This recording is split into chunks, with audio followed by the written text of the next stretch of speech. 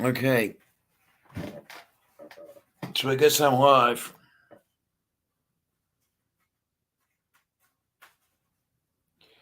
And I've been scammed. The moving company, well, let's see.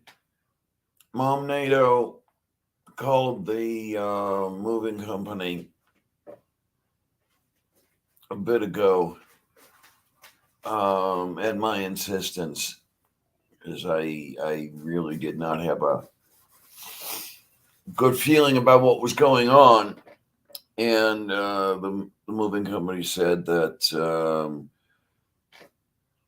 their truck had mechanical issues and they weren't going to be coming today to move me as was specified in the contract.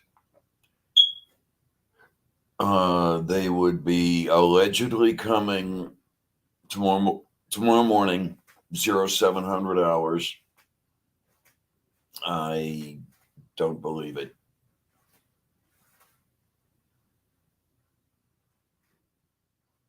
So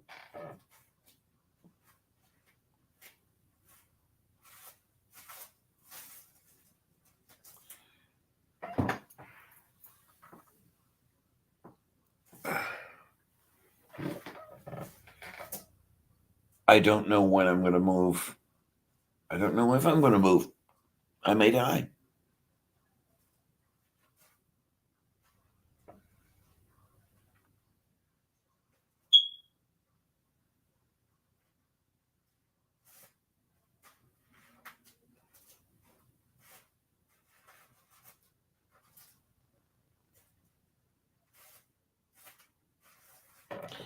Oh my.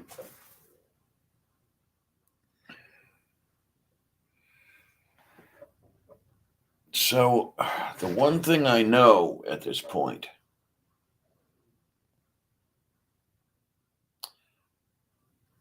I want them charged. I want them tried. I want them convicted. There's got to be some sort of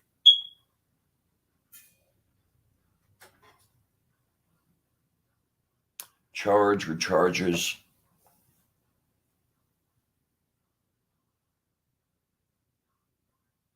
upon which they can be convicted. And I also want them sued. I want to sue them for the value of their assets. They can keep their liabilities. I just want them sued for the value of their assets. I want them so far out of business they will never be able to do this to anyone else ever again.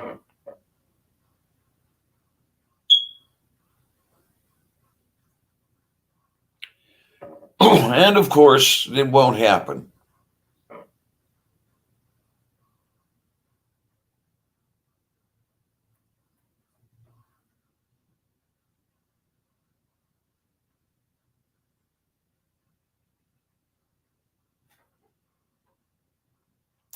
At this point, all I can say is that I am happy that I officially have until mid July.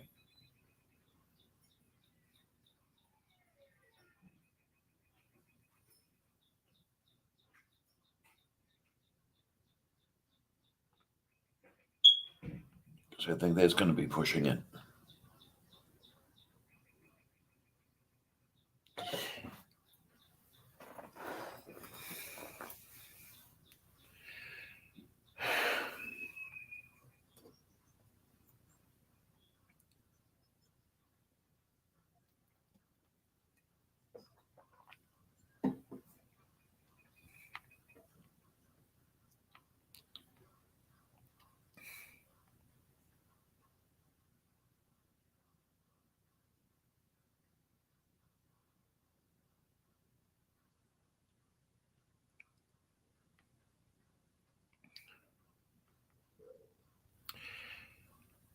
I don't know when I'm going to move. I don't know when dialysis is going to restart.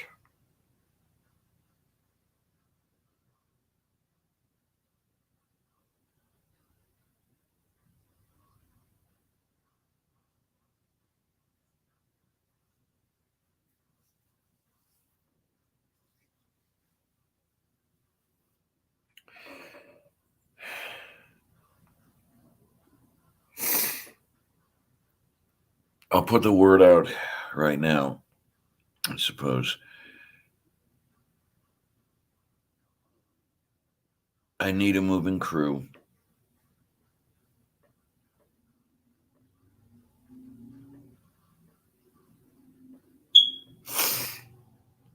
I need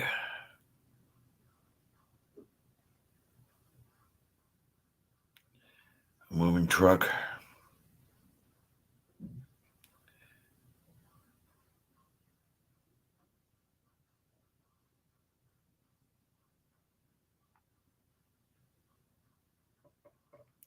Tom's here. Tom got here on the 13th. He has to have his vehicle back, as he rented a vehicle to get here. I guess he and Linda were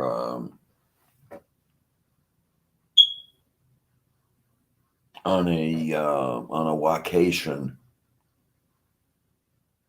and picking me up was going to be the tail end of it.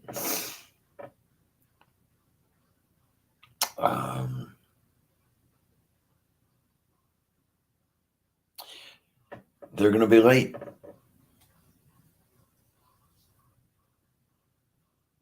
Either they're going to be late or I'm going to be really screwed.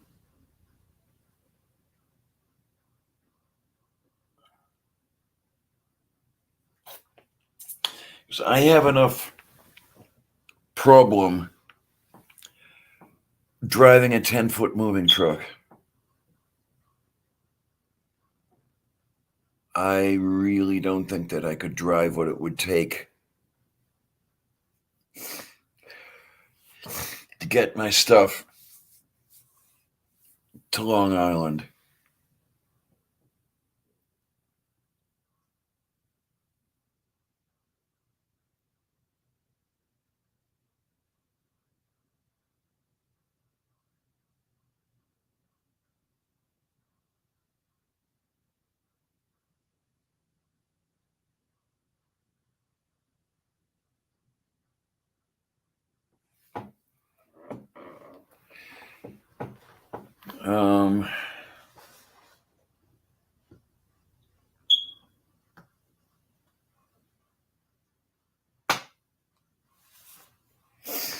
Da dopoconda delle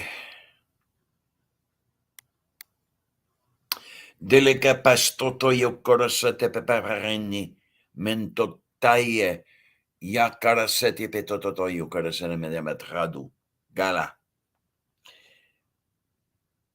koras de peta. So I don't know. I don't know what's going to happen.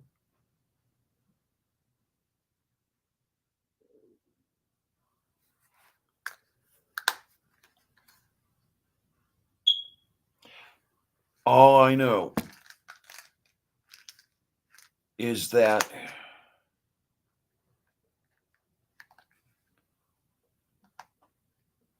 whatever happens, it's not going to be good.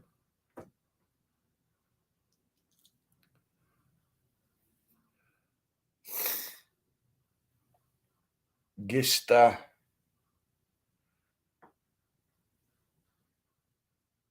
peteka rendai kereseti petinie.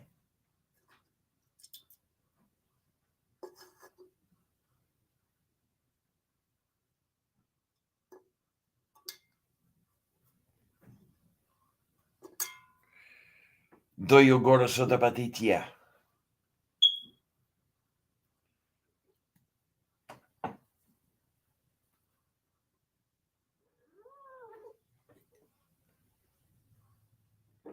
Oh,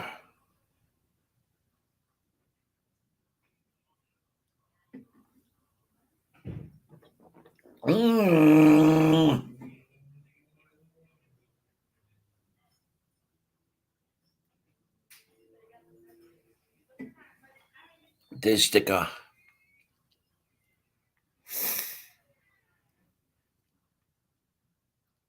No.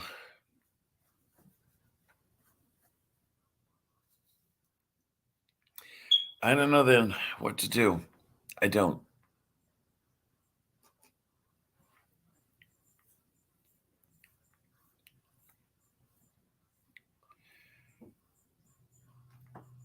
Yeah, I've called the dialysis clinic in New York to let them know that I don't know when they're going to see me.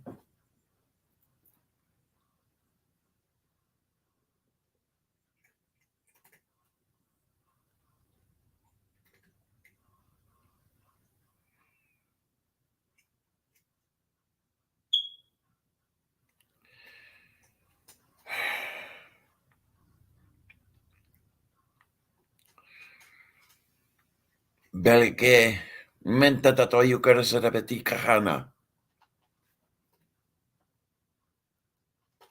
I have no idea what I just said. I have no idea about anything.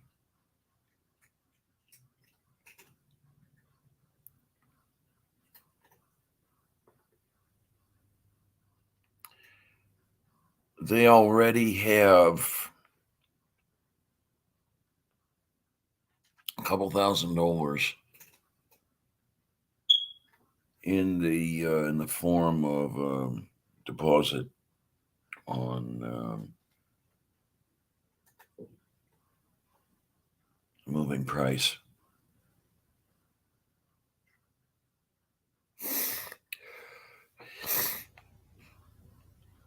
My guess is that they are happy with that, and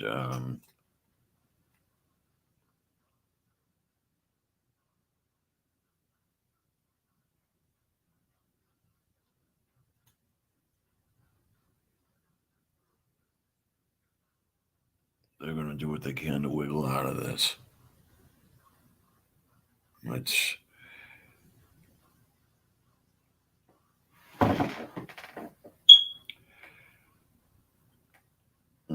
I want them.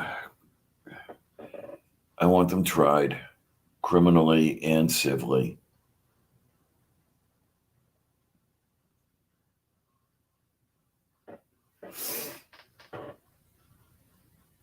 Please,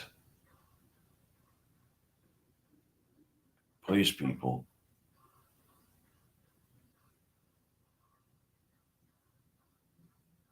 Can you get together?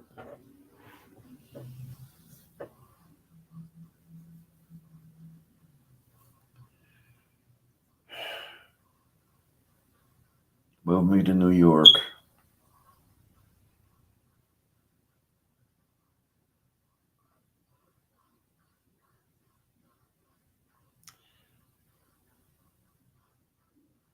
I will do what I can to make it worth it for you.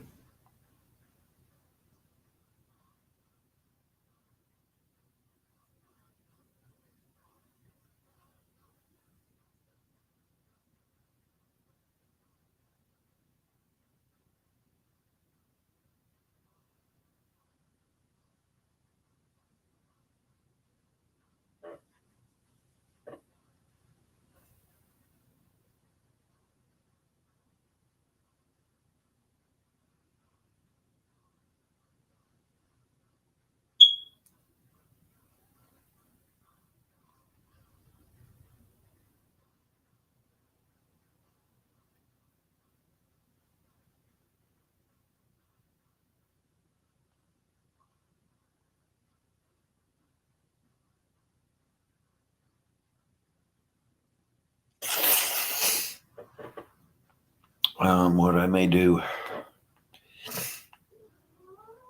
is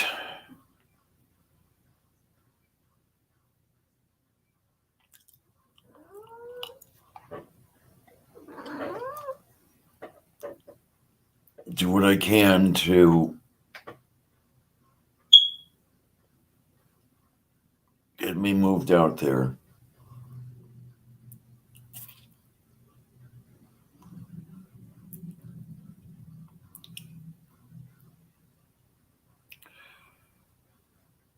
And then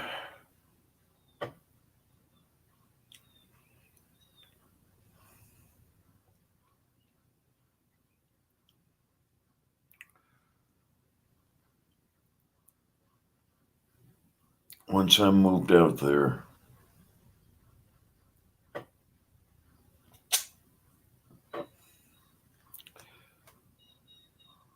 take a few days to rest and recover.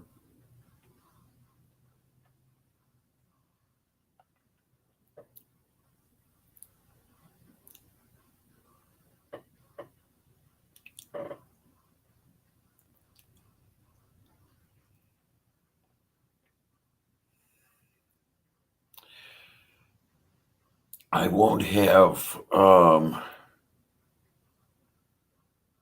indeterminate period.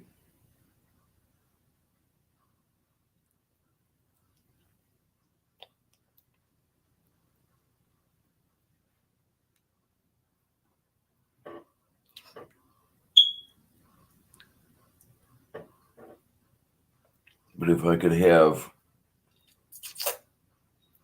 I don't know, if I could manage a week, uh,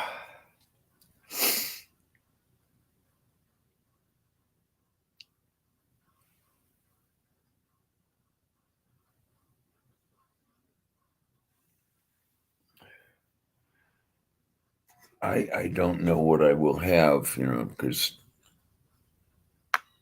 it's the need for dialysis that's going to drive schedule.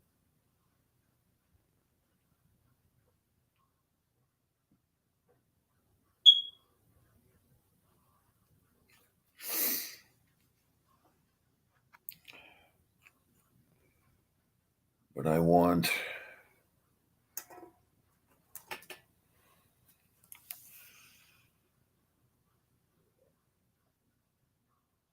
when I get out there, I want to inflate the mattress.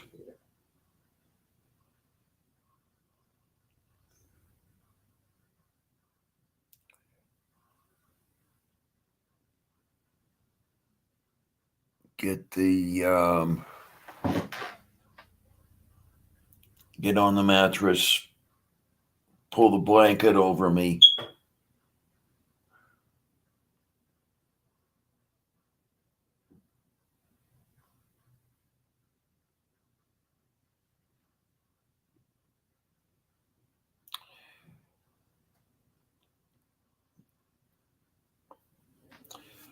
I'm not going to come out for several days anyway.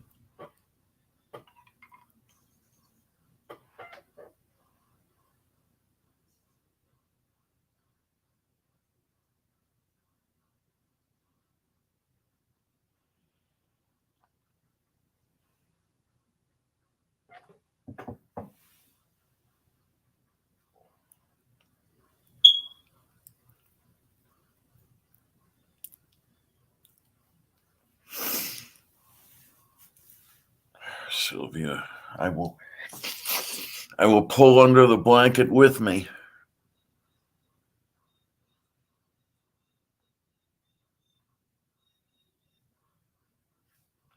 It's nothing I haven't already done.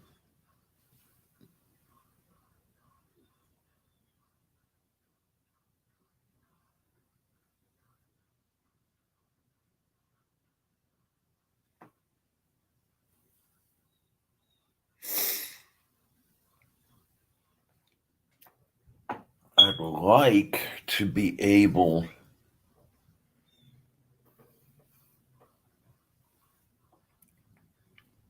to hide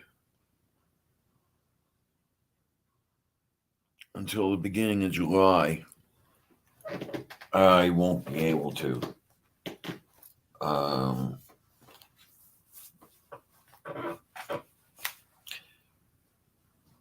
I won't be able to go that long without dialysis.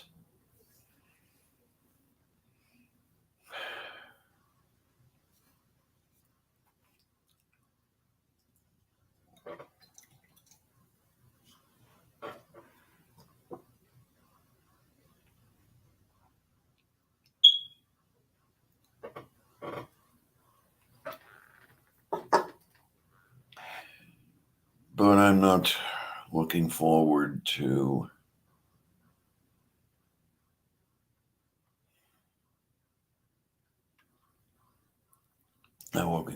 dealing with the Florida Attorney General, because I guess this is a Florida company.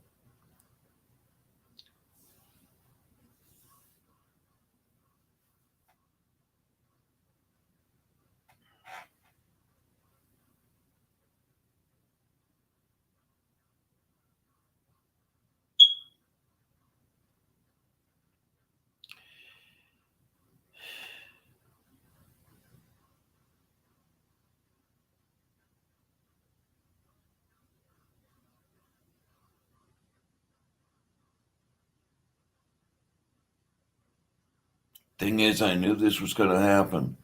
I didn't know exactly what would happen, but I knew that something was going to happen that was not good. And here it is.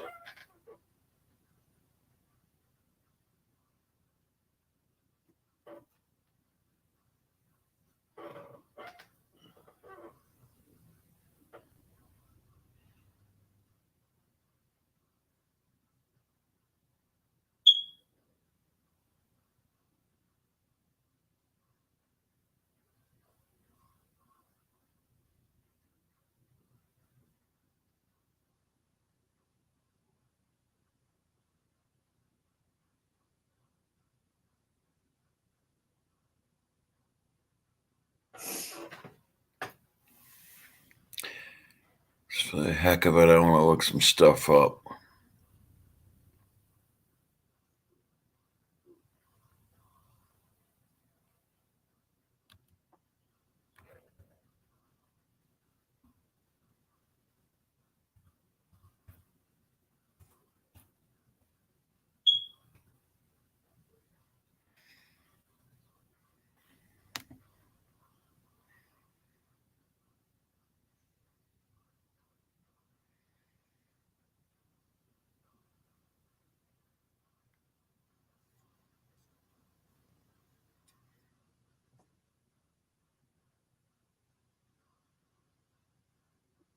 Okay.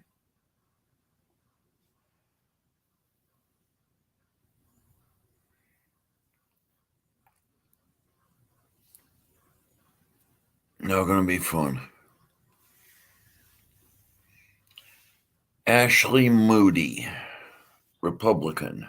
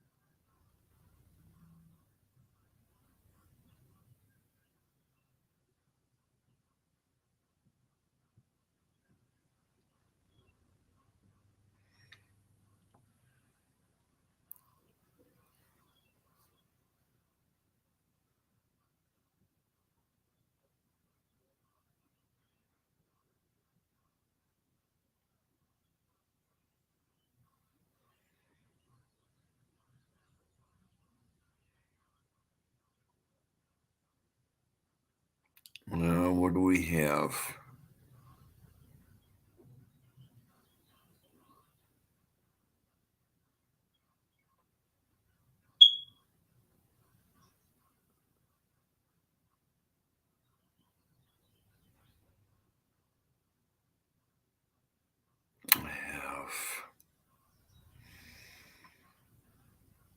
I have a headache.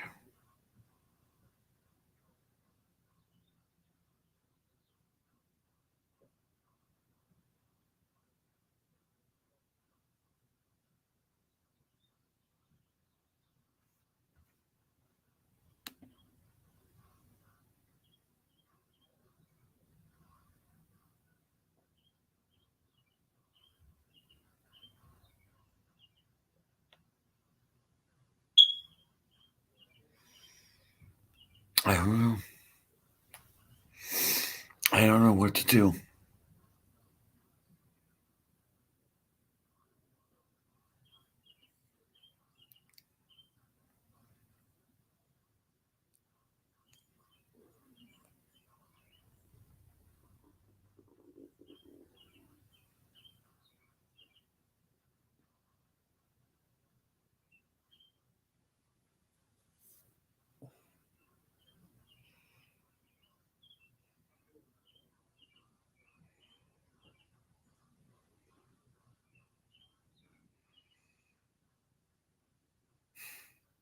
Because there's not that much more to say, really.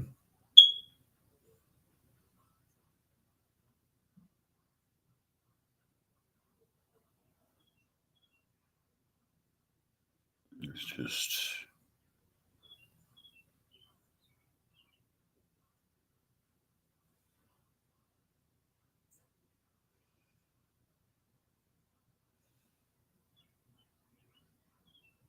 It's just this news that I've been scammed.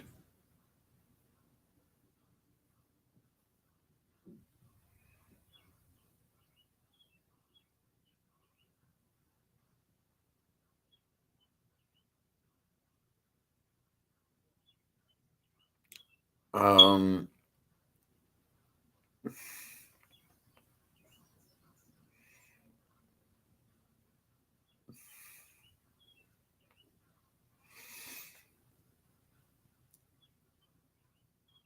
oh my. Let me see what I can do.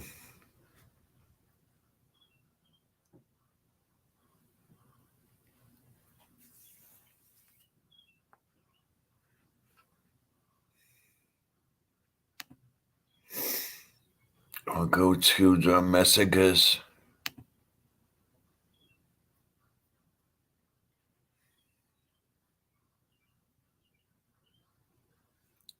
Where's the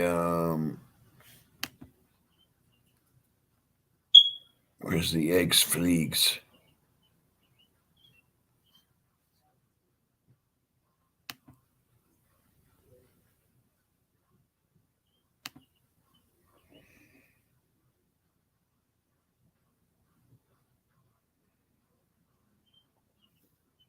Tante ya cara. Bala.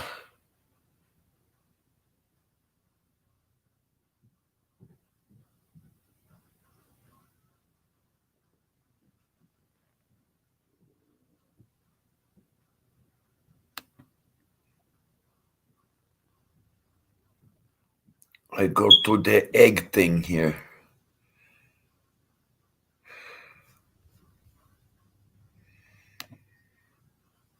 All right. Hmm.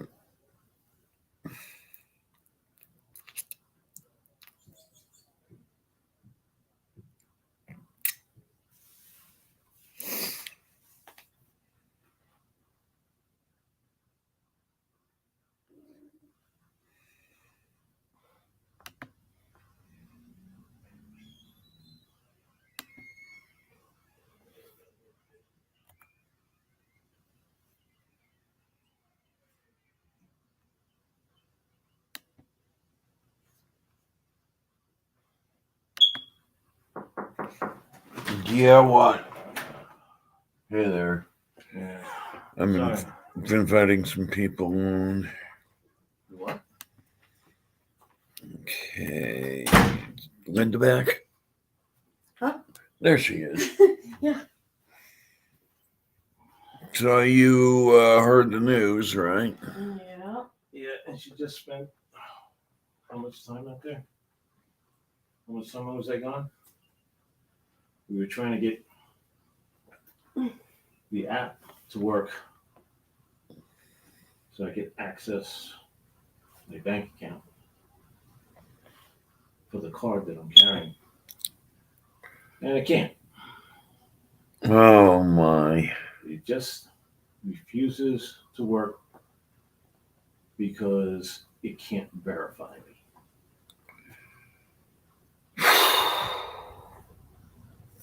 My only options now are get that thing back by 1 p.m. tomorrow. Yeah. Which Which the moving company is not going to allow. So if you want me, I can take you right now. say again, I can take you right now. you could take me. Yeah, I can get you to New York. But there has to be someone. But it has- here. There has to be somebody when they're packing up and loading the truck. Yeah, that's No, if you want me to pay any extra charges, I might be able to. well, so we still have to rent. Not yeah. Get a room. We still have to get a room. All I know is that I've got enough money in my account for gas money to get us back to New York. I made a budget for this, right? Okay. I was not expecting the moving company to pull this shit. What? None of us were. Well, I shouldn't say none of us were expecting. I was expecting them to pull this shit, and everybody was telling me, "Oh no, oh no, oh no! You're gonna listen to me next time." Well, the thing is, the only way I can put more money onto my card, is to physically go back to New York. Okay. Okay.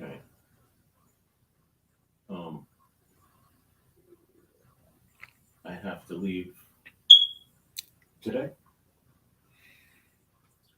Now,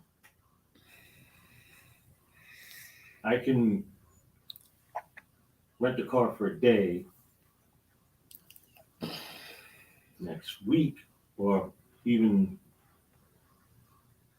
tomorrow, after I put money in the bank to rent the car, Okay. and I can come back and grab you. Just drive here and then drive straight back. All right, Okay. and Linda won't be coming because she's got to stay with the dog. Yeah. Because Woof. She's already been. Yeah, way too long. Mm. Too long.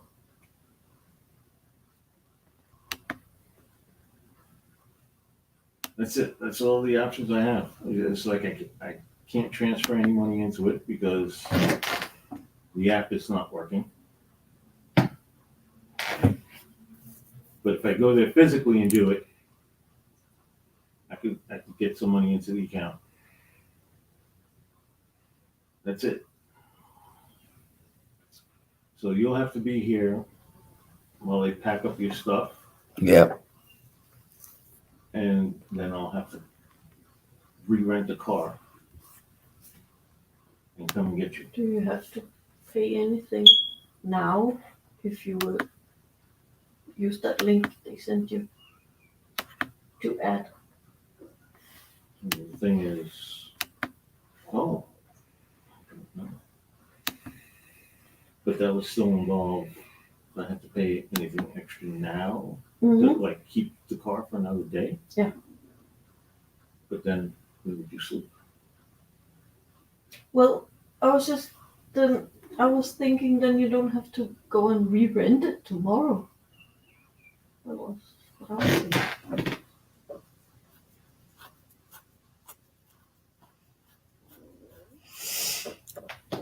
The damn thing is, I'm not good enough at it to drive a 20-foot U-Haul. Yeah, but you would only be you would only be taking like essential stuff. What, and leave everything behind? No. You would have to stay here, all right? For them to pack everything up, right? I would go back to New York with Linda, drop off Linda, transfer some funds, right, to cover the cost of coming back here and picking you up.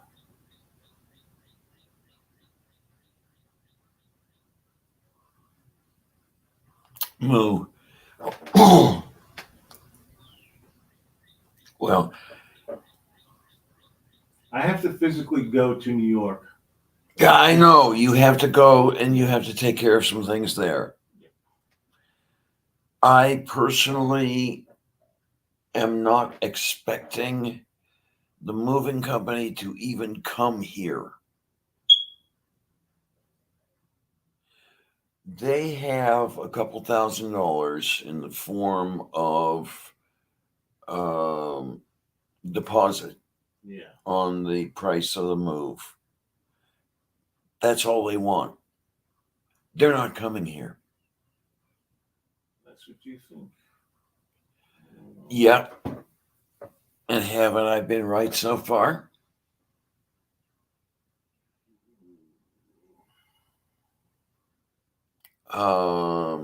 So as far as that goes, I don't know how I'm going to manage the move because I don't think I can handle a 20-foot U-Haul. It's hard enough for me to handle a 10-footer. I've done. What was the last thing I did? So I drove a 10-foot truck to move here.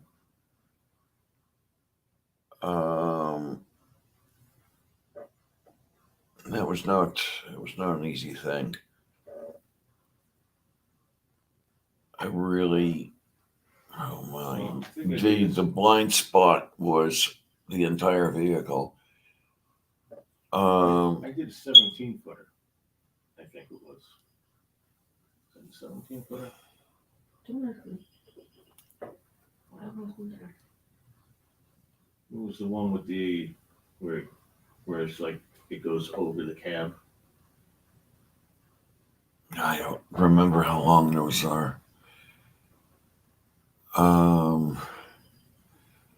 Because I'm gonna end up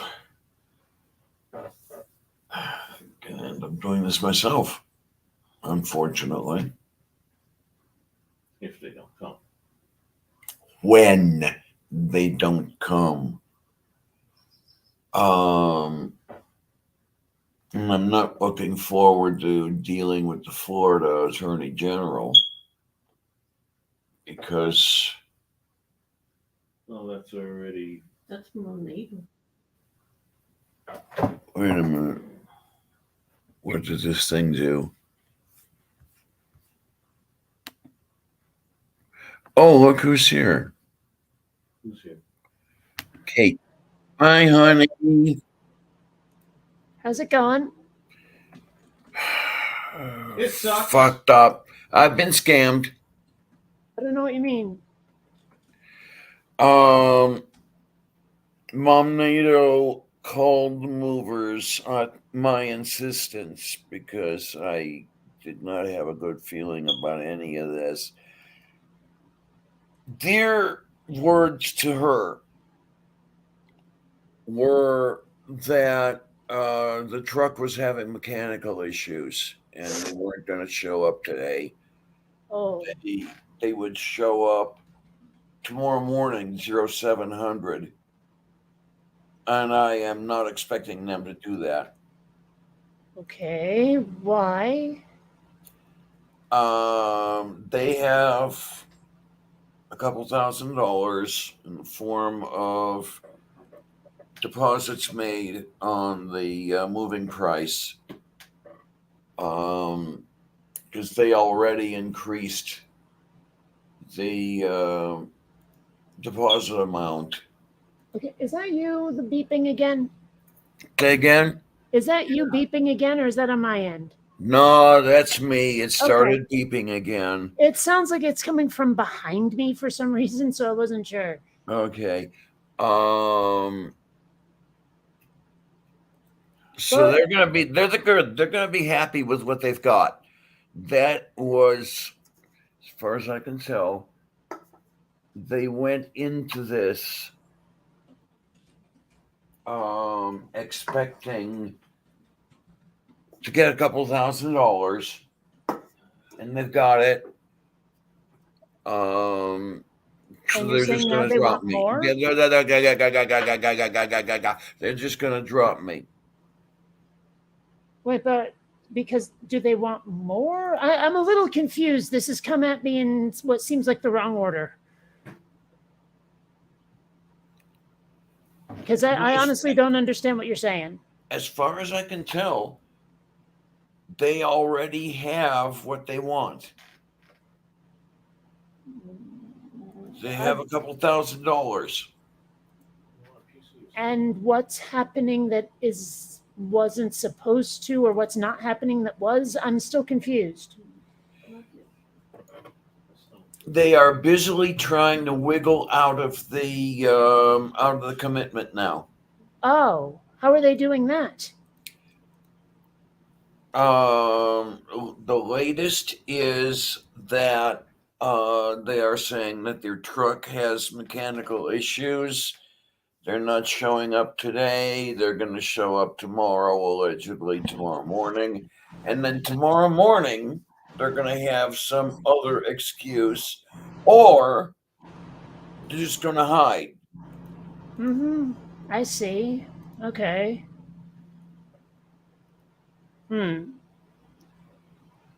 It sounds like they might not have scammed you so much as overbooked.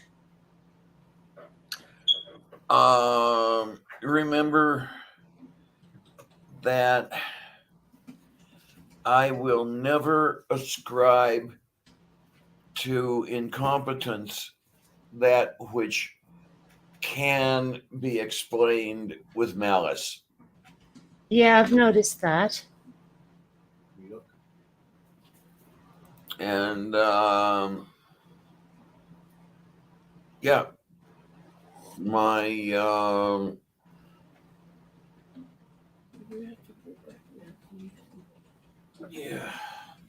my whatever is that they intended to pull a scam from the very beginning. Mm. Notice how they are waiting until the very last minute to say anything about anything.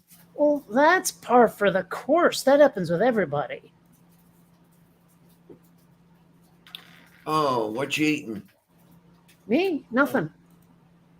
I took the drugs outside. Oh, And now my stomach is like upset from not eating, not having food. What is that, a sandwich? Yeah. Oh, okay. And is that Amiga Nuts? Yeah, that's Amiga Nuts. Oh, okay. He's been here since Tuesday, he and Linda. Well, I wouldn't know, so now I know. And knowing is, half of the battle. They may be going back to New York for a little bit. I don't know. Jeez, what is this on? Just trying to get the camera pointed in the right direction, damn it. And I promise you, the right direction is not at my face. Certainly not at the minute, because I got caught out in the rain. It was perfectly sunny when I left the apartment, but it didn't stay that way, and I got caught out in it. And now my hair looks like it's trying to ward off predators. Moo. Mm-hmm. Oh my! What is And, that? A station sandwich. Oh? That's Walmart. Walmart. Oh. Walmart. Ah, okay. Pretty much the same thing. Mm-hmm. But it's edible. And it's got salami in it. Yay! How do you like that? Medium rare. The truth is, I can't hear a word Amiga Nuts is saying, so I have to guess what's going on. Amiga Nuts is eating. He's Really? eating a Walmart sub. Oh. Sounds grody. Yeah, well, it's par for the course. I don't know. I saw something recently. It was like a meme or something that said floor sandwich. And it was like being sold in a store saying, look, this hit the floor, buy at your own risk, but it's really cheap. There you go. Yeah. I could have sworn I saved that one. Oh, yeah, I did.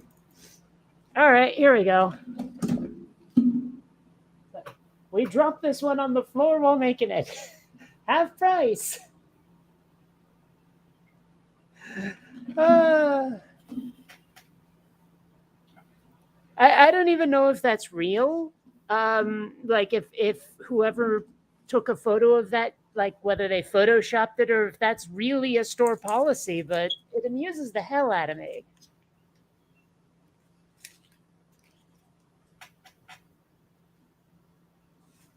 I somehow get the impression that they would not be allowed to sell something that had fallen on the floor. Maybe, but I don't know. I'd like to believe that there are people out there who would take it as a challenge and totally buy it. Yeah, They were taking stuff that was that the date was old. They were taking it out of. They were getting rid of it while we were there. Lago Papatiano. They were looking at the dates, and the guy was. No, he was making a delivery on. Oh, he was. There's a kitten over here. Really? Mm-hmm. That's what they would do. Those with the blue. Mm-hmm. They were making what? Oh, I want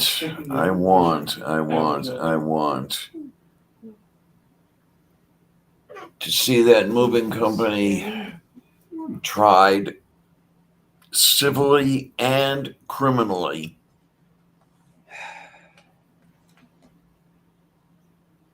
This is the date.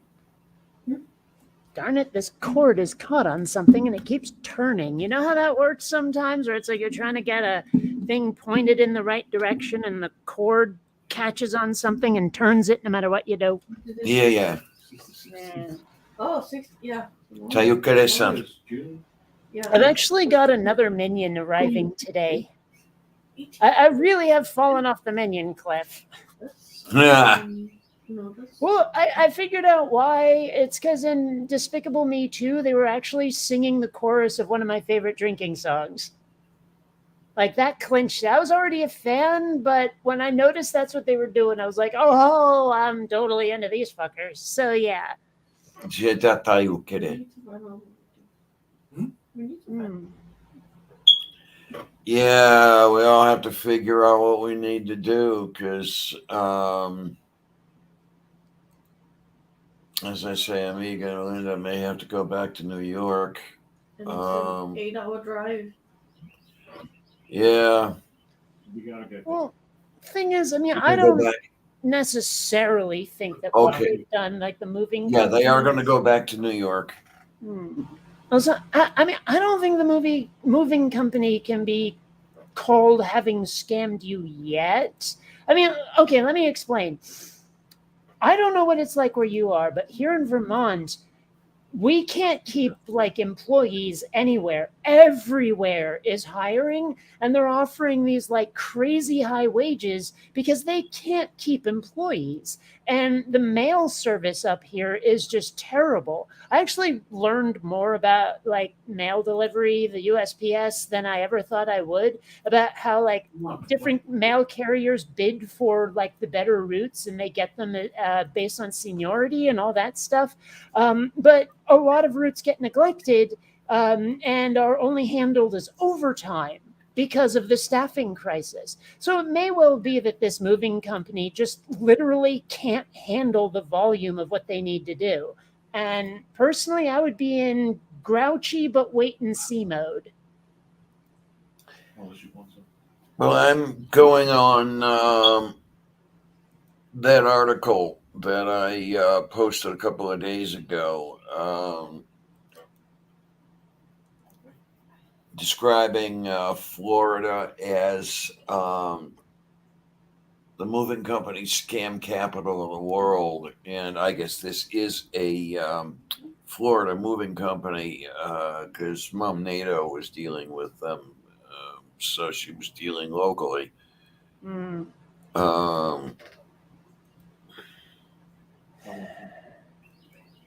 Still, I don't think it's ready to raise the doom flag just yet. Oh, it's already flying over here. Well, I know, but that's just your nature. I don't know. Maybe I trend toward optimism more than you do. Oh, I'm sure you do. I'm sure that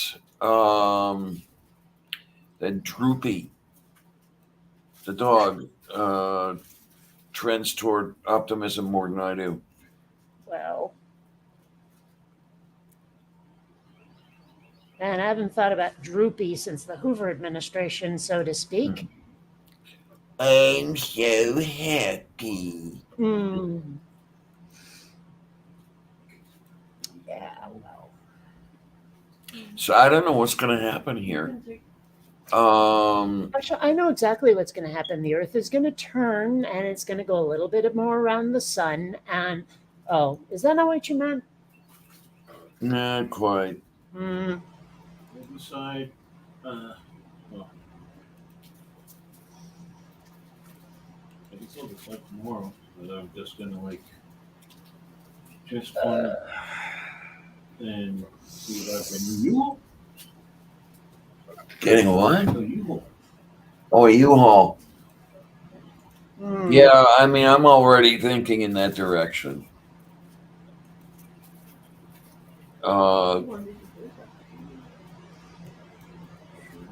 I want that company. I want that company sued for the value of its assets. They can keep their liabilities.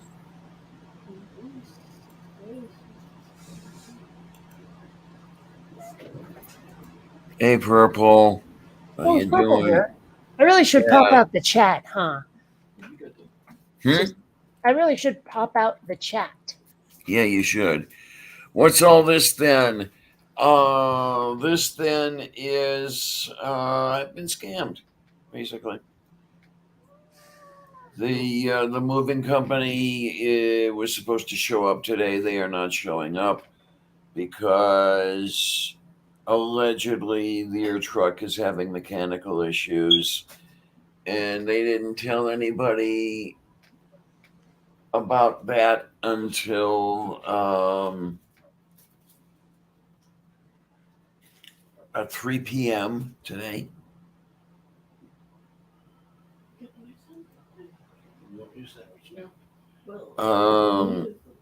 So I guess Amiga and Linda are headed back to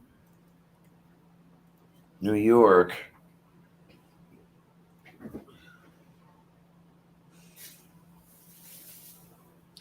And That'll hold you for the whole trip, right? So we can leave the bread in. Mm. Oh, that's Yeah, I don't know what all is going to happen here.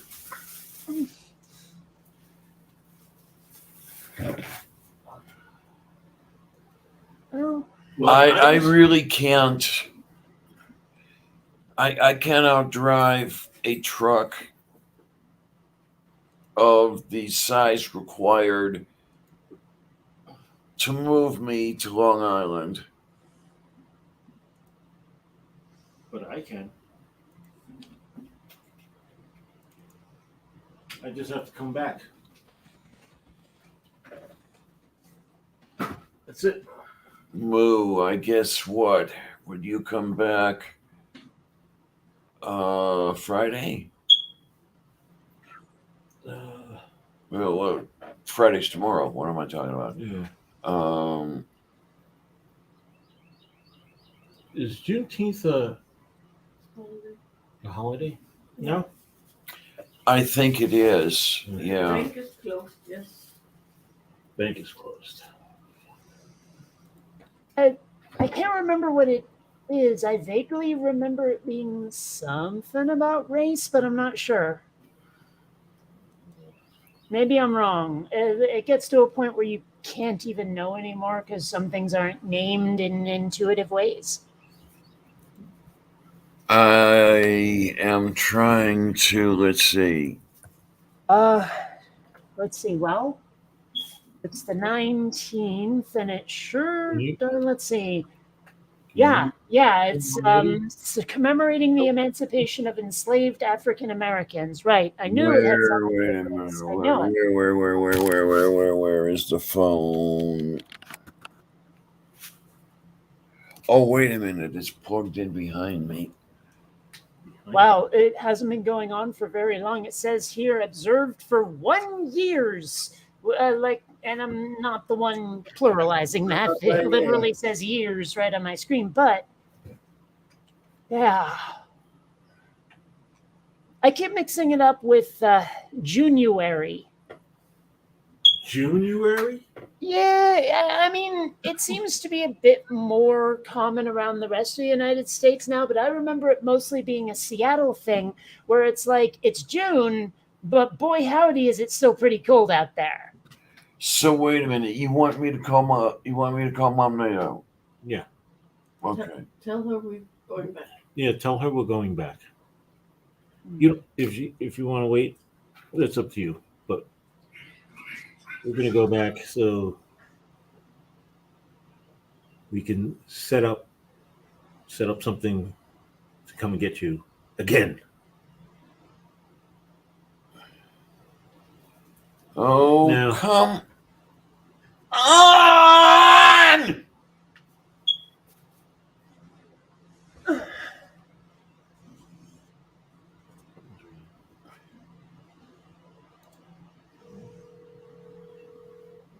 Hello. Hi, honey. Hi, sweetie. What's up? Amiga wanted me to call you. He and Linda are going back to New York. He's what? They are going back to New York. So what are you gonna do? If they show up tomorrow, then I will have had a day to transfer money into my. Yeah, I've got two banks. I have to transfer money from one bank into the next, and the bank that has to be transferred into, I can't access it from my phone. Period. Okay. All right. Right? And I'm out of funds basically. Yeah, I get that. I understand. I'm just okay. So you're gonna go drive back to New York tonight, Yes. and then find out about renting the car for another day or two after you transfer money, Yes. and then drive back to get Diana if you can. Yes. Okay.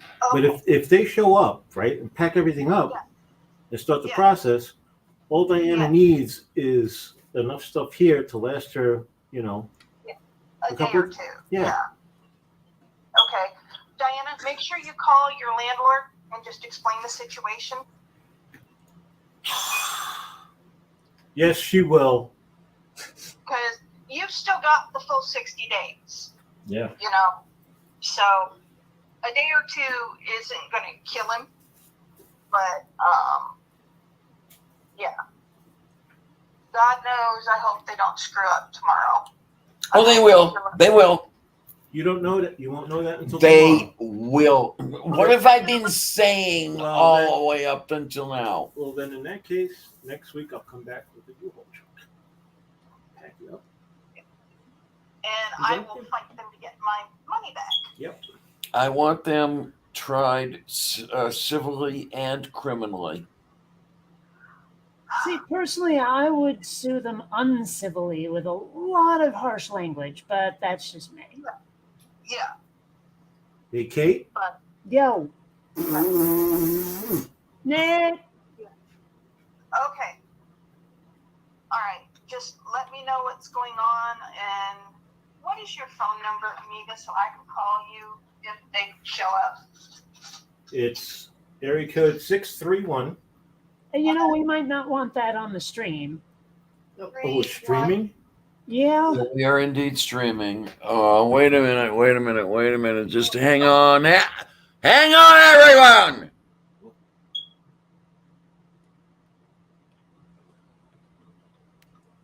Oh, Kitty's here. Oh, cool. Been a while. Let's see. We're Oh, going to yeah. mute this. How's it going? I don't think I've seen you anywhere but Twitter in a long, long time. It hasn't been that long. I was just on with Jeff and Ring and Noodle Sunday. Well, I didn't notice, but okay.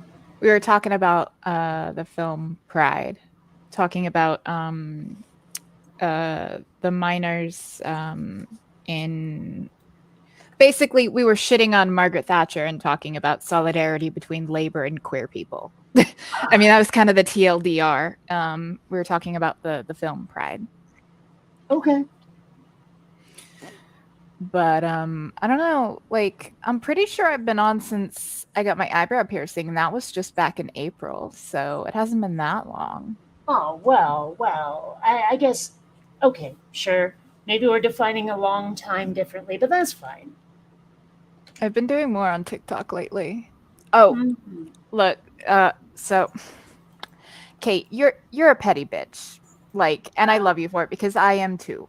Like, you should appreciate this. So there's a person, and I made a post about it on Twitter a while back, but they showed up in my You May Know This Person on TikTok. And I was like, So like I looked, and they have like 20 followers, and like they are churning out content, but this person did me dirty. And I'm not going to name them because I don't want like to actually have drama, but I will take a little bit of schadenfreude in this. But so someone who did me dirty, and they have like 20 followers. I have 4,000, and I'll go months without posting jack shit.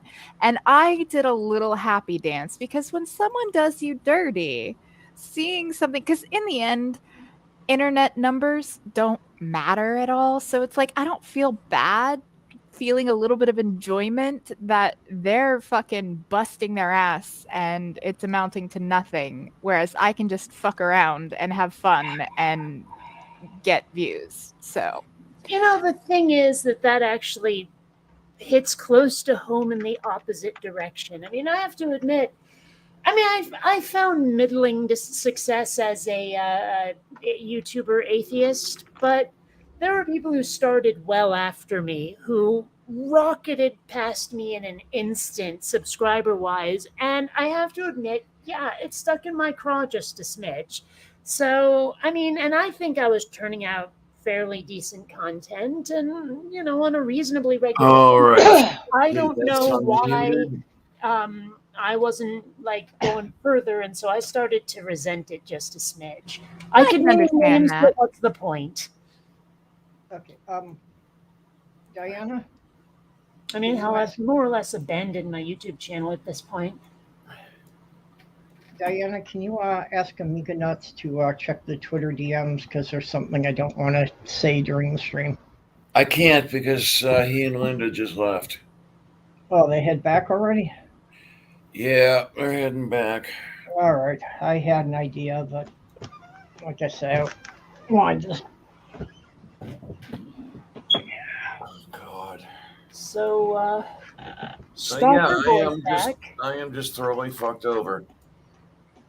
No, you're just delayed a few days. It's okay though. I mean, I'm glad to see you here. Like I was like normally you know would have, if I recall correctly, you normally stream on Wednesdays. So when I didn't see you, I was like, "Oh, is everything okay?" Well, I wasn't expecting her to this week because I knew she was supposed to be moving today. Oh, yeah, that's true. I was supposed to be moving today, and they conveniently did not say that they were not showing up until minutes before they did not show up. Oh, they had this planned from the very beginning. I sincerely doubt that. So they've got what they wanted. They've got a couple $1,000 in deposits. And if I hear anything from them at all, I will be amazingly surprised.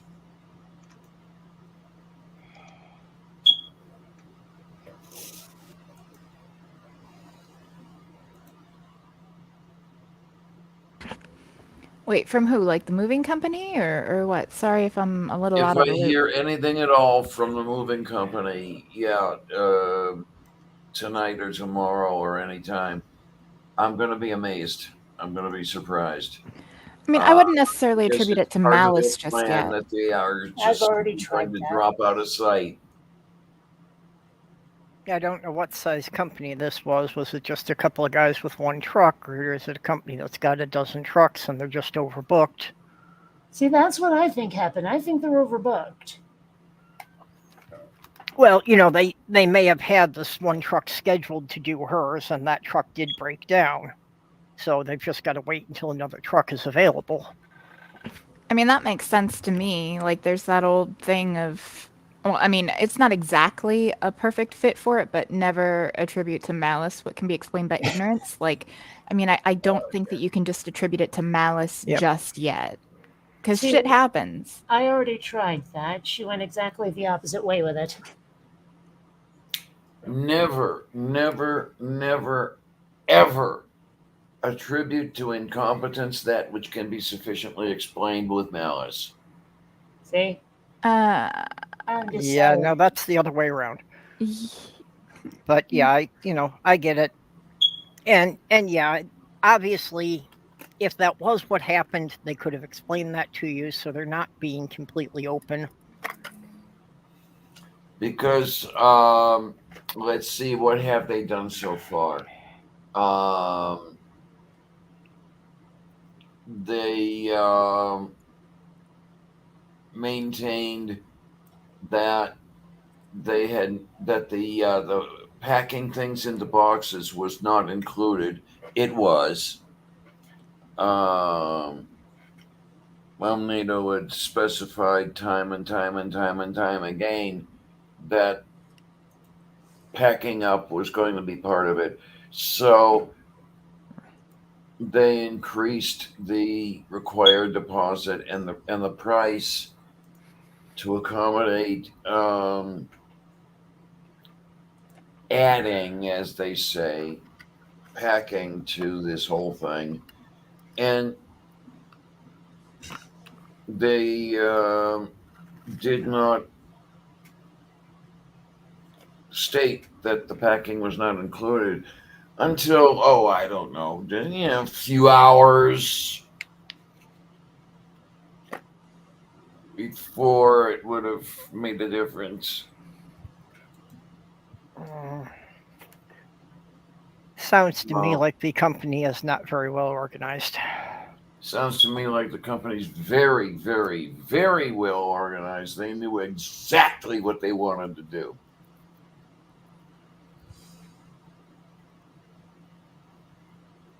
And it's all gone to their plan so far. Again, I mean, like,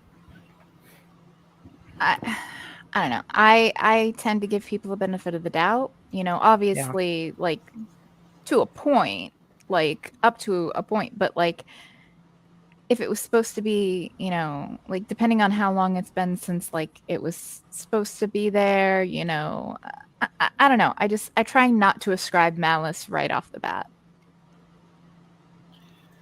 Um, I'm not going as I'm far as going with the malice, but I starting think it point is a of company trying to the keep the customer in the article dark. that was, I forget where it was originally posted, about Florida being the moving company scam capital of the world. I mean, but you're not in Florida. But the company is.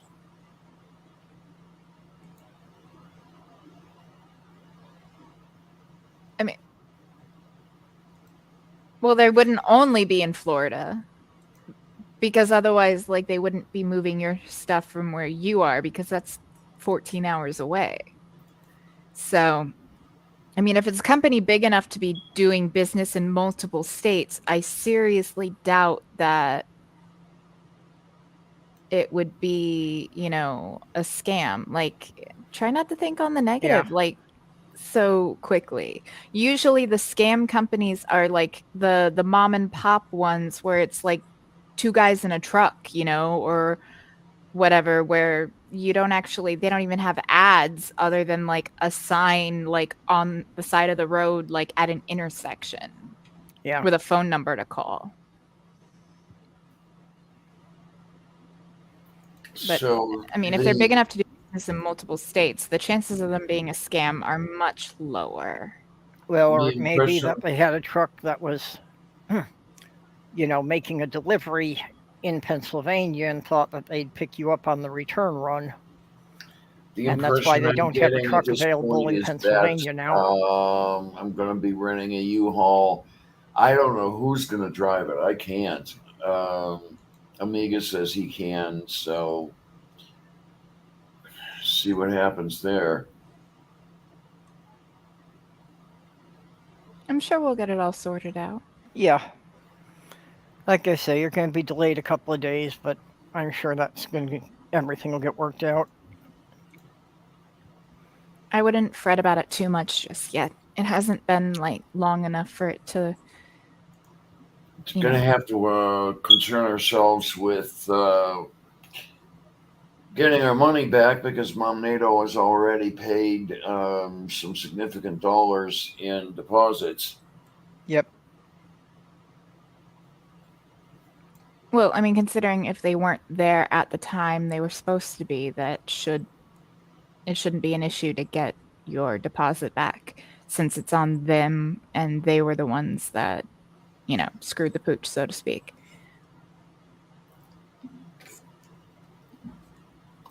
But you should try to think a little more positively, Diana. I'm positive they're scamming me. I saw that coming. Hell, I saw Yep. that one breathing hard. Yeah, me too, but I had to try. Has maintenance still not come to fix that fucking smoke detector? No, they're never going to come. Well, no, Christ once they crack. decide they were going to evict her, there's no point in them doing any maintenance until after she's out of there. Although technically, because it's a piece of safety equipment, you could report them to the fire marshal for that. Yes, and you should be petty Betty and do it. Yeah, especially since it's been over a month already. Mm-hmm. I would Also, absolutely. If it's Section 8 housing and they get written up by the fire marshal, they're going to have some trouble with the government. Yep. Because the government doesn't fuck around. At least not in that respect. Completely in other ways, but yeah. No, like when it's on their dime, you know, when they're paying for shit, yeah, no, they don't fuck around. The government's real good about withholding money until they correct things. Or imposing exorbitant fucking fines. And I have to admit, it is kind of fun to take a company and absolutely show them that they're screwed if they don't do the right thing. There's just something cool about that. I don't know. Agreed. Well, Maybe I have a vicious streak in me. I don't know. Oh, I am Well, all and of course, petty what they revenge can do against is what they bad did the landlords. last time is that the company in New York that owned, the neighborhood basically was not putting any money into it. They were keeping everything that was paid. And who had to leave? Who had to move? The tenants.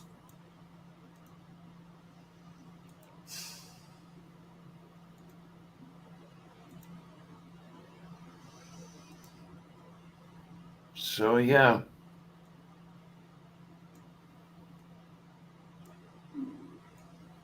Yeah, but they did make them pay for your move. So the building owner still got screwed. Yeah, the camera settings and fuck something up. Oh.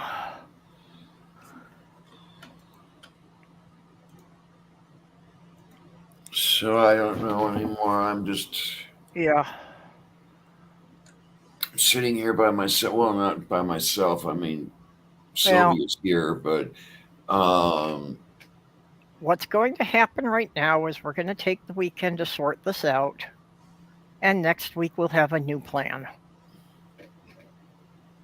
Regardless of whether you're getting scammed or it was just a truck breaking down or whatever, it doesn't matter what the cause of it is. By the end of the weekend, we'll have a new plan. Yeah, there's no sense in, treating it as an apocalypse when we can get it sorted. It'll be fine. One way or another.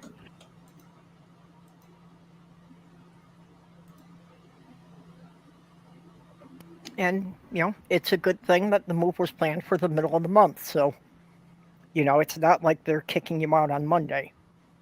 If you wind up being there for another week, that's not a disaster.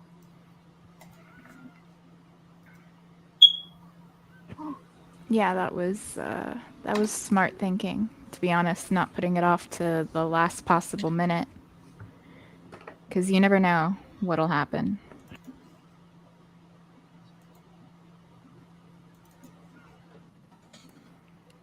Yeah, Mom NATO did a real good job of organizing it with Amiga Nuts, and I'm sure they'll work this through. I mean, goodness knows some of my own moves have been, if not disasters, at least no fun at all. I've never been able to afford professional movers. The best I've ever been able to do is a U-Haul, so none of my moves were ever Same. fun. well, I guess we were lucky in the sense that there was a good piece of change that had been collected from me and my kidney. Yep. So it went there instead. Which honestly is fine. It's about you being able to live, and a roof over your head is important. When we did the fundraiser, it was understood that that was one of the possible outcomes, was it could be a moving fund if you got a place somewhere else.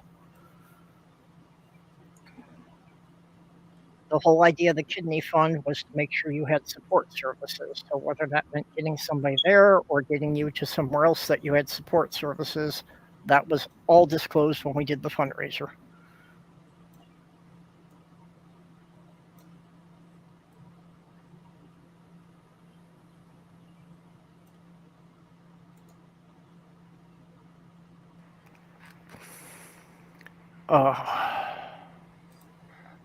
Yeah.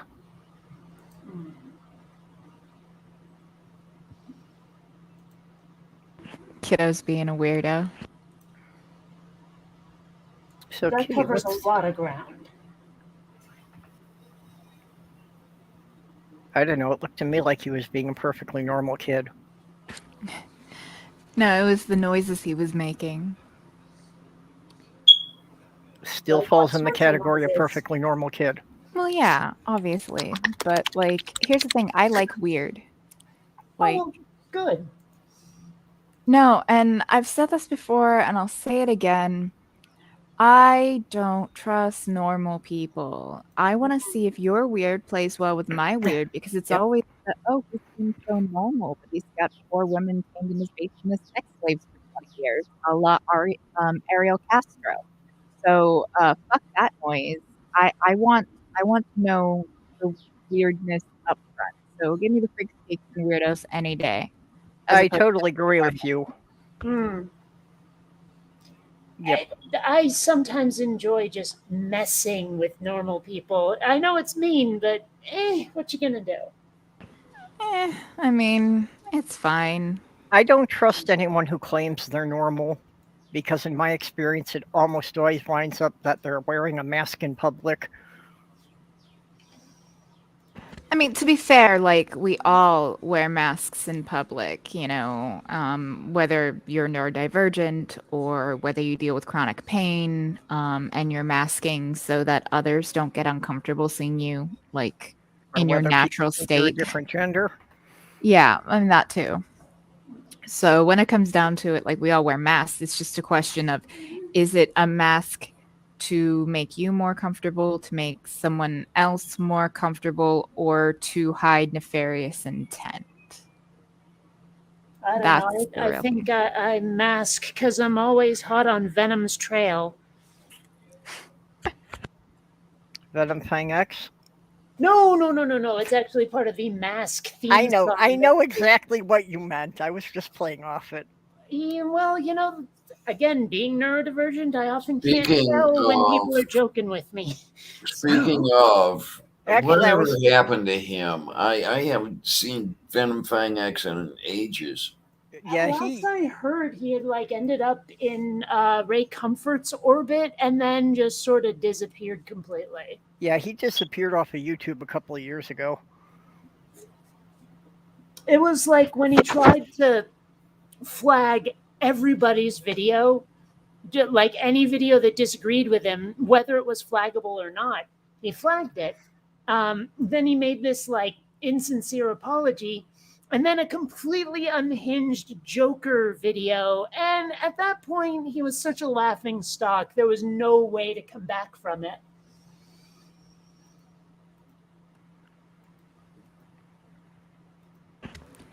Some of the people online are just fucking.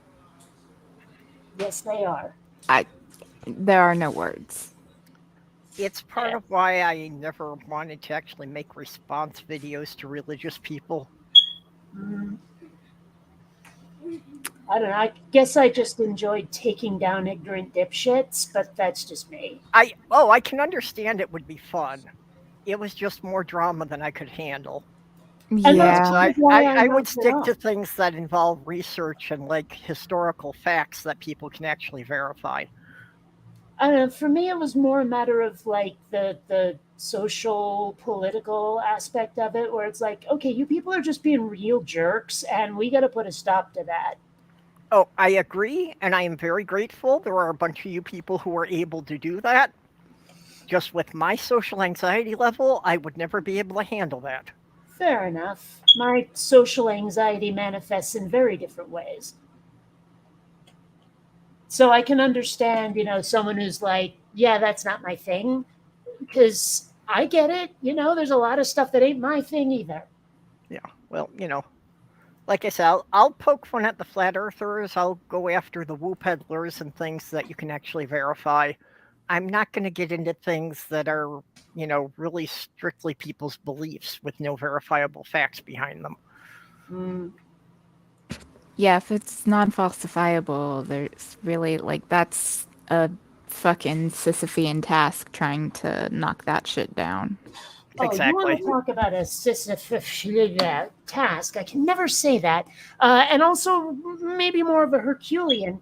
I've decided a while back to, like, when I quit YouTube, I want to make a video game. I want to make the video game that nobody has made, but I want to play desperately.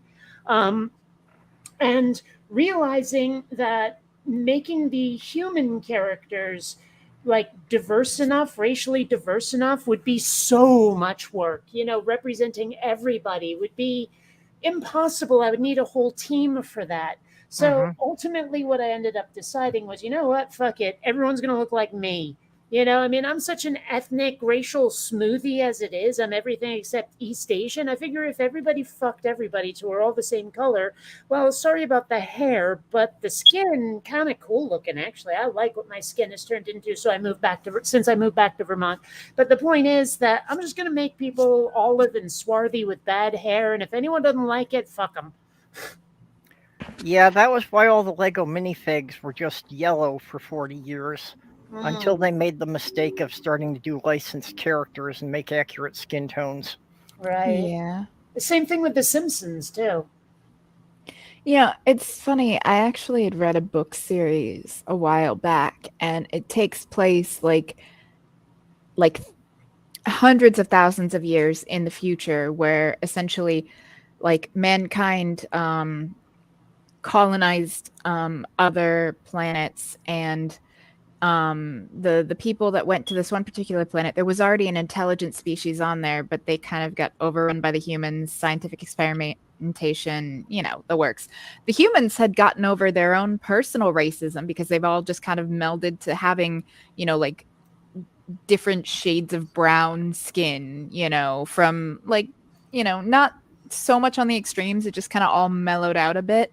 But because of experimentation that happened, and like some of those, like some intermingling with like the natives, you would see some people with lighter skin tones and slightly different features, and they were now the ones that everyone was racist towards. And they were second-class citizens, and the more of the Illyri heritage you had, like the more likely you were to be like a slave.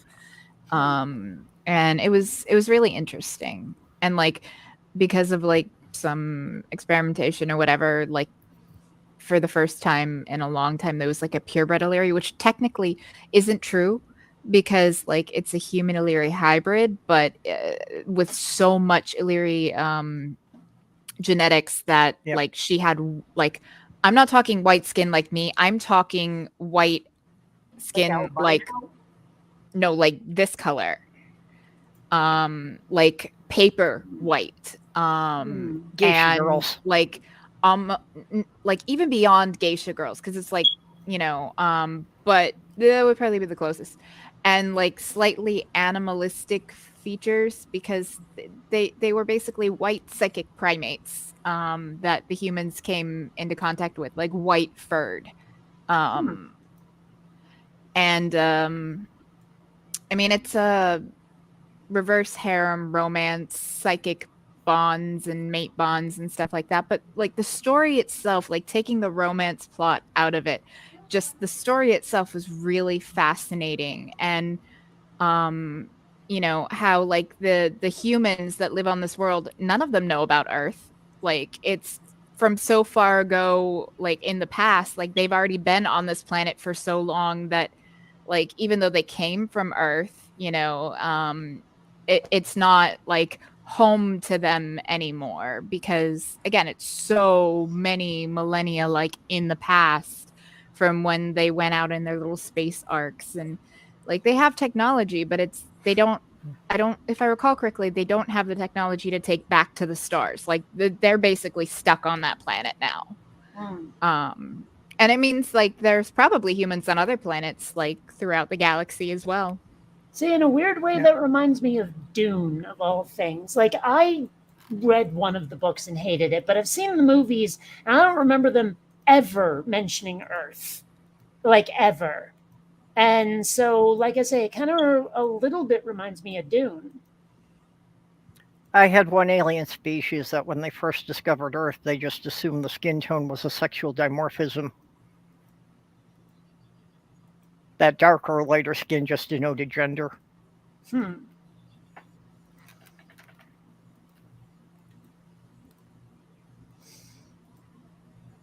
Well, anyway, the game I'm working on is like a 4X sci-fi game, sort of like Galactic Civilizations or Master of Orion, that kind of thing. And I wanted to make the races as customizable as possible. And then I ran into this problem with how do I represent humans, and just couldn't. So I had to come up with an alternate plan. Okay, that cover looks familiar. Who is the author? Or the title of the book, rather? Well, this one is Bloodlust, and the author is Orrin Hadley. Okay, I'm sure I've seen the book. But I yeah, haven't so read like, it. I mean, this goes beyond albinism to like straight up like paper Mhm. white. So like the Drow in D&D. Kind of, and like she has almost like pointed, but more like cat-like ears, so they're like more like a triangular shaped. Sure. Yeah, it's an interesting book series. I enjoyed it, but then like usually fantasy is my preferred genre, but it was recommended to me a while back, and I read it, and yeah, it was really good. Even though, I mean, because it kind of melds a little bit of fantasy, like because we're talking about like different like races and everything, but it also is more like sci-fi. But there's really no sci-fi tech, or at least very little, and because you have like telepathic like psychic mate bonding, it makes, even though it's like set like these are spacefaring people, or at least they used to be until they got stuck on the planet. Yeah. It's basically the fantasy that comes after the sci-fi, So but there's also Dragon- genetic experimentation and stuff like that, so there's still some sci-fi there. So basically, the Dragon Riders of Pern, because Yeah, that's sounds like a similar actually premise. that actually starts out. Well, okay, there's a prequel written later, but it starts out where it looks very fantasy, but the people where they came from, they got there in spaceships. Is basically what I'm trying to say. Yeah, it's a fantasy premise, but they got there in spaceships. That's probably a pretty good way to put it. Yeah. Actually, just weird experience I had in real life. Mhm. Well, when I was growing up, Chicago suburbs,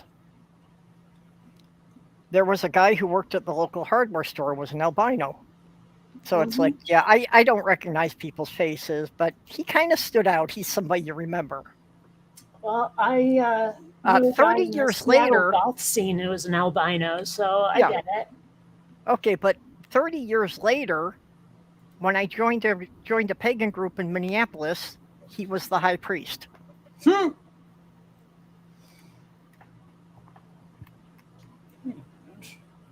Just kind of weird that I run into him 30 years later in a city 400 miles away.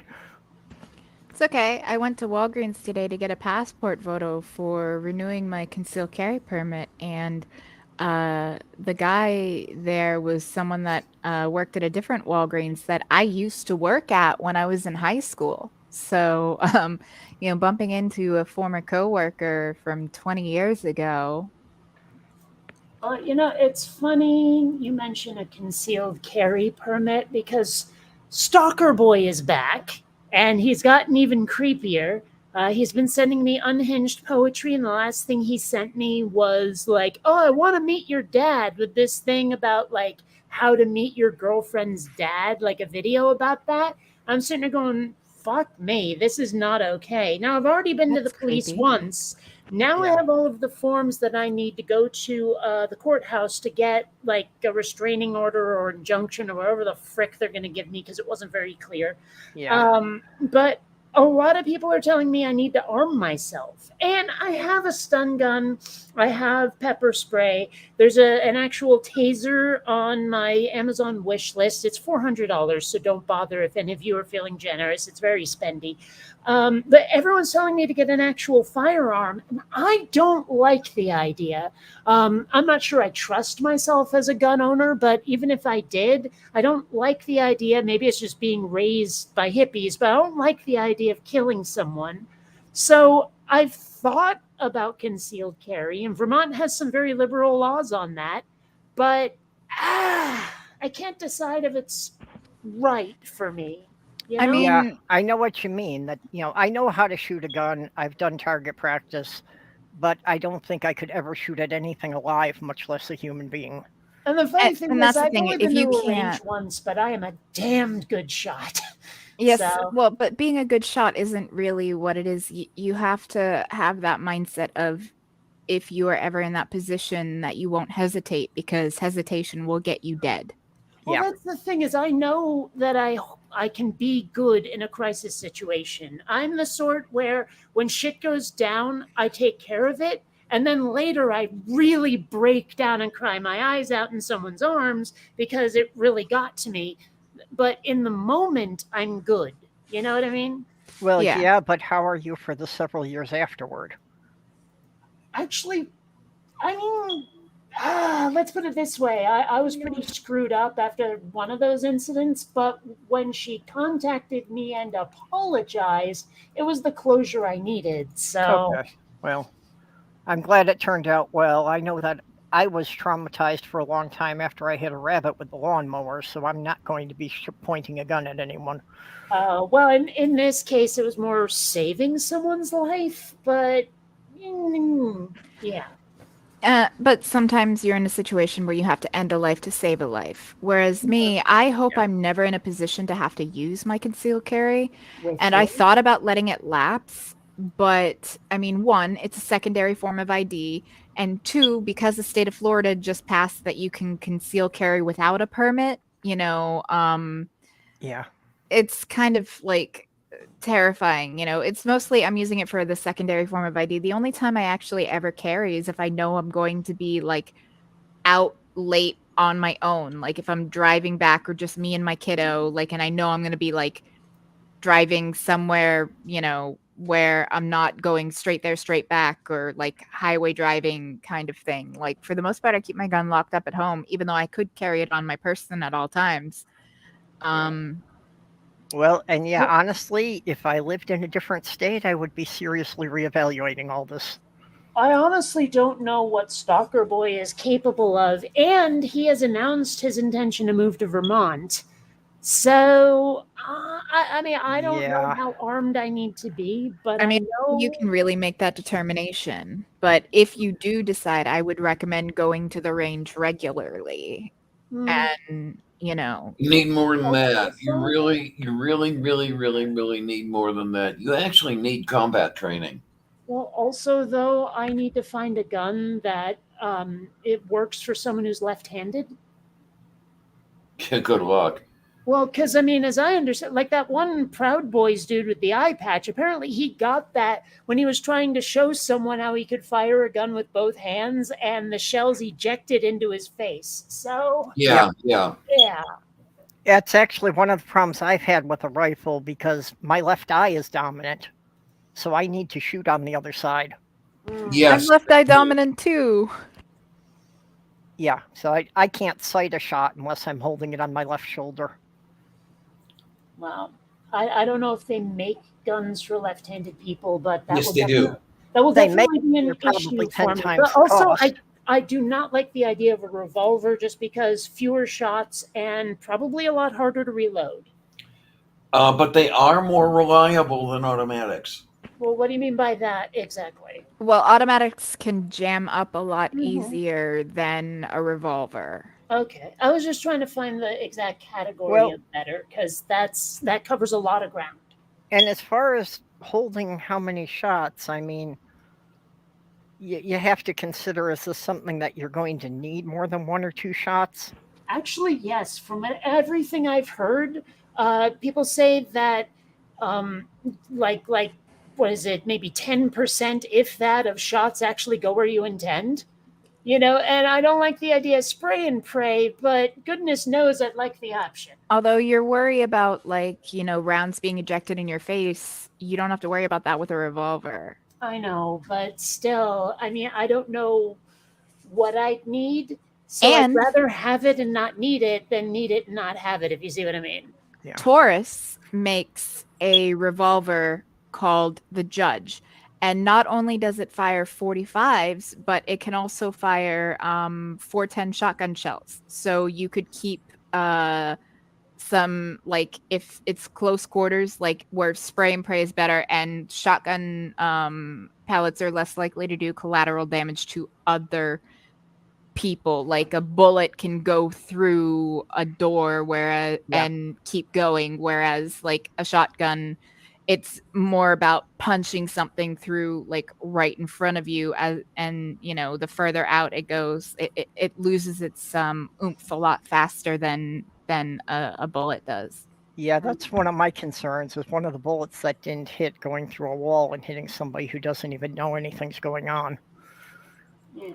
Well, oh God, did you hear about that case? I forget exactly where it is, but it wouldn't shock me if it was Florida, where some lady shot through her door at a black woman and her daughter and ended up killing the mom through the door. And Yeah. now she's up on manslaughter charges. Which is good. But even so, I mean, that should never have happened. Just before the George Floyd thing, Breonna Taylor in Minneapolis, the SWAT team shot, the bullets went through the wall and killed her in her own bed in the adjacent apartment. Mm-hmm. I mean, it's just crazy, this shit. I mean, this is one of the reasons why I don't want to own a gun.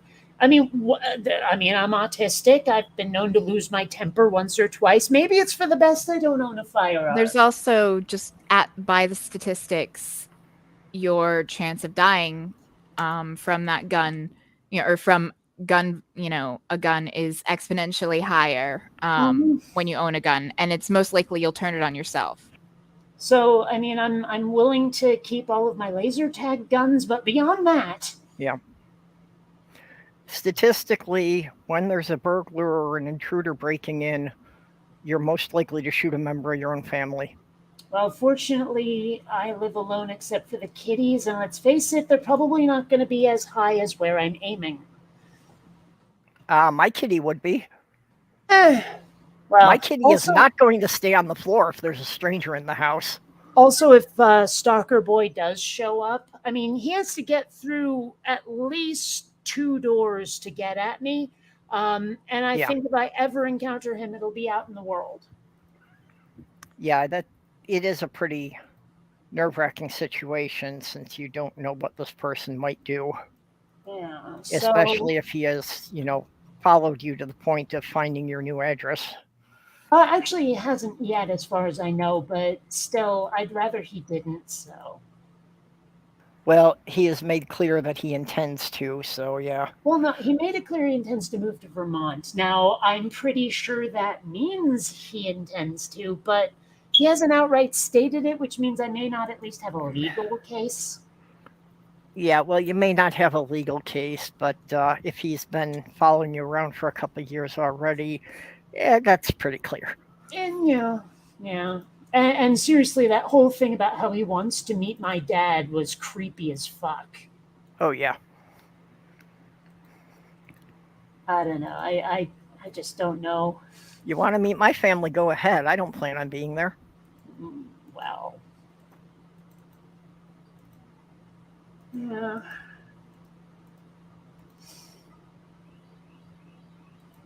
Like,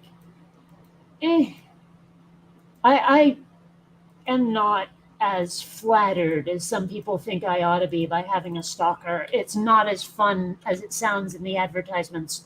No, a stalker is scary shit. Yeah.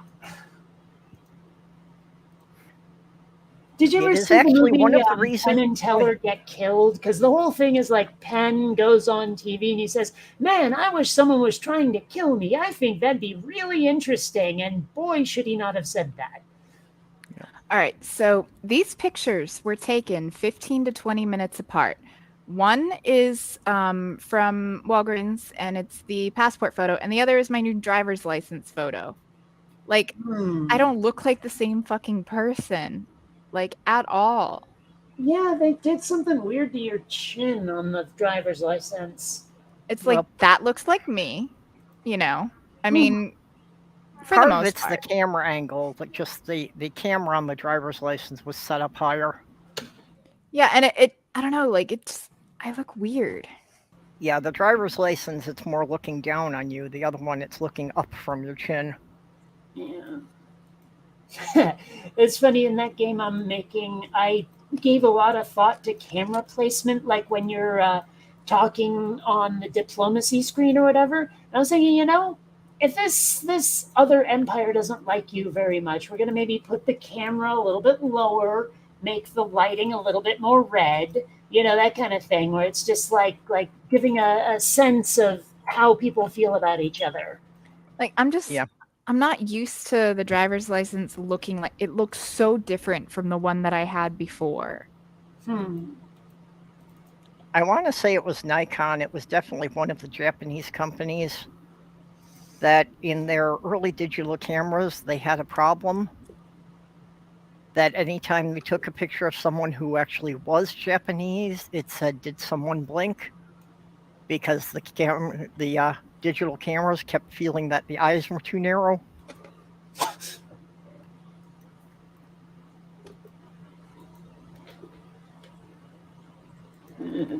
That's what they get for training it on a US database.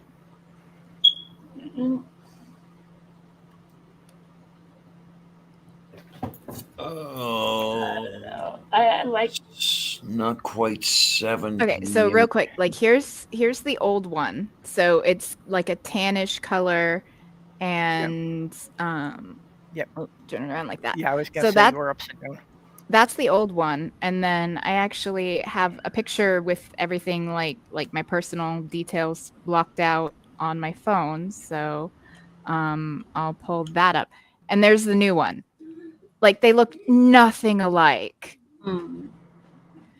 It's completely different, like, background color and like layout, and like there's even like a little gold like circle with my picture, like a miniature of my picture printed on like the gold circle in like the bottom corner of the new one.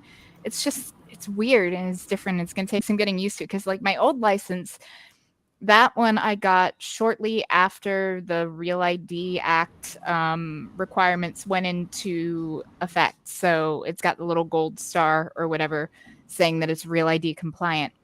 And that was back in, I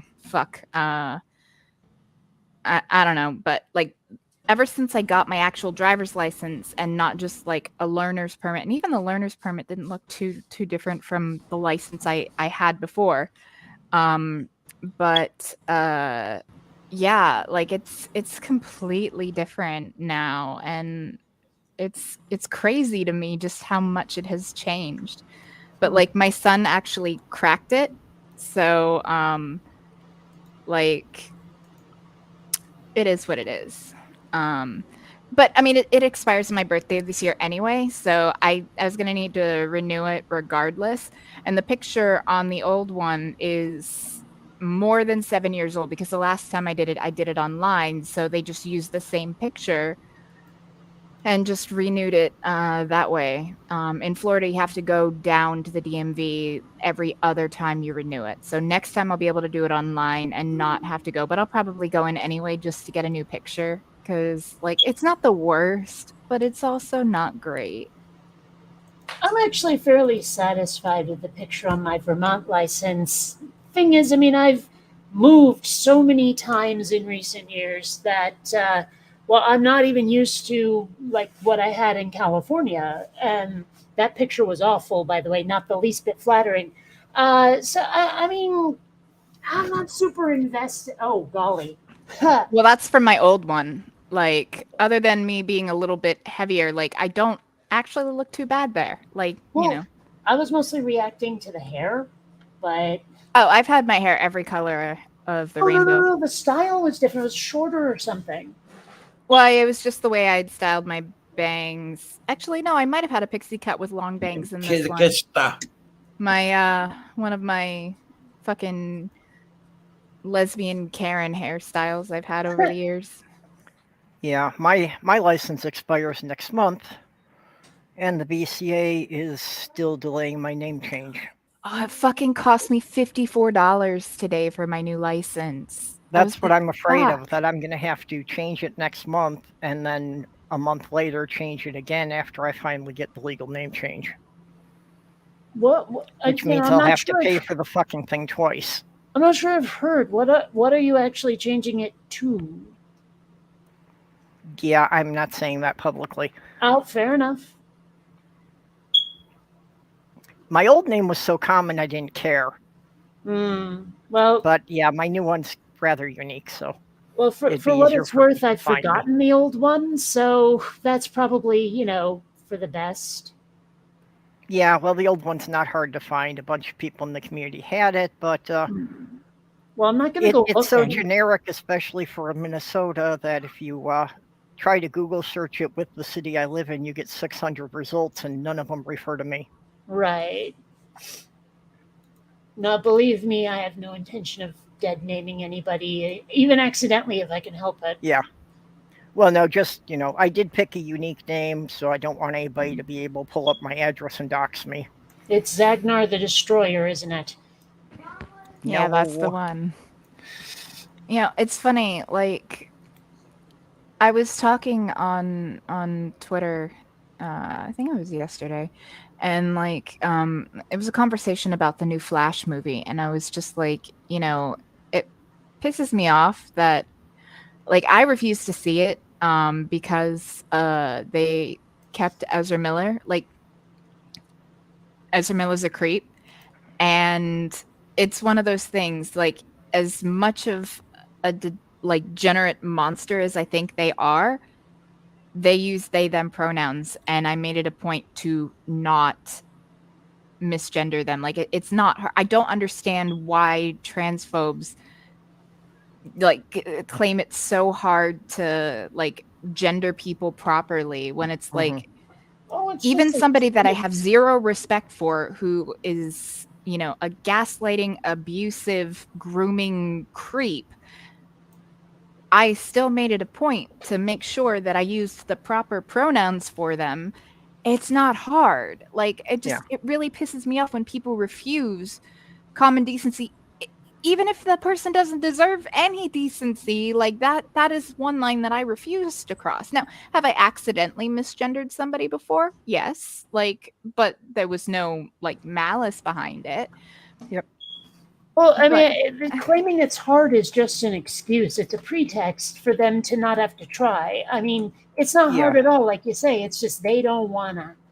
Or It's like like- Jordan Peterson with Yeah. his, dead naming Elliot Page and then saying Elliot and then using female pronouns and then male pronouns, like making it clunky and awkward. And like that was very deliberate. He knew what he was doing. Yeah. He's an Well, asshole. Yeah, it's all the bullshit about people who will keep dead naming someone and saying it's so hard. And it's like, what? You never had a friend who picked up a new nickname and after a couple of months, everyone called them by their nickname? Yeah. Yeah, I mean, Kitty is a nickname, like one that I've gone by since middle school, like publicly, but was a nickname my mother gave me, like straight out of the womb, like. And there were many people with the same first name as me in my middle school, so I just started going by Kitty. Mhm. And to this day, like unless I'm at the DMV or like a courthouse or something, like I don't go by my given name. In fact, if someone yelled it in a crowded room, I wouldn't even register you were talking about me because I am so far like disassociated from that name. And it's like my son is named Richard. Like, and if someone started calling him Dick, like, and he didn't want to be called that, like, you're an asshole. Like, plain and simple. And like that's how I explained it to my mother. She's like, well, I don't get it. And like her it was coming from a place of ignorance and well, why is it changing so much now? And it's like, ma, it's just like left-handedness. There's not suddenly more trans people. It's just they're less worried about being beaten for being honest about it, you know? Same thing with left-handedness, because my grandfather was left-handed and he got the shit beat out of him by the nuns, you know, with the ruler because it was evil to be left-handed. So like she understands that, and between that and the well, like what's with like the names and the pronouns, blah blah blah. I'm like, ma, like if someone wanted to call Richard Dick and he refused and it upset him and they kept doing it, well, that'd be an asshole thing to do. Same thing. You know, it's like, ma, you have a nickname. You don't like going by your full given name. You prefer your nickname. Same thing. And like once I explained it to her, and granted, I felt weird explaining it to my mother like she was a toddler, but it worked. And, you know, it wasn't that she had any like malice. It was more just ignorance, you know?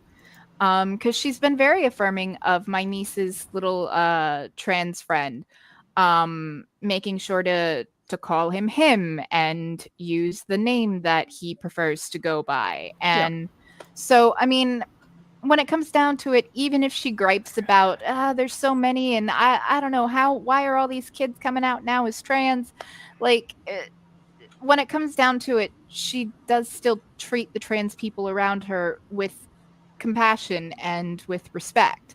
So, I mean, you can't win all the battles. And I try to like gently coax her, like if I hear her start to go off on kind of a Fox Newsy type thing. And I'm like, no, ma, come on, let's bring it back a little bit, you know.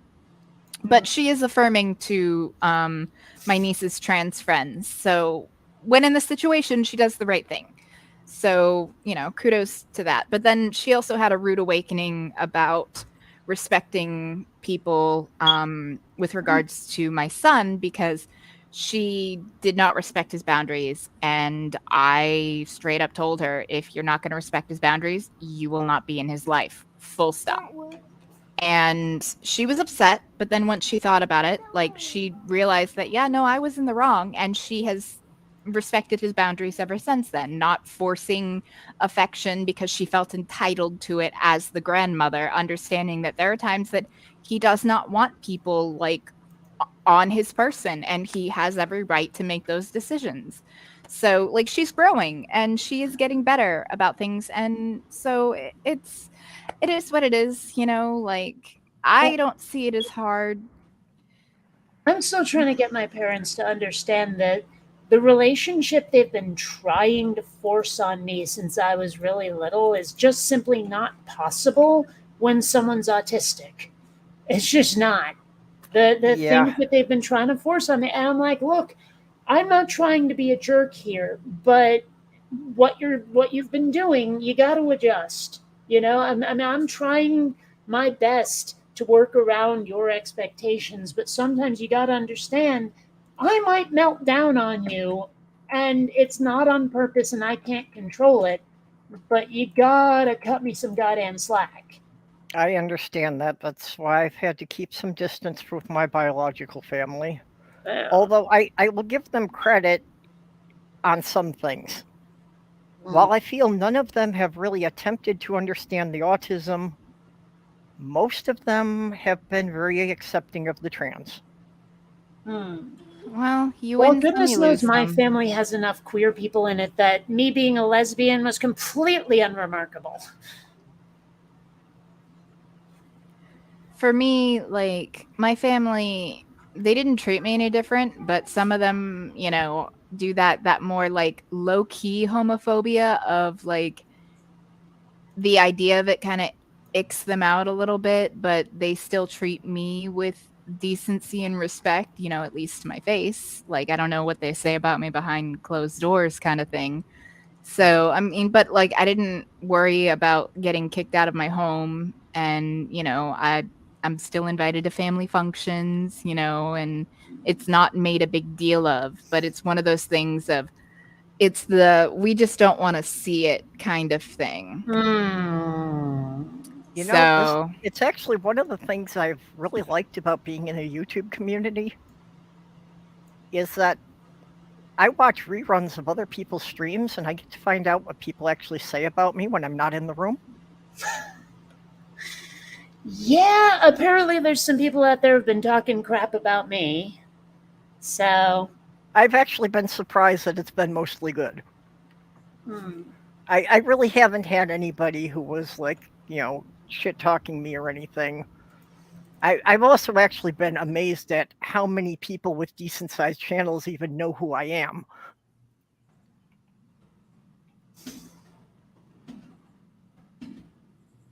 But I mean, I in my head is understand. that scene in Spaceballs where Yogurt's like, "Yeah, hi to me." I mean, it's one of those things. Like, would I like it better, if my family were more accepting? Sure. But, I am very, very fortunate. And I understand that because, again, I wasn't disowned for being queer, and like every Pride Month, my family will make sure to get me like some little like rainbow trinkets or whatever as kind of a, hey, you'll love this. You're Yeah. flaming, like enjoy the rainbows. And it's like, okay. Well, like I mean, it's there sweet. was one stream I was watching a couple of years ago, and somebody on there said that, I want to tell you about this new guy, this really small channel, Purple Rhymes with Orange. And it's like everybody on the panel said, oh, yeah, I know him. Yeah, he did that fundraiser for, and it's like 5 people on the panel. They all knew who I was. Well, that's because you've been kind of like a pillar of the community, even if your channel was small, doing like good work for people. Yeah. Well, like I say, it's very reaffirming for me because I know I suck at reading social cues and reading people. So just the fact that everybody in the room seemed to have a, at least neutral or good opinion of me. I spend a lot of my social anxiety is never being sure if people actually like me or if they just put up with me because I came in with someone they like. I'm just completely clueless. I mean, like I've mentioned it before, the sheer number of people who have told me that folks in the goth community were hitting on me and I had no goddamn clue. And actually a number of them said, oh my God, Kate is just so particular. I'm like, about who? It's like, you gotta say it. If you have a crush on me, you gotta goddamn say it.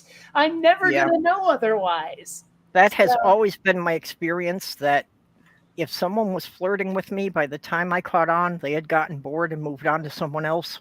Yep.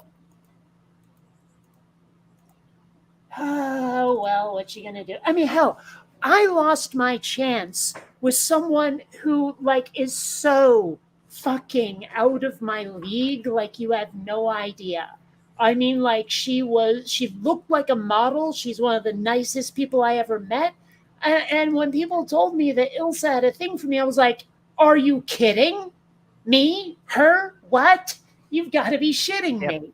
And it's just like, now I'm going, how many opportunities did I blow because I didn't know at all? Oh. So, yeah. By the way, where the hell did Diana end up? Who? She's still there. She's just dark and hiding under her nameplate. Oh, I couldn't even see that. Oh my gosh. Okay, Kate, enjoy your blonde moment. Okay. It's slightly disappointing at this point here because I think this is another day I'm not going to end up at Dairy Queen. I'm not sure I even know. I mean, Dairy Queen's pretty good. Yep. Yeah, it's just that I'm not going to get there in time. Yeah. One of the things that has sucked is just the timing of when I came down with COVID. I have not yet been able to take Sloth Girl for her birthday dinner. Oh, God. I was supposed to move, and my dad had shown up and gave both of us COVID, like right before the damn move. Yeah, well, we had planned Sloth Girl's birthday dinner, and 2 days before we were going to do it was when I got my first positive COVID test. So yeah, we're still waiting to make sure I'm clear before we go into a restaurant. Yes, dear. What? Damn The cat. doctor says I shouldn't be contagious anymore since my symptoms started more than 2 weeks ago. Well, that's good at least. Oh my. I wanted a hot fudge sundae, and I don't think I'm going to get one before I leave Pittsburgh. Hey, Beck. Oh, hey, Beck. Been a while. I'm not sure there's a Dairy Queen in the entire state of Vermont. Really?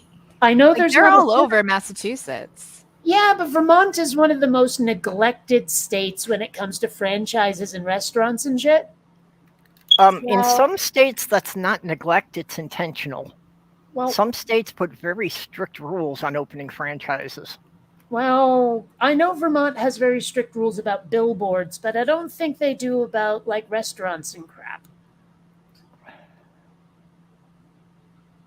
I mean, I'd have to look into it, but seriously, there's like a lot of things we just don't have. When I moved to Seattle, I was like, "Oh my gosh, look at all this stuff. It's what they've been advertising on TV my whole life that I never had access to."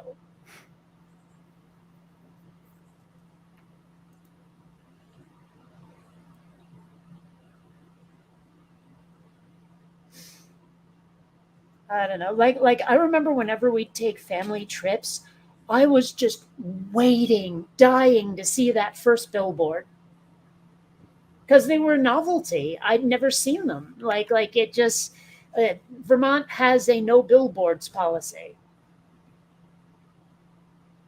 So I mean now having lived in big cities, they're like just unremarkable. And it took me a while to remember I wasn't seeing any when I moved back here, but still. Apparently, Kate, you are correct. Dairy What? Queen has no locations in Vermont. Yep. And there's a few places, like, I forget what the franchise was, but I looked, and it's like, yeah, we used to be there, but then we buggered off for some reason. So, yeah. Actually, one of the things that has annoyed me for like over a decade is seeing Sonic commercials on TV while they have never had a location in the state I have lived in. They're all over the place down It's here. taken a while to move north. So, like when I lived in New York, there weren't any there. They finally have a couple of locations in Minnesota, but those have all been like in the last 5 years. To this day, I have never eaten White Castle. Me either. Oh, now see, those are all over in Minnesota. Except for the city I live in. Had one, closed in 2008. Also, in my entire life, I have never eaten at KFC. That is what I'm having for dinner tonight. Okay, that one I find downright bizarre, how you could have gone so long without ever eating KFC. Well, it was like 3-4 decades before I actually had anything at Wendy's. Then again, that's right. Your parents were the, hippie Yeah. organic food stuff and all. Oh my gosh, you have no idea how much health food was forced on me against my will. Yeah, and you I'm will certainly sorry. not find anything healthy at KFC. Yeah. Nope. Although, like, it is kind of my go-to when I'm kind of especially like if, when I've had to have like dental surgery or anything like that, their mashed potatoes are just great after that. Or when I had braces and they do a tightening and like I didn't want to eat anything, I would just get fucking KFC mashed potatoes. See, Oh, now yeah. that's somewhere I lucked out. Is I never had to have braces, but it wasn't entirely luck. My parents were like looking at my teeth after the dentist recommended braces and said, "What are you fucking high? You trying to pay for another yacht? What's going on?" And they found a dentist who was like, "Yeah, your kid doesn't need braces." So I got a little lucky in that respect. I had them for 4 years. Yeah. I And probably let's would have face had- it, I was already a social pariah in school. The last thing I needed was braces to pile on. Yeah, really the only reason I didn't have braces was they were never covered by insurance. Otherwise, I probably would have had them from a rather young age, but it's just as well. My teeth didn't last long enough for them to be worth it. Mm.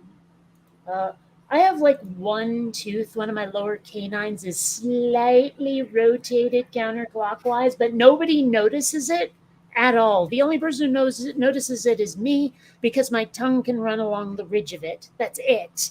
Like my teeth are otherwise perfect. I still have all of my wisdom teeth, you know? Well, my teeth were always all jogged up, and I had a bad overbite because that was a hereditary thing that actually, you know, our lower jaw is just too small to hold all the teeth. Is there such a thing as a good overbite? Don't know. What? Oh my gosh, don't give me that look. Yep. But yeah, that's the problem I have now of why I can't get dentures. It's just there isn't enough bone left in my lower jaw to hold them in place. Hmm.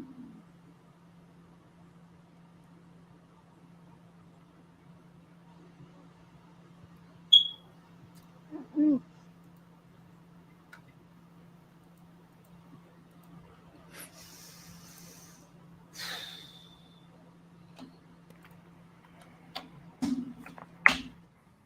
Perfect.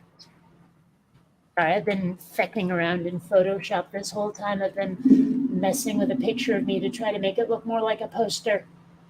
So, yeah. Okay, yeah, now that looks like a food ad. Yeah, well, I've been learning a lot of interesting techniques in Photoshop lately. Like something that has been bugging me for ages was I could never get that sort of 80s metal band chrome look down. Like I could never get that sort of bending at the edges of the letters. It was always just a straight gradient. And I found this amazing tutorial channel on YouTube, and I've been just like getting so much better at Photoshoppery.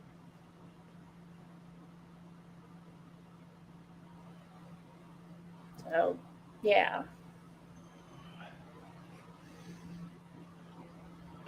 I mean, that's good, at least. Yeah, now that I've been reminded that I haven't eaten anything all day, I probably should hang up my headset and go in the kitchen and see if there is something I can eat. I went and got Chinese food from my favorite place. Yum.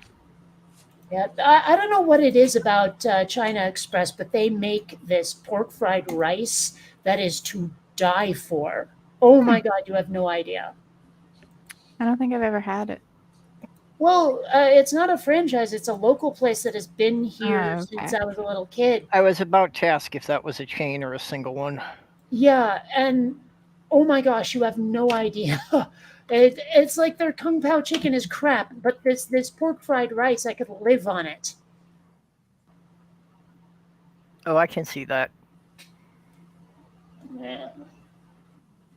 You know, the pork fried rice and General Toast chicken, you know, I could eat that like 4 days a week ongoing without any problem. Oh, and I should be more specific. This is barbecue pork fried rice because I've had straight up pork fried rice and it is not the same. They don't use this. I don't know how to Barbecue? pronounce it exactly. It's char siu. I don't know, sauce that like really changes the flavor Yep. from. Yeah, it's so good though. Oh Yeah, my, I know what you mean, that they use the barbecued pork instead of the roast pork. yeah. I'll have to send you my recipe for General Tso's chicken purple. I fucking love it. It is If you've got a good banger. recipe for the sauce, because that's the whole Yes. thing. It's all about the sauce. Yes, I will send you my sauce recipe. Though I recommend making like a double or triple batch because like you can then like use the sauce on other stuff too. I've tried pulling recipes off the internet. I've tried it a half dozen times, and I never found one that was right. I absolutely love mine.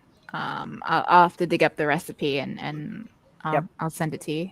Okay, yeah, one send it to me on Twitter.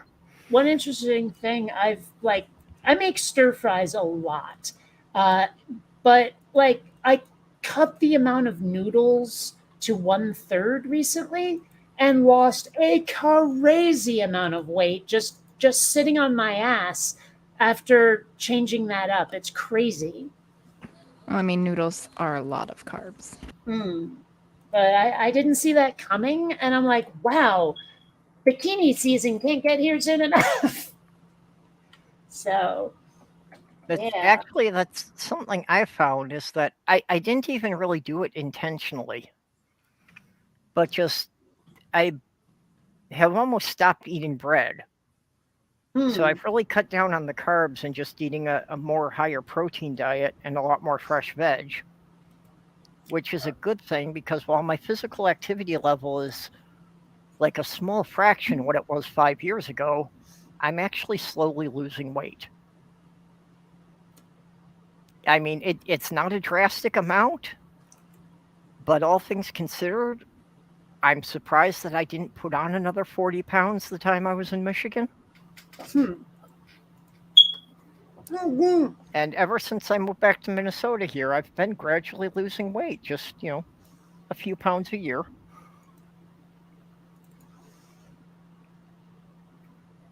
Everybody's telling me how skinny I am.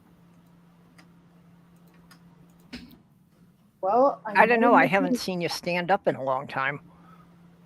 Moo. Mm.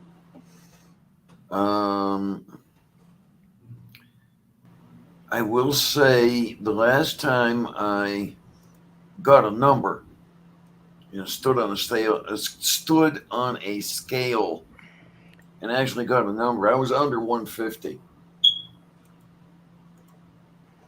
And when I was in high school, my flying weight was 175.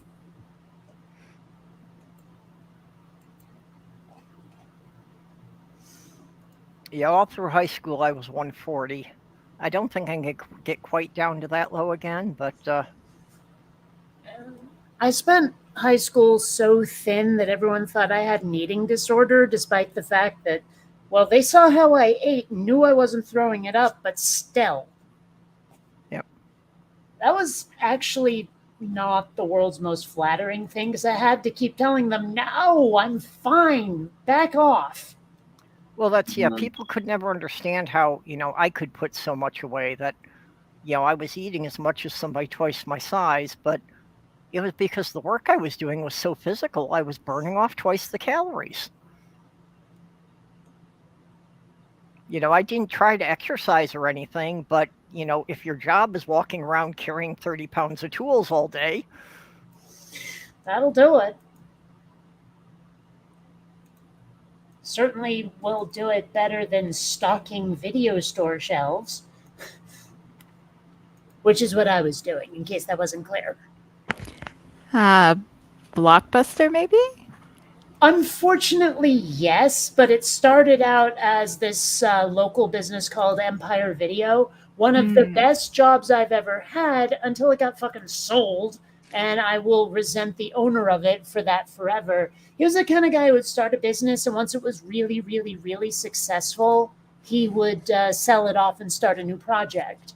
A while ago, just for the sake of nostalgia, I made a t-shirt based on it. So, yeah, I loved that job so much. You have no idea. It was like $1 over minimum wage. You could take home any movie you wanted except new releases on the weekends, free popcorn. It was just an amazing job for a high school kid. there was a local pizza place when I lived in St. Paul that was called Papa John's. Oh, I know that. Unless Well, it's not no. the chain. No, see, that was the thing. This was just a local place. The family just had this one store called Papa John's. So when the chain tried to move into Minnesota, they had to deal with them to be able to use the trademark in their advertising. The family will never disclose what they got for that. They are still open at the same location. They just changed the name to John's Pizza Unlimited. And they just said that now they don't have to care about the money, but they're having fun. Well, I heard about this guy whose name is Michael Rowe.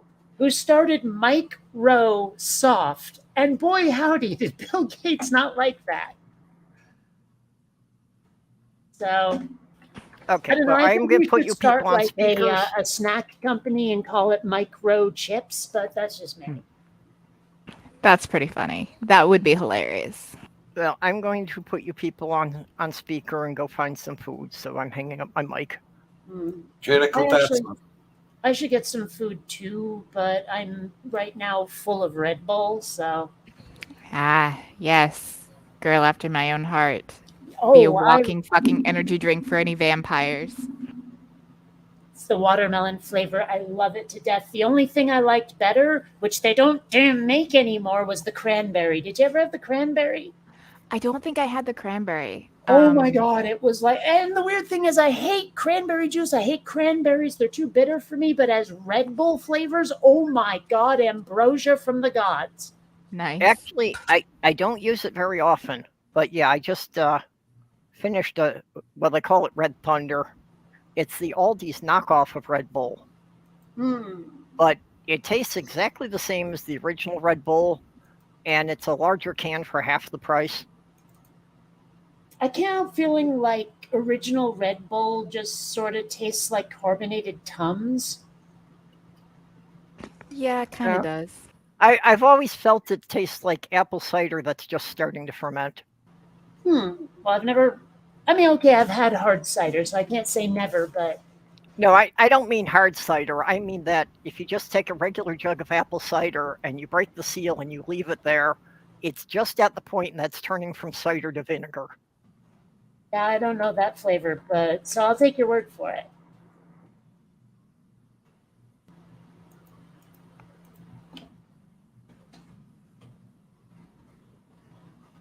Sorry, I'm just about to eat.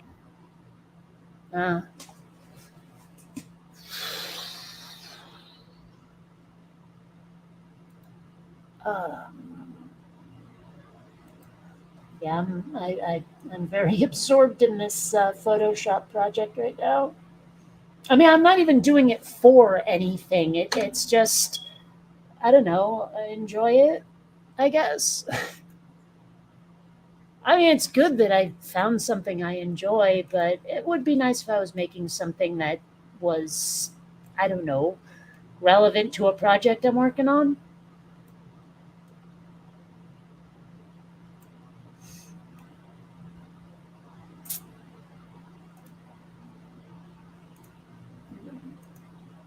Yeah.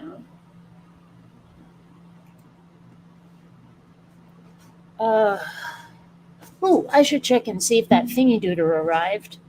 I'm waiting on yet another minion. I probably should not have spent as much on minions as I have, but, well, I don't know. It actually, like, I don't know exactly how to explain it, but when I look at them, it makes me happier than I am when I haven't. And like that sounds weird, but at the same time, I've made something like that for someone. My mom used to do like conflict resolution and mediation, which I find ironic given how bad she is with the family. But she once took a drawing I had made of this sort of like medieval knight dude and sent it, like wrote a message on it and sent that to one of her clients just because she thought it was scrap paper.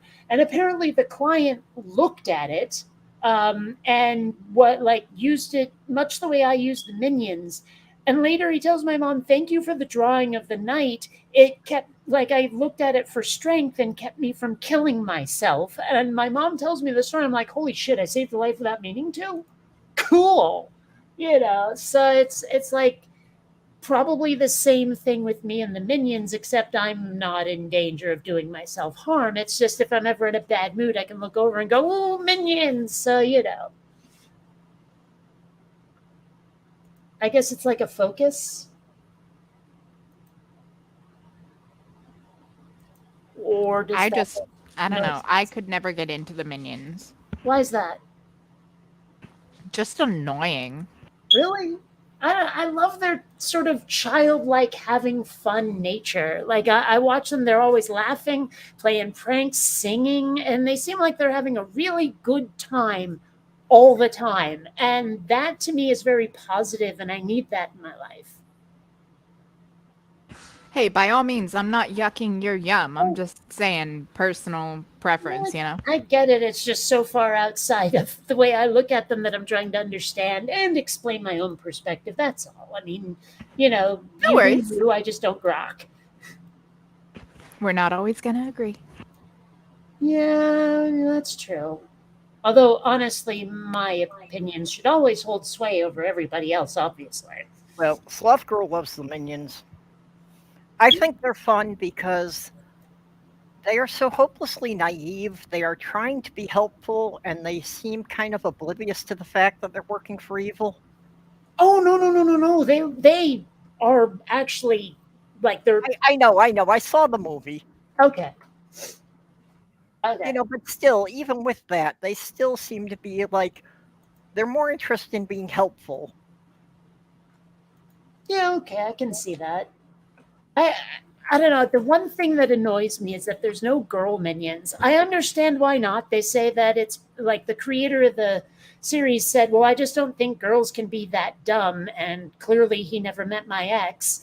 But I don't know. It's like the one thing that they don't have is representing me. I wish that, like, because I think it'd be a lot of fun to be a minion. But also, they're immortal and indestructible, by the way. That doesn't necessarily come through in the movies, but it's true. It's part of the lore. And it just looks like an eternal childhood, which really appeals to me. So, I don't know. I wish there were girl minions. It's kind of like I wish there were girls in Never Never Land, damn it. Like, there are no lost girls with the Lost Boys. That's just not a thing.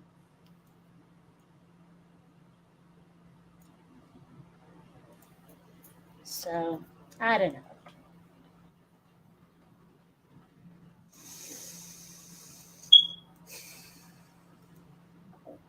Yeah, I mean, there's kind of like an argument to be made, though, that fucking Peter Pan is evil. Actually, it's funny you mention that because I've been sort of trying to adapt Peter Pan into sci-fi, and the only way I could make it work is that he's very lonely and very selfish, which is why he's not taking the equivalent of the Lost Boys off the planet with him when he goes to visit the rest of human society. And also, the only way I could justify his not aging is that Peter's an android. And the way I figured it is he had a childhood companion when they crashed on the planet that stands in for Never Never Land. The kid died, and now he has no idea who his new like companion is, and that's why he keeps all of these like crashed travelers on the planet. I mean, I don't know if that makes sense, but that's the only way I could make it work. No, it kind of makes sense. Yeah.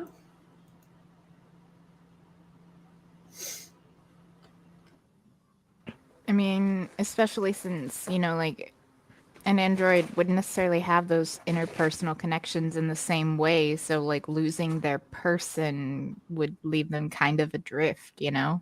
Yeah, that was the idea. So, and I need to get back to that story at some point, but I've been so absorbed in this game I'm trying to make, you know. I think I can pull this off. I'm not sure, but I'm pretty sure, you know?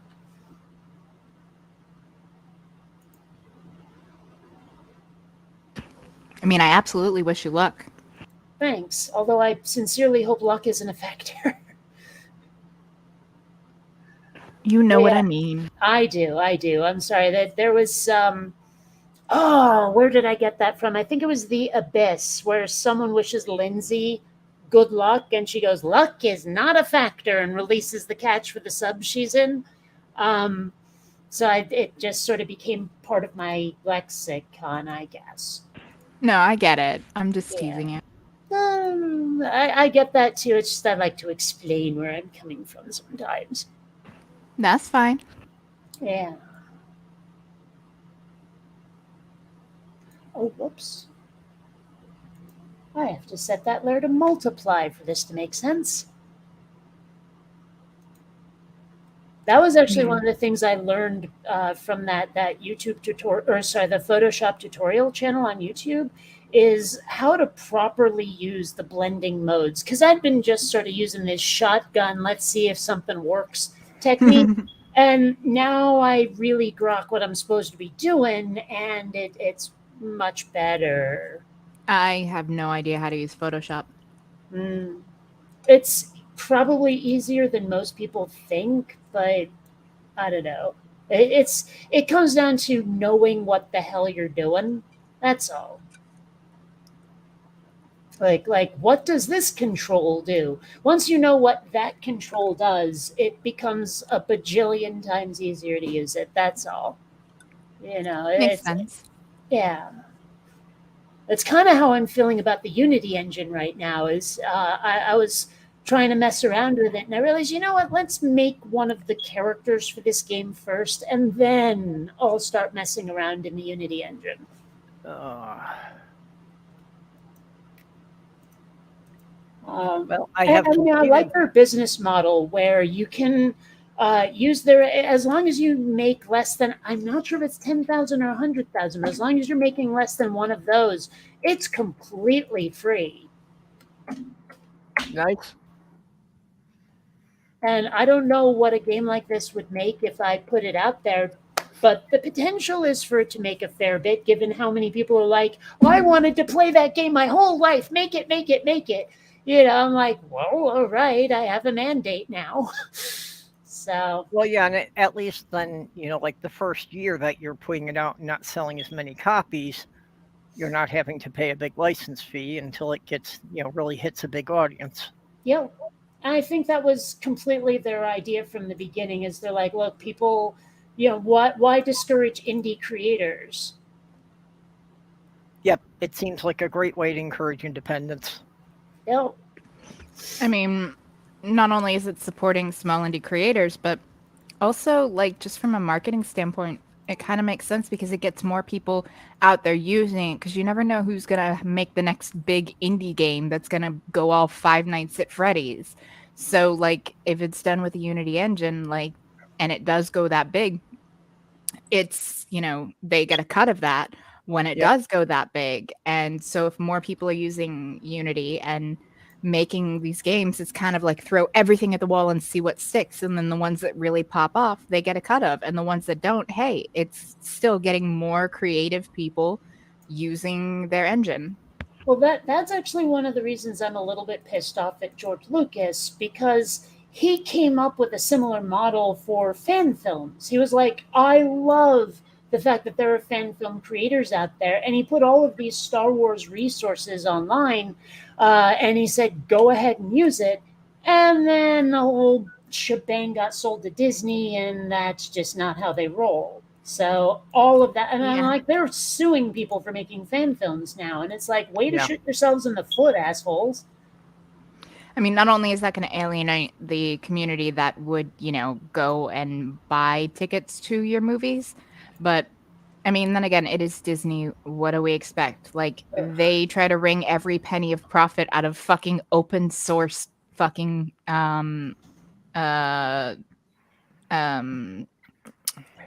material. It's like all of their stories come from things that are in the public domain.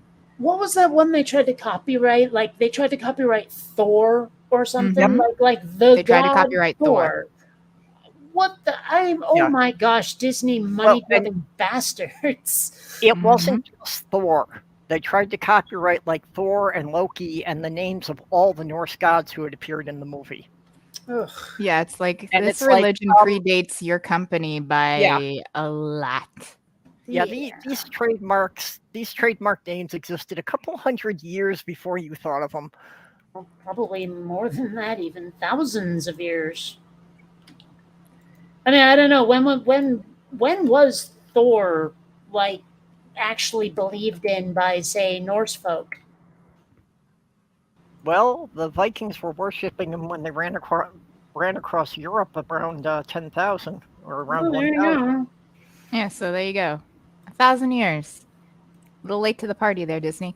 Which But is why, who's like, counting? as much as I love like Disney fucking spanking DeSantis and like handing him his ass with the whole stunt they pulled when DeSantis basically tried to fuck Disney over because of a temper tantrum, because he's like Disney, after backlash when they didn't say anything initially, they're like, hey, so let's, we're the largest employer in Florida, and we bring in all like the tourists and stuff, so let's like maybe be inclusive and not hate on gay people, like, can we do that? And DeSantis like had a fucking Eric Cartman meltdown and was like, well, I'm going to change the tax status of this because Disney has its own company town, essentially. Like, I mean, I'm exaggerating a little bit because technically it's not a company town because like people who work at Disney don't have the money to live there, but they do have their own city and they have their own school, hospital, everything. Like it is like a company town, but just not for the employees. It's only for wealthy Disney fans, called Celebration. And so they had like special privileges and everything because of that, for having government and such. And DeSantis was going to revoke that. And essentially the board, before DeSantis's order went through, the board voted and made it so that until 60 years after the death of King Charles or whatever is when it will actually revert out of Disney's control. So, and DeSantis was doing his victory lap before he actually had the victory. So it was funny. It was hilarious.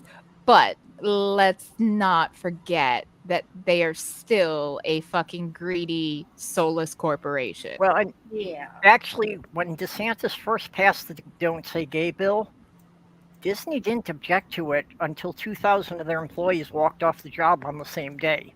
And in fact, Disney even supplied campaign contributions to some of the bill's sponsors. So Yes, Disney did not want to do this until their employees forced them to go up against him. And then once that happened, they couldn't be shown up by the governor. Yeah. So they both dug their heels in, and it's just the mouse happened to win, And while I will always experience joy at Ron DeSantis' suffering, I still will not, forget the fact that Disney is still a villain. Like, not as bad as DeSantis, but they are still a soulless corporation where profits are all that matter. That, and I am still kind of pissed at the bullshit they pulled with Star Wars. Yeah, but see, I am all for holding the tanks back and watching the two monsters battle it out, and then we send the tanks in to take down the one that's left. Fair enough. Fair.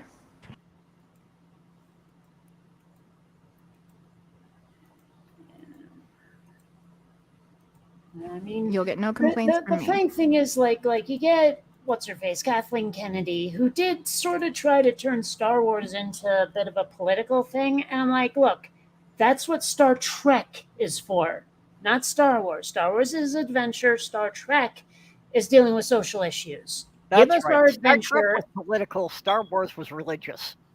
Well, not really. Not really. Oh, come on. The whole Jedi thing was a religion in the first movie. Yeah, I mean, it is showing how religious indoctrination and dogma leads to bad outcomes. Well, that's the thing, though, is like it got called a religion, but it sure as hell doesn't behave like one. We'll have to agree to disagree on that one. I'm also only going by the first 3 movies because I've watched very little of it since then.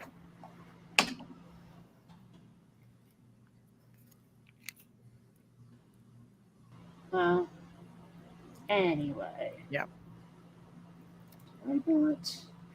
But yeah, Disney with Star Wars has managed to create a whole faction of fans who just will not accept anything Disney has made as being canon.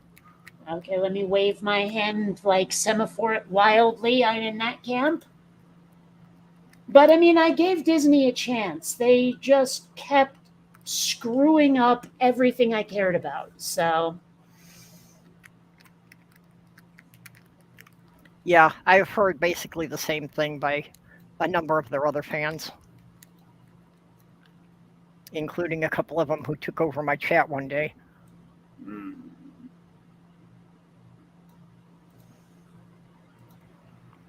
Bad Tempered Badger gets rabid if you try telling him anything Disney is canon. well, I cannot fault him for that. Yeah, well, he also gets rabid when I mention I drink iced tea, so. Well, that one doesn't make sense. I mean, I'm not Well, the world's biggest tea drinker, but I do love that Arizona green tea stuff. Yep. Well, Badger is the traditional British gentleman, so yeah, it has actually gotten to the point that every time I make a picture of iced tea, I refer to it as poking the badger. Nah, That sounds like a weird sex act, to be honest. a little bit. Kind of like punching the cobra. Oh, come on. You guys have to know that one. I'm sure Diana knows punching the cobra. I know exactly what you mean. I was giggling. I just keep muting myself. Ah, Yeah, I have to keep muting my mic because I'm still coughing a lot. Just ask Tornado about Yep. the snake. Yep, tornado punching the cobra. mhm. Way back from the classic movie night. Sure do hope they'll Check start back that up stuff. again. I mean, like, I get why they're not on, but I still kind of, I miss it.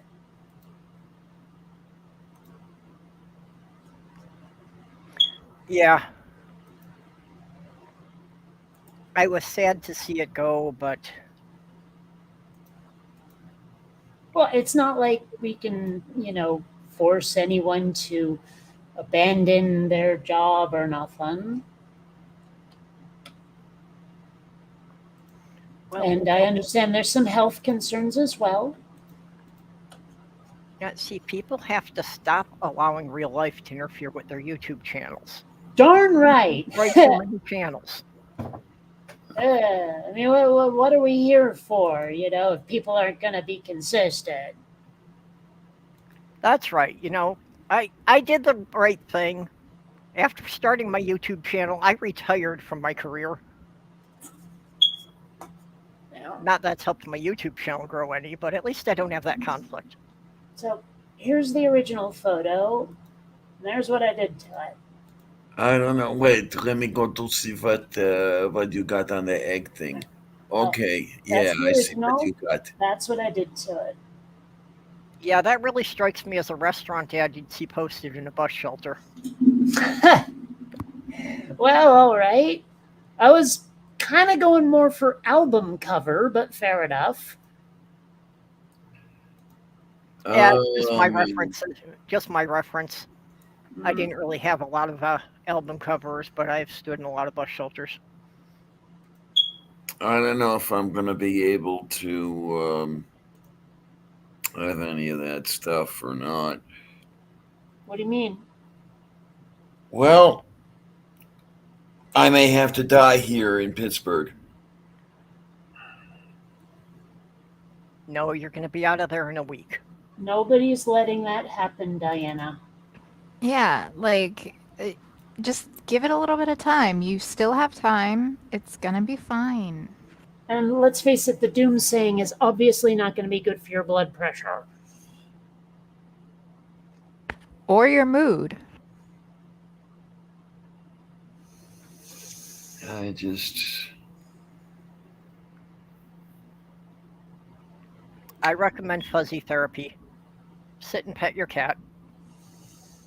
I just cannot keep up with the everything's gonna be fine, everything's gonna be fine. No, it's not. I never said everything is going to be fine. But I mean, what if it people does in are the end working- work out?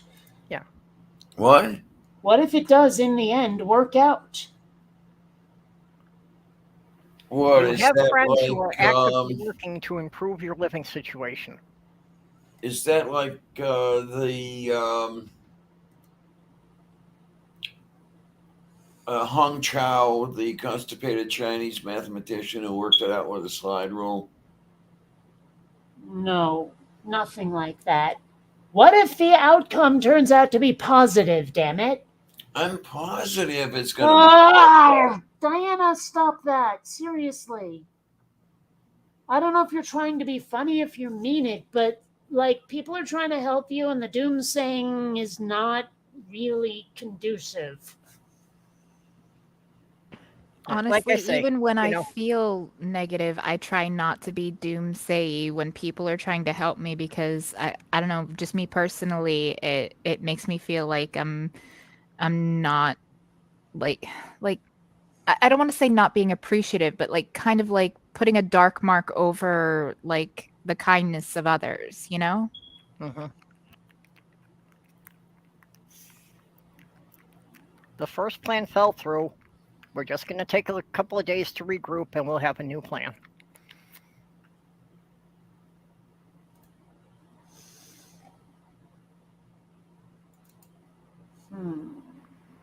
I always expect the first 4 plans to fall through before I get something that's going to work. No plan survives contact with the enemy. There you go.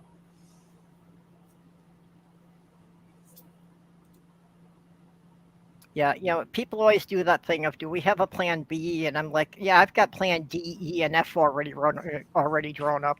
Yeah, we can't have it where plan A is, blah, and then plan B is don't fuck up plan A, and then there is no plan C, like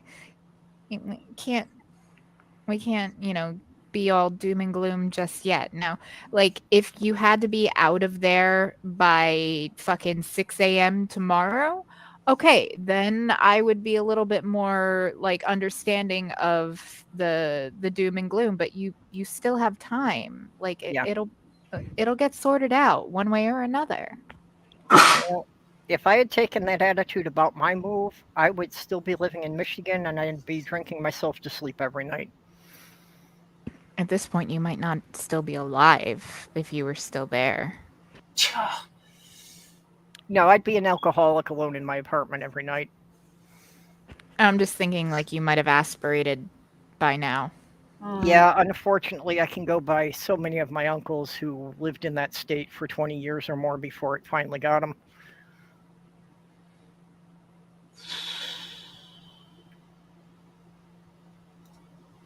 For me, it would be just upholding a family tradition, Right?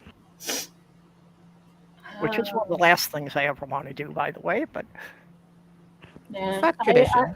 I am such a like genetic time bomb that I don't know what I need to avoid. It's like, yeah, do I have a family tendency for blah? How do I know? It could be that I need to stop doing what I'm doing or do more of what I'm not doing to be healthy, and all that. Fortunately, I don't seem to have an addictive personality. Yeah. Like I don't even really miss alcohol. I just stopped wanting it at some point and stopped just even pursuing it at all. And now I'm kind of glad of it. I mean, I don't miss, I miss hanging out with my friends. I miss the circumstances where I drank alcohol, but I don't miss the booze or the being drunk. yeah, well, I have to just lean on my mother's side because on my father's side, there's no way to know what would have been a normal life expectancy. Most of them were already dead by the age I am now. I recently found my birth mother, and I can't even get anything from her because she's also adopted. Fuck me. Oh, yeah. Ugh. Yeah, the problem with my father's side is that most of them died from alcoholism or from an accident where alcohol was involved. Ugh. Like hold my beer kind of alcohol or accident. Oh, yeah. Yeah, there were a bunch of them who had like lost a limb in a piece of farming equipment or something because they were drinking. But nobody like tried to jump over a chasm on a motorcycle or anything. Well, more kind of redneck games. Well, I mean, that's sort of the thing I meant. Like maybe it was on one of those ATV buggy things. I don't know. Yeah, it was more like, not many of them could afford a motorcycle, so they probably tried to jump the river on a lawnmower. It's funny. Lawnmower was where my brain just went to before you said it. That's awesome.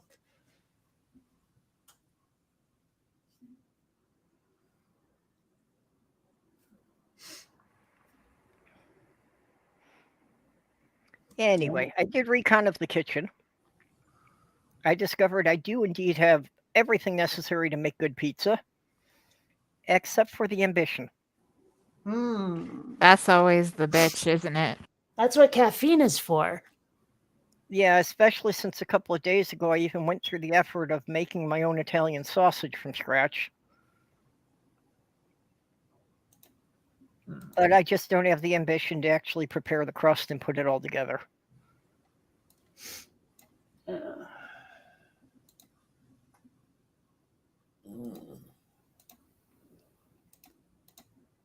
Which again leaves me in the same state of, I know I'm supposed to eat today, but there isn't anything I can just put in my mouth without having to stand there and prepare it. That's why, like, I keep ramen in the house because it only takes a couple minutes to cook. Even, like, my inner college student is like, yeah, I can spend 5 minutes making some ramen. Well, I'm also aware that this is part of the reason why I've managed to lose weight instead of gain weight. Is that I don't keep a lot of pre-prepared things around, so I'm not eating a lot of junk food. I mean, if I had a lot of stuff in the freezer that I could just microwave in 5 minutes, I probably would be putting on weight. It's funny. Like I know ramen is sort of the standard for, oh my gosh, I'm poor, but I actually really enjoyed the styrofoam brick in college. Like I would choose ramen, and even now I still kind of do. Although I get a bit more creative and put it in a stir fry. Mm-hmm. I don't know, but that's kind of unusual. I know a lot of people are like, "Oh God, ramen again! I fucking hate ramen, but it's all I can afford," And I'm like, "Well, give it to me. I love ramen." So, Oh yeah. And have you ever had like actual restaurant ramen? Because it's very different than the styrofoam brick. Yeah, definitely different. Yeah, my late fiance, ramen was a comfort food to her. So yeah, I learned to use ramen in cooking a lot of other things. Yeah, I that was was never fond of the stuff myself, but just like the coffee, she said I made it great. I didn't want to eat it, but I made it for her. there was a specialty restaurant in the what's the word for it? University District in Pennsylvania, here in Pittsburgh, and used to go there quite a lot. And yeah, they had some very, very interesting. Hey. Very interesting. Hey, Mage. Oh, hey, Mage. Hey, Mage. Yeah, one of the other things I have all the ingredients for and lack the ambition is to make some stir-fried rice. Oh yeah, okay. Slothville very much liked my stir-fried rice, so it's something I've gotten to try to do on a more regular basis. Well, what I want to do is, if I ever get moved, which is looking less and less likely every day, I would like to make my own noodles.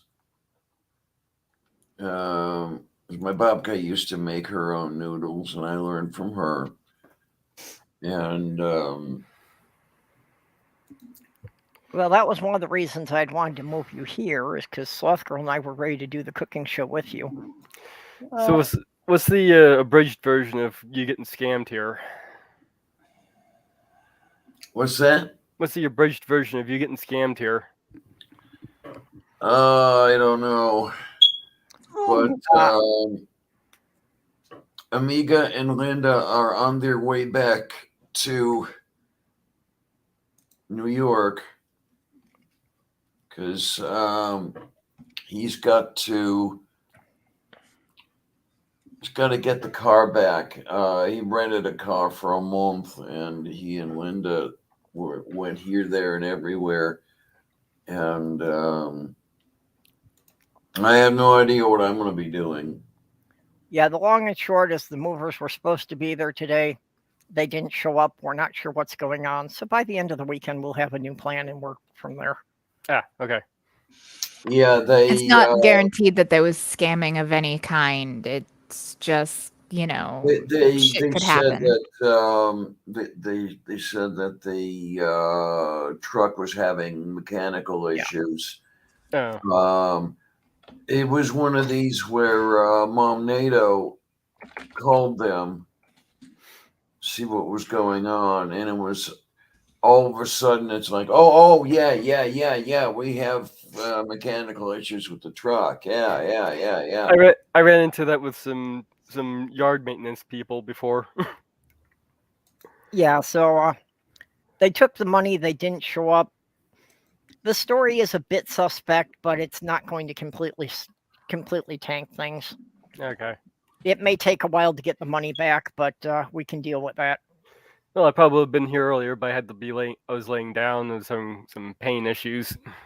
Now you Korostu, I know all about that stuff. Oh, Yeah, I know last night you weren't doing very well at all. Yeah. But I don't know. Amiga plans to come back out here. He's going to leave Linda in New York. That's a shame. I don't want their marriage to break up. Sorry. But yeah, it's what am I after here? There was some talk about a U-Haul. Yeah. I have a feeling that's going to be the way we're going to end up going, and he says he can drive it, so okay, I'll let him do it because I can't.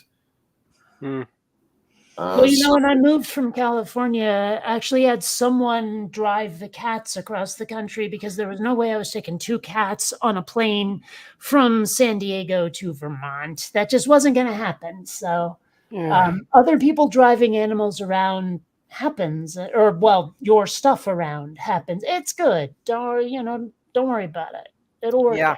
Yeah, I remember with when my dad had died, I had to pack up his stuff. I probably should have rented a U-Haul because it took me like 3 or 4 trips up there and back, and it was like a 3-hour drive one way.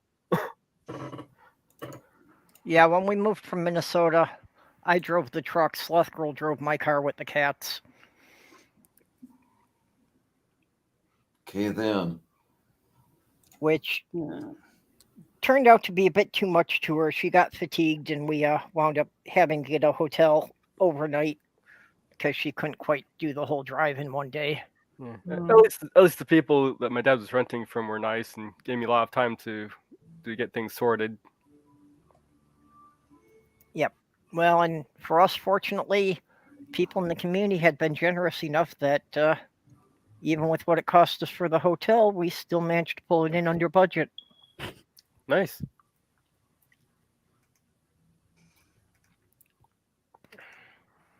Also, to give credit, Alias Fake Name showed up here when we arrived to help us unload the truck, even though it was like a 2.5-hour drive from where he lives. Oh, neat. Didn't know that he was that close.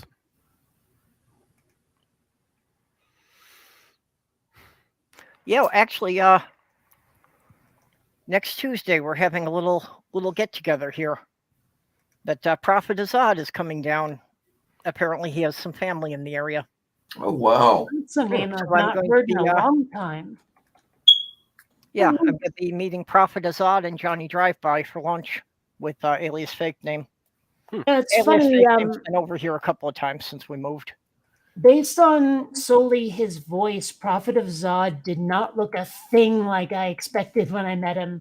I seriously thought he was like, he's so tall. Oh my God. You have no idea. I thought he was like sort of short and squat. Yeah, he definitely doesn't look the way I expected. I remember when he was on a live stream, I think with Purple once, and I got to actually see his face on screen for once. Yeah, well, I do remember the first one of his videos where he pulled the mask off. But I mean, even then, it doesn't really convey his size. I mean, I remember the first Yeah. time I met. She always says, "Oh my God, it's Chris," but it pops into my head as Zomgits, and like she is so tiny. I mean, like I'm not sure she actually comes up to my tits. Right? I could pick her up and throw her for a pass. She's that small. But if you look at her video, she looks like this sort of tall Valkyrian goddess. It's crazy. Well, Sloth Girl and I have exactly enough height difference that without stretching, I can stand behind her and put my chin on her head.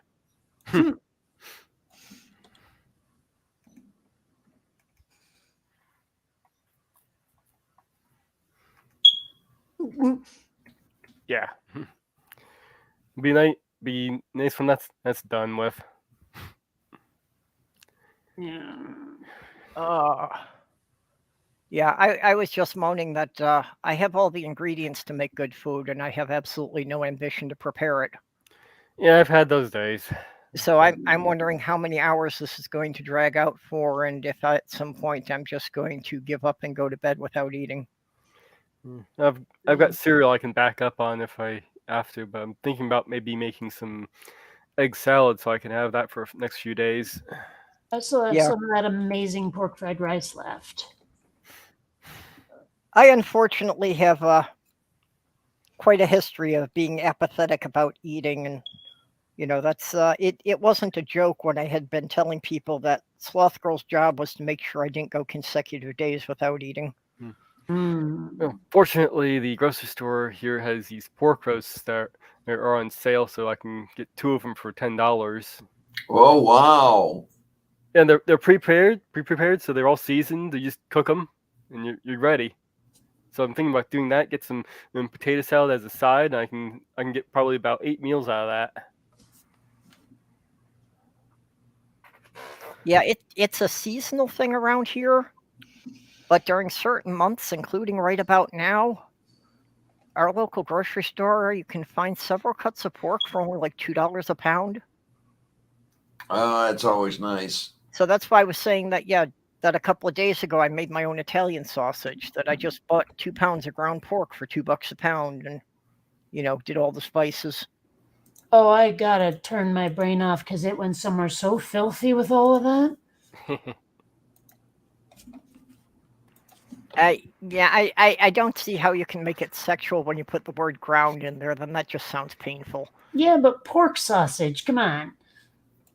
BDSM? Okay, yes, pork sausage, yes.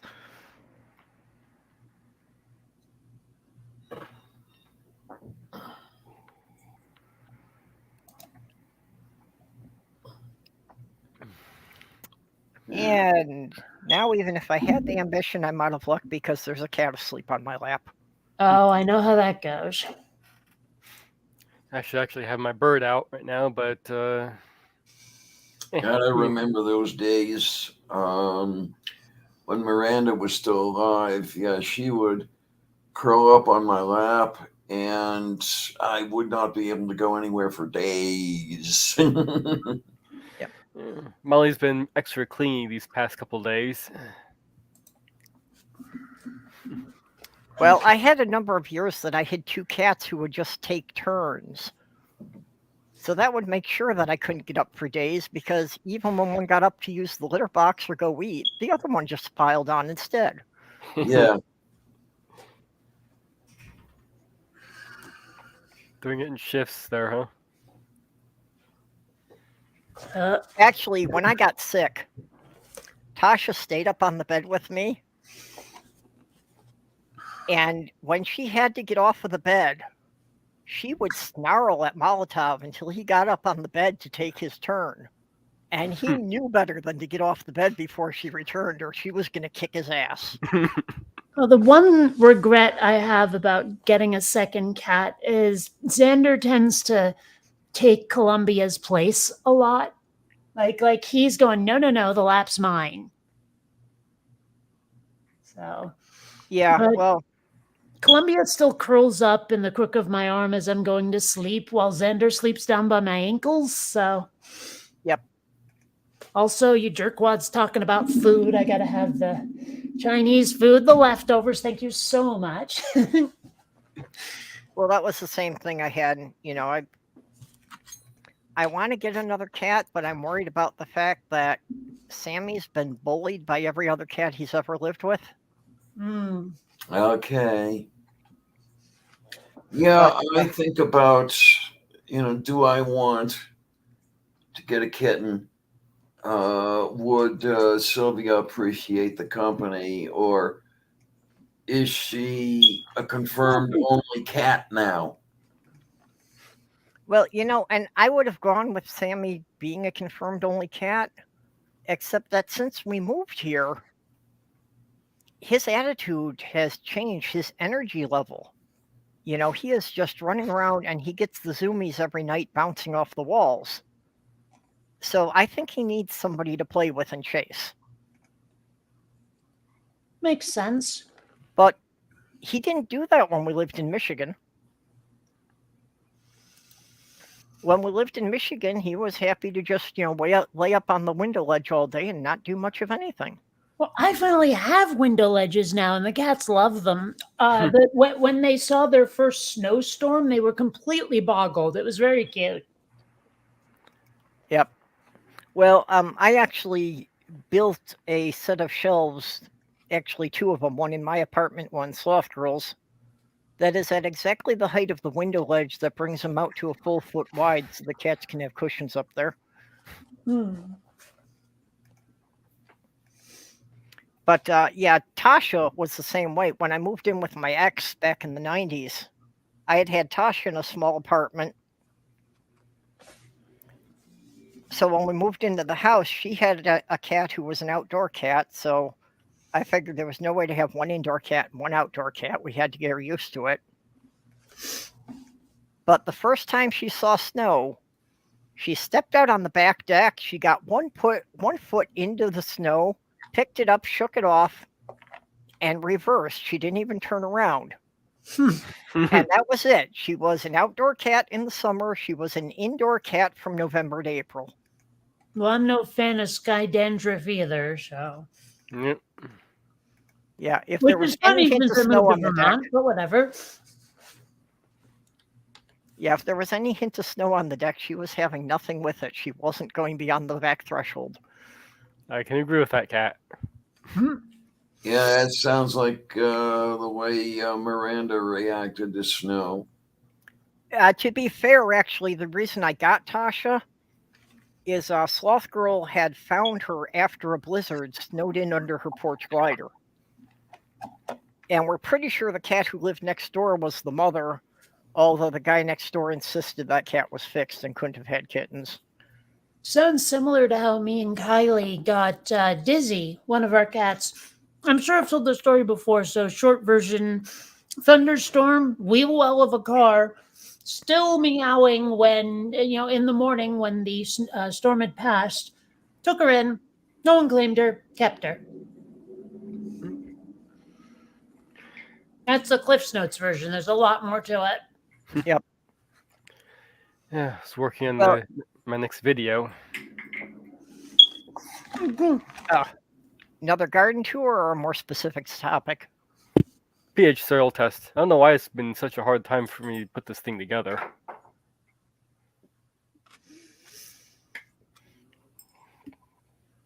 Would it be easier if you spelled it with an F instead of a PH? There you go. Yeah, that's what I want to get onto is get back into making videos and shit. But I need a machine that I can use to edit, and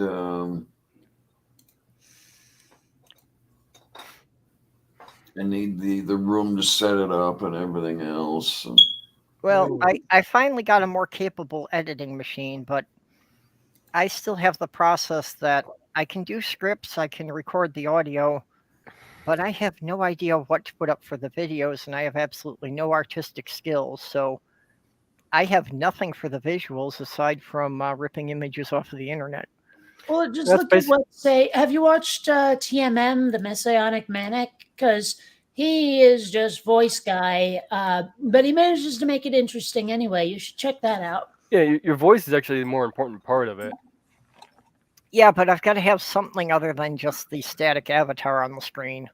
I'm telling you, look at what TMM does. And yeah, yeah, it's no problem just ripping stuff off the internet. I mean, I've done that a few times. That's kind of what I did with that. I'm doing that with this one, actually. Well, Couple of actually, images.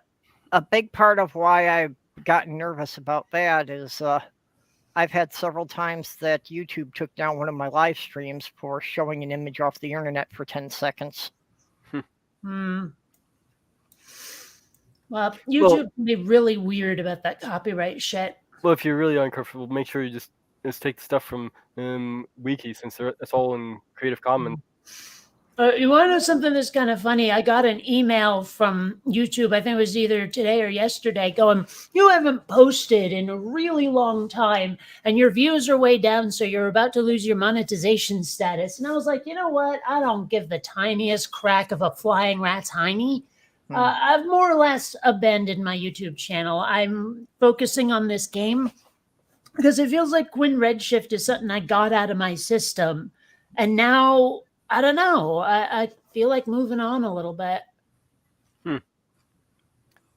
I had heard, like in the last week, that YouTube has reduced the requirements for monetization. That you can get a channel monetized with only 500 subscribers if you have 30,000 viewing hours. Well, that's just it, though, is I haven't put anything up since December. Yeah, but when I was doing live streams twice a week, I was pretty close to the 3,000 viewing hours. Molly's looking at. I'm holding Molly's squeaky ball, and she wants me to throw it. So you're gonna probably hear squeaking. Man, I could just post some simple videos. Like there's this one of Xander catching kitty treats, doing tricks doing it. Like he actually stands up in his hind feet. It's really cute looking. I don't know if he likes it, but seriously, it's very cute. That's a video that will get you 500,000 views. Probably. Come on, cats doing cute tricks on the internet, you know that's going to go. It'll repeat in a second here.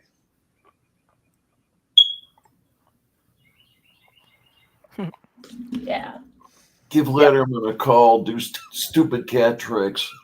Well, you know, if he was still on, I totally would.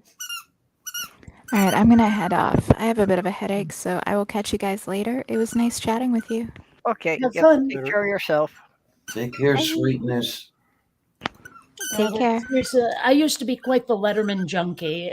I used to just love that show. I don't know what it was. I did watch him at one time, but that was like close to 20 years ago. Yeah, I was in the studio audience once. Ah.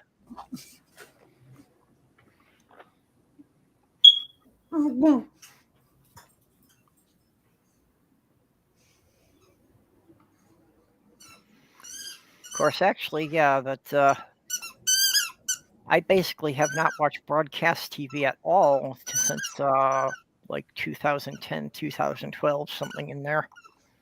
Well, I've watched a lot of stuff that's streaming that used to be broadcast television. And aside from the Super Bowl, and I actually watched a lot of the arraignment the other day because I was a little bit hoping for a circus. But other than that, nothing.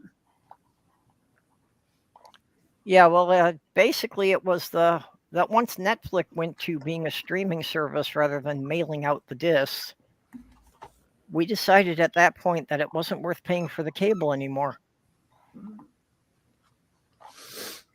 Yeah, So whatever year that was, that's the last time that I actually watched anything that wasn't a streaming service. yeah, I stopped getting cable after I got my Roku. Which Yeah, well, the cable in New York had gotten to be like $150 a month. It's like, we couldn't Yowza. afford that shit. That's already been there here for several years. Yeah, well, like I say, that was back like 2010 or 2012. Mm-hmm. Well, but even now, it's like every streaming. If you want every streaming service, it's almost as much. That's why I hadn't got any television watching. Yeah. I said, screw this. I can't afford it. Well, I know other methods of watching television. And a lot of people are sharing their passwords around too. Yeah, I got a few of those. I'm actually sharing between Hulu and Netflix. So a friend of mine has Netflix, I have Hulu, and we just kind of swap passwords. Yeah, I'm on my parents' Netflix. I've let a few friends onto my Hulu. Manda put me on her HBO Max. So yeah. Yeah, Diana. Yes, dear. Amazon. If you're like getting any kind of government assistance, you can get Amazon Prime for half price on a yearly subscription. Also, if you go to a site called I think it's maybe no wait, let me double check here. I think it's Pandora. Well, there's also Freevee and Tubi, which like they're free with ads, but still it's free. No, oh no, that wasn't Pandora. It was Pluto. Yeah, but that's like Sloth Girl has the Amazon Prime, and then we get a couple of other streaming services. So we've generally got like 3 of them at a time. And every couple of months, we kind of figure that we've watched enough of that and we'll drop that one and we'll get one of the other ones for a couple of months. Yeah, that was it. If you go to Pluto TV, it's free TV. And it works sort of like old time cable with it's just stuff playing on at regular intervals. Yep. One thing I find very amusing though is when a TV show started on a network and then moves to a streaming service, and all of a sudden everybody's a potty mouth.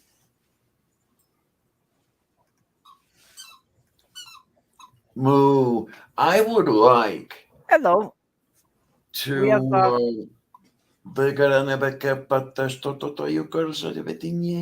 sorry, just realized we got somebody, Latoya Williams, saying hi in the side chat. I would like to be able to get out of market stuff. I'd love to be able to stream WQED, the Pittsburgh PBS station, because there's stuff that they do here that I really like, and I'm gonna miss. Well, it wouldn't shock me if they stream. Yeah. I mean, it's PBS, so they probably didn't even charge. Well, I know that you can definitely get, the national PBS broadcast through several streaming services. Yes, you can. Actually, it's one of the things I've always been very proud of Minnesota about, that the Twin Cities of Minneapolis, St. Paul have about the highest viewer subscription rate of any PBS network in the country. Okay. To the point that they are actually able to afford to run 3 separate channels. You know what I really need to do is get it up to finally subscribe to BritBox. There are so many British TV shows that I want to watch or rewatch that I can't find anywhere else. BritBox is included with the Amazon Prime. Is it? Really? I think so. I think that's how Sloth Girl's getting it. I have Amazon Prime. I don't think I've ever seen. Okay, maybe the BritBox was an extra charge on that. Maybe it might have been. Okay. I'm thinking about maybe getting Max. I like it. That's my source for The Big Bang Theory and Young Sheldon. Yeah, well, one of the things is we had.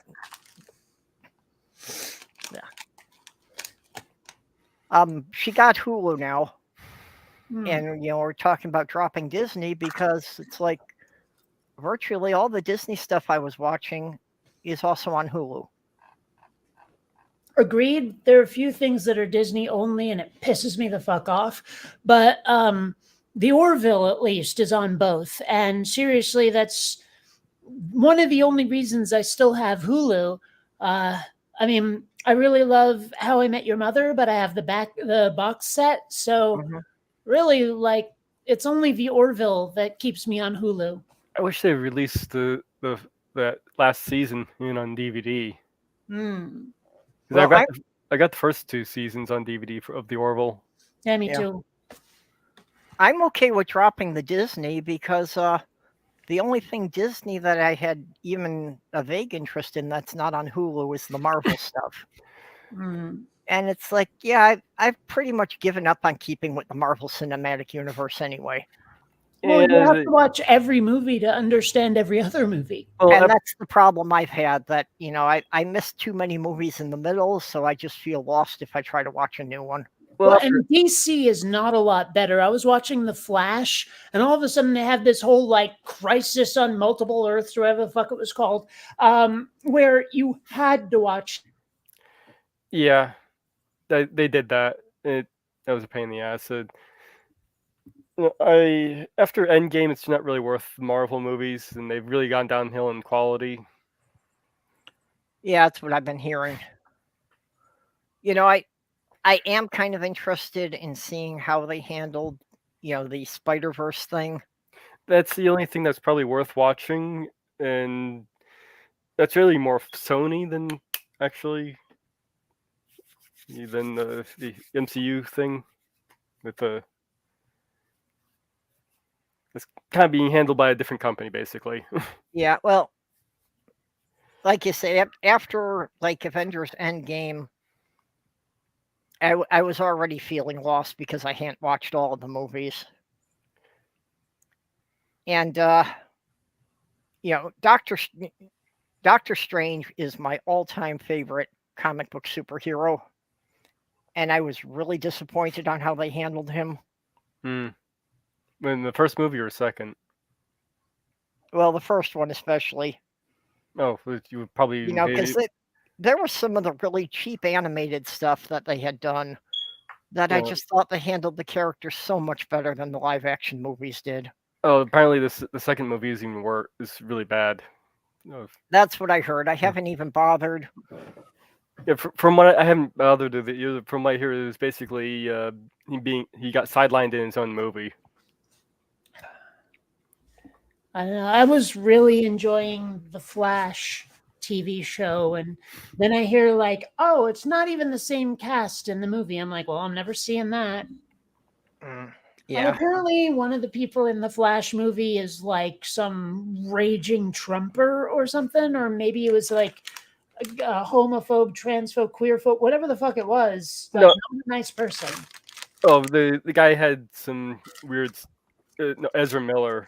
He's they I should say went through some really weird stuff. Okay. I don't know. I only caught the briefest explanation of any of it, so I really don't know. But I know some people who took one of those moral stands. I'm never seeing this movie. I can understand I that. just really liked the characters on the TV show and the actors on the TV show. So why bother? I think there was something about some cult thing going on with that person.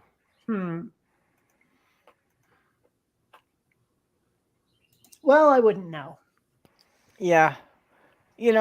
By and large, even the streaming stuff, I just don't take that much time to watch, any TV or movies.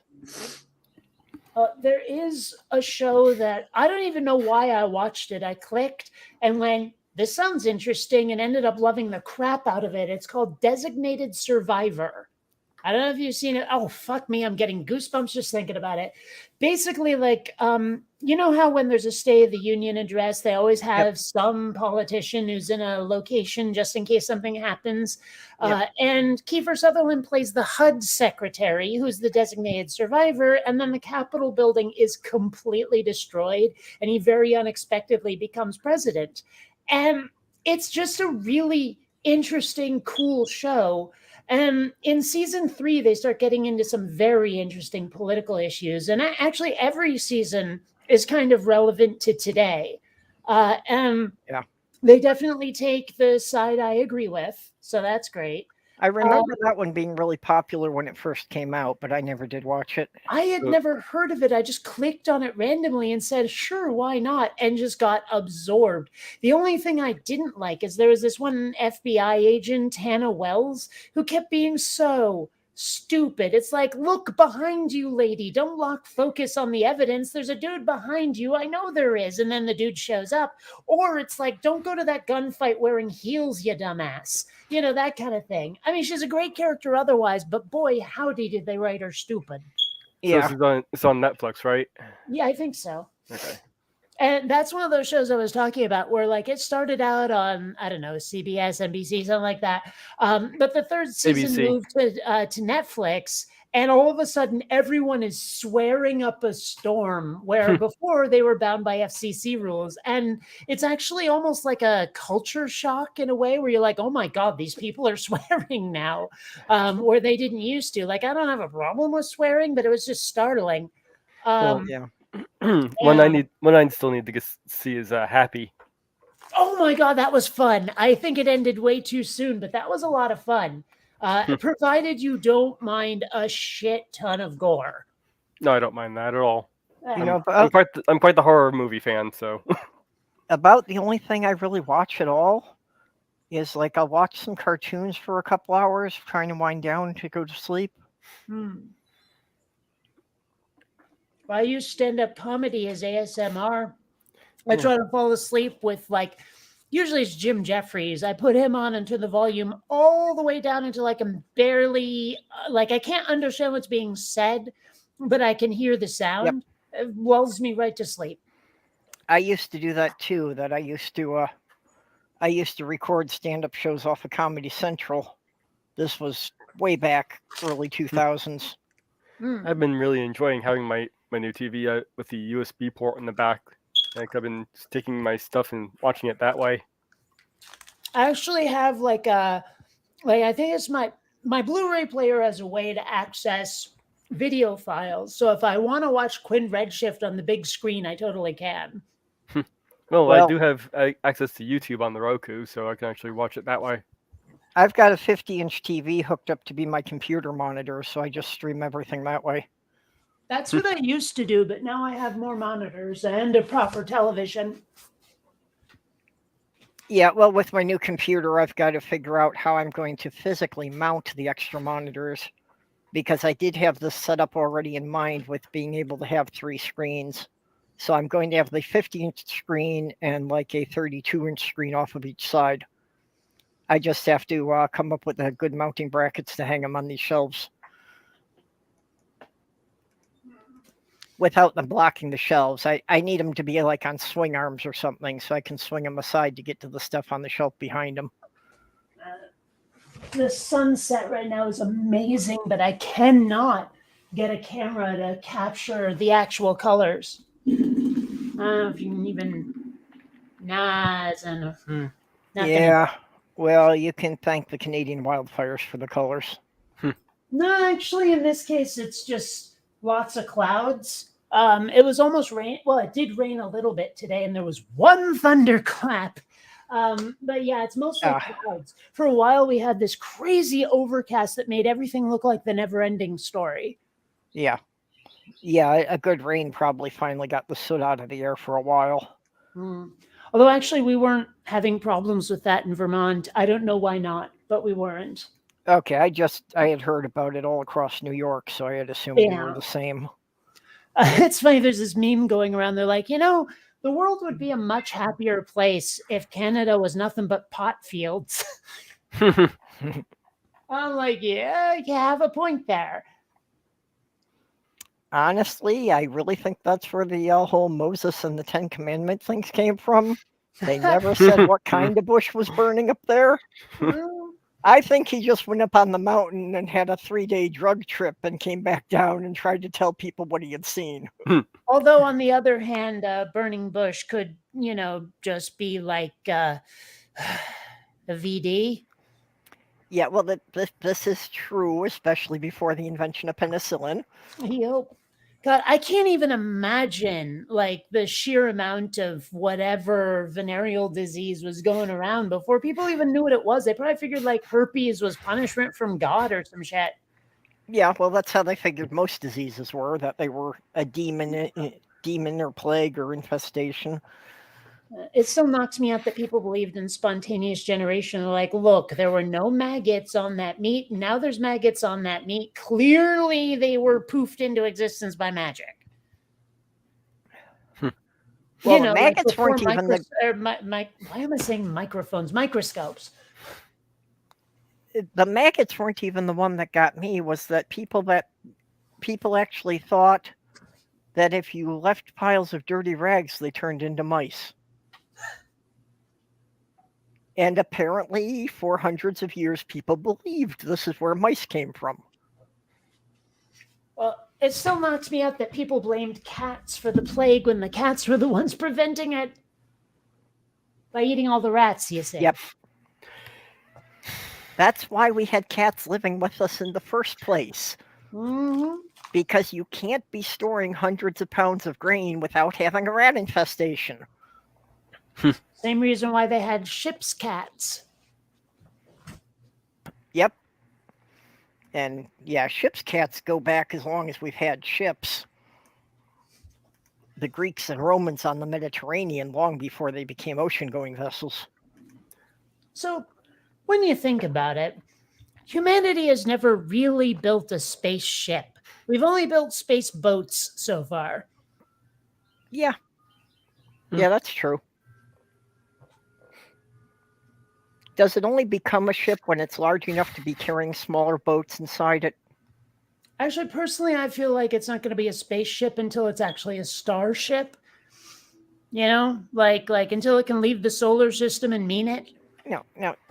Well, see, that's a different class. There's a difference between a spaceship and a starship. True.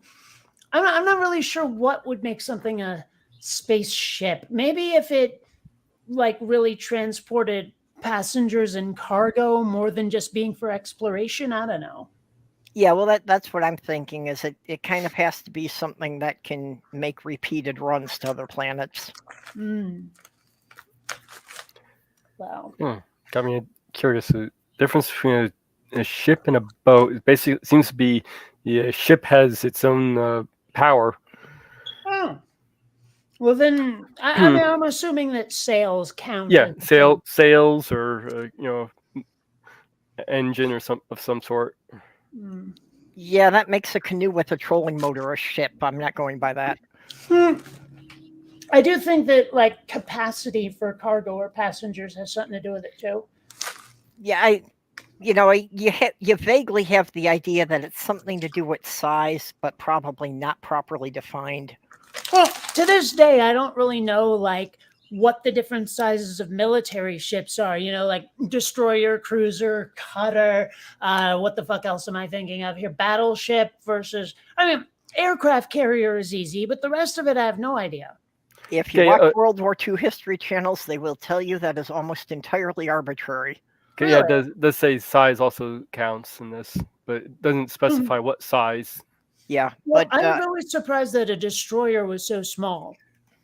Yeah, but especially when you get to anything between cruiser and battleship, the lines get really blurry. Everything in between there, and nobody can define what a battle cruiser is. That will define all of the things that different nations called battle cruisers. I was like talking to some of my military friends, including some in the Navy, and boy, does the movies like Hollywood lies to you about the rank structure in the military. Like there are the military's pretty rank classes and sub ranks within each rank where I'm like, I don't understand any of this, and I'm surprised you do. Yeah. Well, that's why in the Navy a rank will usually be like 2 or 3 letters and a 3-digit number after it. And apparently most of them refer to your pay rather than your rank. Those are pay grades. Yeah. I don't know. It's all just a mystery to me. I'll stick with the big print, easy reader version that Hollywood gives us.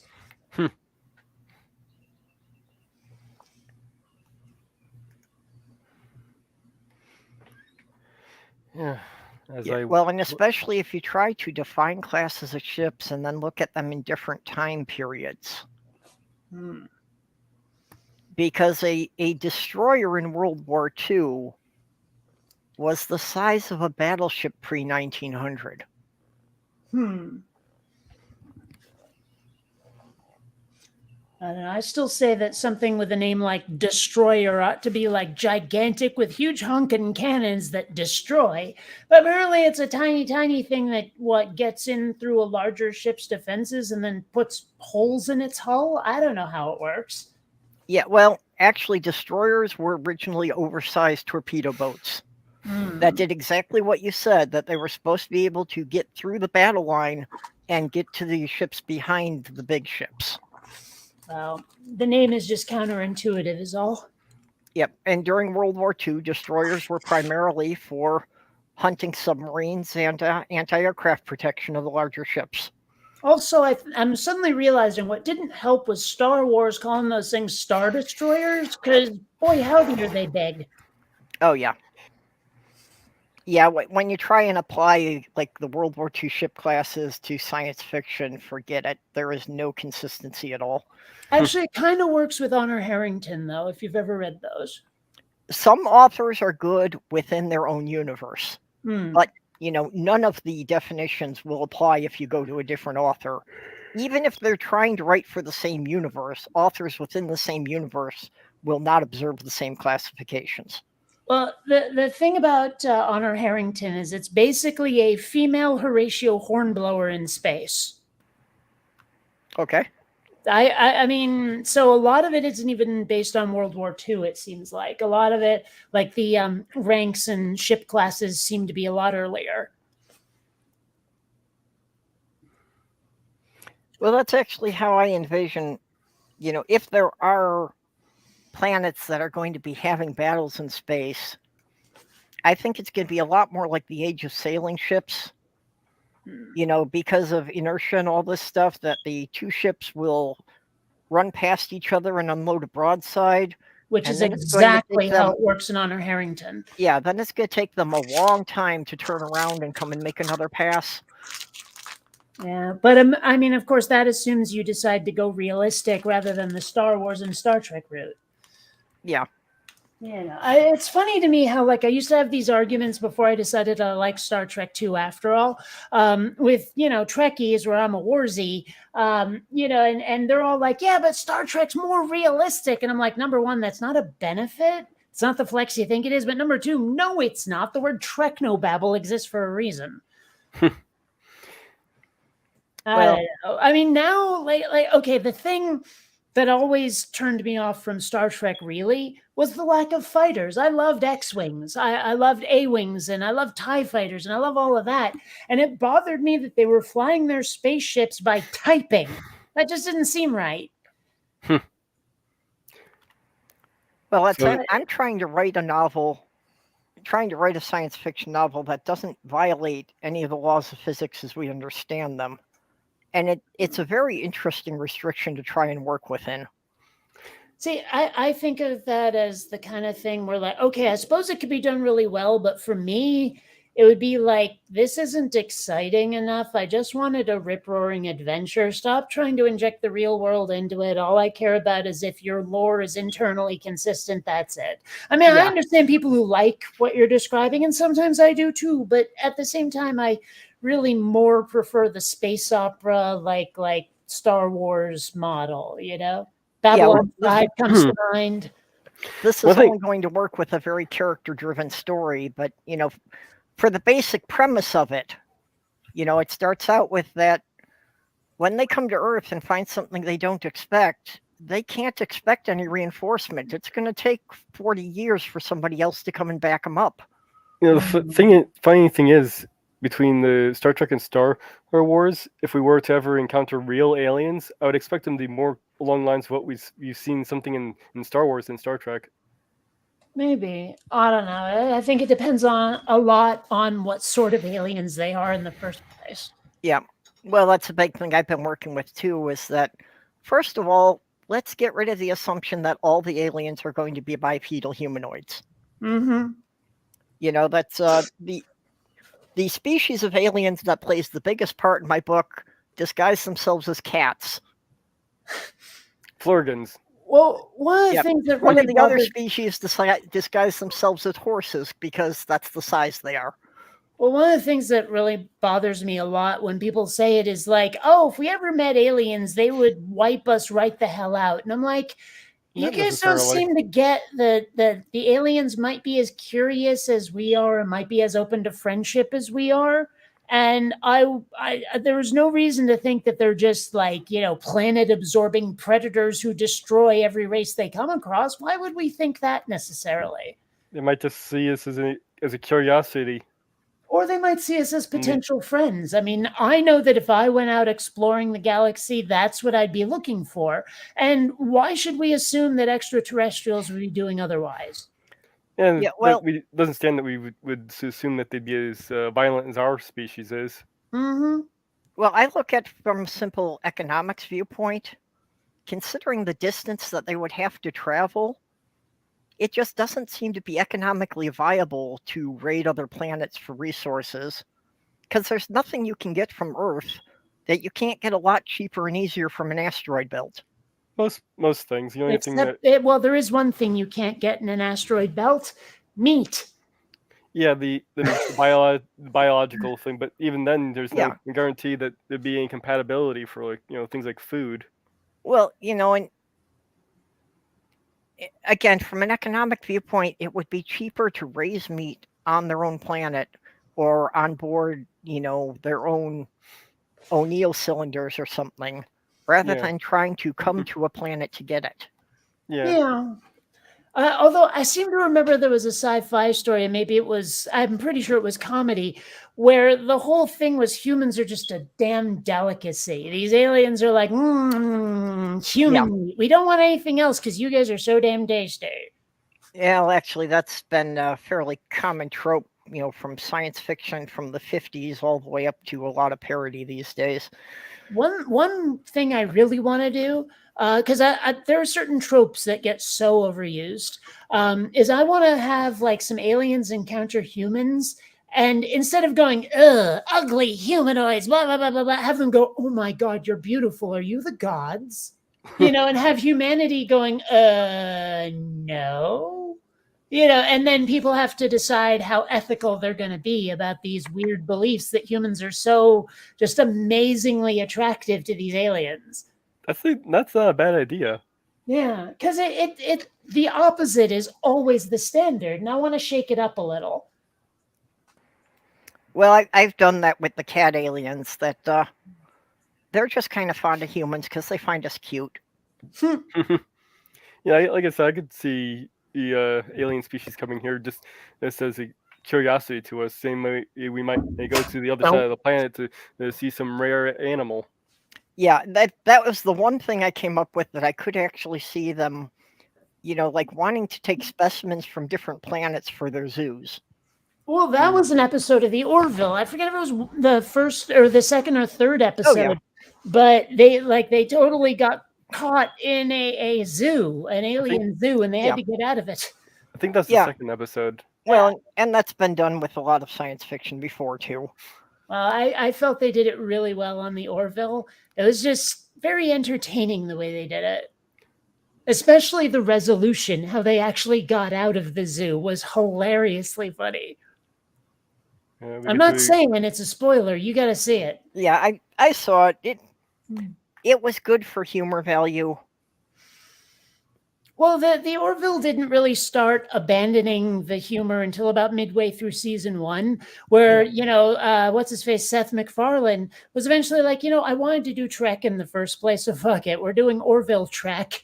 And the show just sort of turned into Star Trek with a tiny smidgen of comedy. I thought the third episode was fairly Trek-like. Was that the one with the colony ship or whatever? The space? It was the one where Topo was born. Oh, okay. Well, yeah, that whole plot arc with Topo is pretty interesting. I think they had to start out doing comedy because it was Seth MacFarlane, so that was what people were going to expect. But I think it was something that Seth MacFarlane wanted to prove he could do some serious work too. I think he, Well, I think that they, and he is such a Trekkie. He is a huge fan of. He was Yeah. even on Enterprise at one point, actually, I think, so there's a fan film of him basically playing Kirk on YouTube. So he is such a huge ass Trekkie, and he wanted to do actual Star Trek, but no one would take him seriously. I think he started doing the comedy part at first to just kind of cover his ass for any Hmm. lawsuits. But I mean, I'm curious what he would have done if they'd actually given him a Star Trek movie or even a show. From what I hear, he actually was petitioning to do a Star Trek series, but they turned him down. Yeah. Now, I seriously, better him than whatever the hell Tarantino wanted to do. Or whatever they're doing right now with Kurtzman and Bad Robot. I don't know what you mean, but that's okay. I stopped following Star Trek ever since CBS arsed it up. They're the ones who are doing all Discovery, Picard, Strange Yeah. New Worlds, Lower Decks. Discovery was awful, and I watched one episode of Strange New Worlds and was like, fireplace in the captain's quarters? Fuck no. And I want to like Lower Decks. It's a concept I've thought of for a very long time, but I wanted to see it done seriously. And the Cal Art style of animation is an abomination, so I just could not watch Lower Decks. Yeah, I can't stand it. I can't stand that main character. If I find in the Mariner, one of the main characters there, it would be more annoying than Wesley. Yeah. Yeah, I was never all that annoyed by Wesley, and when I found out how many people hated him, I was like, really? Well, I'm just using it as a shorthand for how annoying I find this character. Well, honestly, I didn't start watching Next Generation until about the 3rd season. And I'm glad I did, because I think if I had started watching it from the beginning with all the Wesley heavy episodes, I would have given up on it before it got good. Well, like I was told to give Next Gen a try, even though I really didn't like TOS, and I mean I stuck with it. But when the pandemic hit, and I was basically just rewatching everything I'd ever watched before because pandemic, like I watched TNG all the way through. And they don't boldly go that often after the first season or two. Like most of the episodes end up being like, oh, the holodeck fucked up again. Or, like, oh, it was just like always crew drama and all of that. They didn't land on alien planets and go exploring very much, more or less after the first season or two. Yeah, that's fair. And it's this is probably one of the reasons I felt Voyager was a breath of fresh air, because that's about all they could do, and I really like Tom Paris. He's like the only Trek character where I feel like he was actually realistic, where most Trek characters are like archetypes. They're tropes, all of them. And Tom Paris was the only one where I'm like, this guy drinks beer. This guy listens to rock and roll. This guy is not trying to be some sort of fucking Renaissance man like every other Trek character. And you also put physical controls on the Delta Flyer. That too. Well, when I started watching Next Generation, it only took me about half a season to try and organize a betting pool about what stardate would Riker have more illegitimate alien children than Kirk did. There was an episode of The Big Bang Theory where Raj is like, why is it that everyone in Star Trek, their genitals are the same? No alien woman ever said to Captain Kirk, hey, get your thing out of my nose. Well, they didn't have all the genitals the same. In one of the movies, Kirk kicks an alien in the kneecap, and it was, not every species keeps their genitals in the same spot.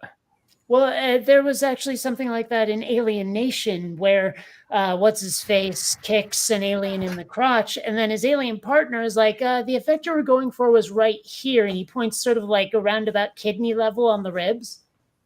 Oh, I haven't seen that in a while. It's kind of dull, weirdly. I remember liking it, and I watched it again recently. I was like, man, this plot takes forever to get going. But they do have the Wilhelm device in one scene, and I'm like, I love that prop. Hell, I used it in Quint Redshift, Yeah.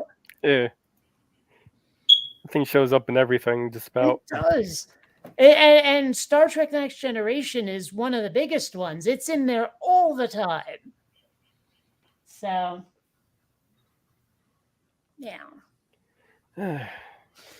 Man, that minion still hasn't arrived. They still say it's on the way, it'll still be here, but it just hasn't arrived. Yeah, I've been going through some of my movie collection here, updating my files. Yeah, I've still got the box sets of several series on DVDs that I've never taken out of the shrink wrap because I haven't found the time to watch them yet. I have a bunch that are still in the shrink wrap because they're streaming, and I only own the box sets because what if they stop streaming? Because so many streaming services, like, I don't know, they lose their license rights or whatever it is, but shit disappears. And I'm like, oh. I actually had a show disappear on me from one episode to the next. I was like, well, I think it was House. I got through one episode and the credits play and it says like next up, and then immediately goes to the main menu, and then I can't find the show again. And I'm like, what the hell just happened here? Yep. It's one of the things about Netflix that got me really pissed off was how many shows I started to watch and they didn't have the next season, or they just lost the license. The one I distinctly remember was like Burn Unit. I was like halfway through, or Burn Notice rather. I was like halfway through the 5th season and they stopped carrying it. Ugh. But, that happened to me like a half dozen times that I wound up with a show on Netflix that I never got to see the final season. And that's why I started buying these box sets. Yeah, that happened to me. That totally knocks me out is like, oh yeah, Hulu has this movie, but Netflix has the sequel. Yeah, that happened to me with the cartoon series Dino Saucers. They had on Amazon Prime. I started watching it, and then like a few weeks later, they took it off. Oh so God, I remember that one from when it was on broadcast TV. So, fortunately, I dug around and I found the entire series on the archive site. So I was able to get through there. Netflix used to have Red Dwarf, and then it disappeared. Apparently, it's on some service I don't have. Fortunately, I have the box set that goes up to when they start getting terrible, because I hate to say it, around about season 6 or 7, especially when they got alternative Kachansky on there, I was like, oh, this is terrible. Yeah, I remember when they had it on Netflix, they had a little date saying that was going to go off in like a few days, and I was like just binging through the whole damn thing so I could watch it all. Yeah. Yeah, unfortunately, there are some series that do that, and it usually happens after, when they start a new season and one of the actors didn't renew their contract. So you've got a new actor basically trying to play the same character, and the whole thing falls apart. Yeah. Well, I mean, the one who played Kachansky originally was not really an actress. She was actually a singer who, for whatever reason, got on the show. Well, then again, I mean, that's not so unusual. I mean, hell, Marky Mark, if you remember, before he was Mark Wahlberg, was, well, he was a singer. And then, I mean, hell, Will Smith was a rapper, and then he ends up on a sitcom, and look at where he is now. Yep. So, I mean, between singers and stand-up comedians, that seems to be a gateway to TV shows and movies for a lot of people. I'm noticing McKenna Grace seems to be going the other way, starting as an actress and then getting into some singing here. McKenna Grace, that's the one who played Paige on Young Sheldon? No, she played Phoebe in Ghostbusters Afterlife. That's the same person. Oh, really? Yeah, and she's also the president's daughter in Designated Survivor. She's quite the chameleon. Yeah. Well, I mean, if you look at her in like some of those shows, she in Ghostbusters, they completely changed up her hair, and it was hard to recognize her. I've noticed that with a few new things that she's been in. Yeah. Well, also part of that though is that I don't know if it's my autism or whatever the hell happened to my head meats, but if someone changes their appearance and it's not someone I've known for a very long time, I do not recognize them. It's like I apparently look at hair and clothing more than I do at the face, or maybe it's just something having a hard time recognizing it. But I mean, if I've known someone for decades, I'm like, oh yeah, no problem. But if I've known someone for like a year or two and they switch how they look, I'm lost. Well, actually, that's for me. That's the most glaring part of my autism. Is I have no facial recognition skills, and even if it's somebody I've known for a good while, if I meet them someplace I'm not expecting them, I will not recognize them. Yeah. So yeah, if you look here, young Sheldon, whatever the hell Buzzkill baby is, I don't know. And then you get to there's Ghostbusters, right? And somewhere here, designated survivor, there it is. Yeah, so she's in a lot of crap, you know. No, I didn't know she had been in Captain Marvel. Huh. So I mean, yeah, she seems. I mean, God, how old is she? She has like 100 credits. 16. Well, she has 70 credits under her belt already. And that's not even counting episodes. That's just titles. She's quite talented. I gotta give her that much. Wait a minute. Oh my God, she was in Ready Player One at one point. Huh. I mean, a minor character, but still. Yeah. I mean, she's talented, especially for someone her age. Yeah. Well, one I really had a lot of respect for was Brent Spiner, because he was showing up in things and people did not recognize him. Well, I mean, everybody knew him from Star Trek, and nobody realized the stuff he had done before that. Well, I actually remember him from Night Court, playing Bob Wheeler. Yeah, and so few people realized that was the same person. I find that as a mark of a good actor, be able to play one role and not be able to recognize between roles. Yeah. Yep. And it's only because I've worked video stores, went to film school, just been immersed in this stuff my whole life that I can usually spot someone who is in something else just by their mannerisms or the tone of voice. Voice is one of the biggest ways I recognize somebody. Yeah, well, I'm much more likely to recognize a voice than a face. Yeah. Although I do remember once a friend of mine sat me down in front of a TV show and said, here, you got to watch this. See if you can identify the actor that I'm thinking of right here. And immediately I'm like, oh, hey, Bobcat Goldthwait. My friend's like, oh, damn you. That was supposed to be hard. Yeah. One of the things I really loved Brent Spiner in was the Disney's Gargoyles. I never watched that. That was around about when the culture started getting darker because it was the fucking 90s, and I was like, there's no way I'm watching this. I want my happy back. I want the 80s cheerful chrome and neon back, damn it. You know, instead of all these drab earth tones and everyone's grumpy. It wasn't, you know, it was more a fantasy thing. They had some science fiction. They had almost the entire cast of TNG in that. And you can thank Brent Spiner for all that. Because every time they were coming up with a new character, he said, I know someone for that. Xanatos was played by the guy who played Riker. Yep. Yeah. And the female gargoyle, Demona, was played by Martina. Yeah, they played Troy. Yeah. Yeah. I don't know why I'm having trouble with her name now. Or something. Yeah. Yeah, well, I've had so little sleep, I'm having problems finding words at all. Well, I'm having a hard time. Oh, nope, there it comes. Mira Furlan played Delenn in Babylon 5. I was having a hard time coughing up that name for some reason.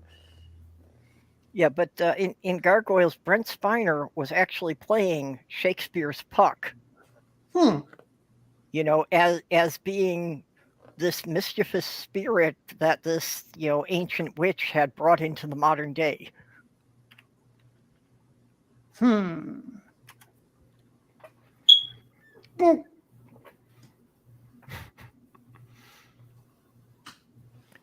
he was actually doing a dual role because he was doing Puck and he was also doing this character of the main villain's right-hand man, who he played so completely deadpan, like the guy had no sense of humor whatsoever. Well, I Yeah. mean, my favorite voice actor of all time is Rob Paulson, and he played so many people on Animaniacs. It's crazy. I mean, he was Yakko, Dr. Scratch and Sniff, Pinky, and bunches of others. Yep. And of course, he's been 2 Ninja Turtles that I know of, maybe more. Yeah, well, in Transformers Beast Wars, Scott McNeil played like 5 of the 8 characters that had the most lines in the show.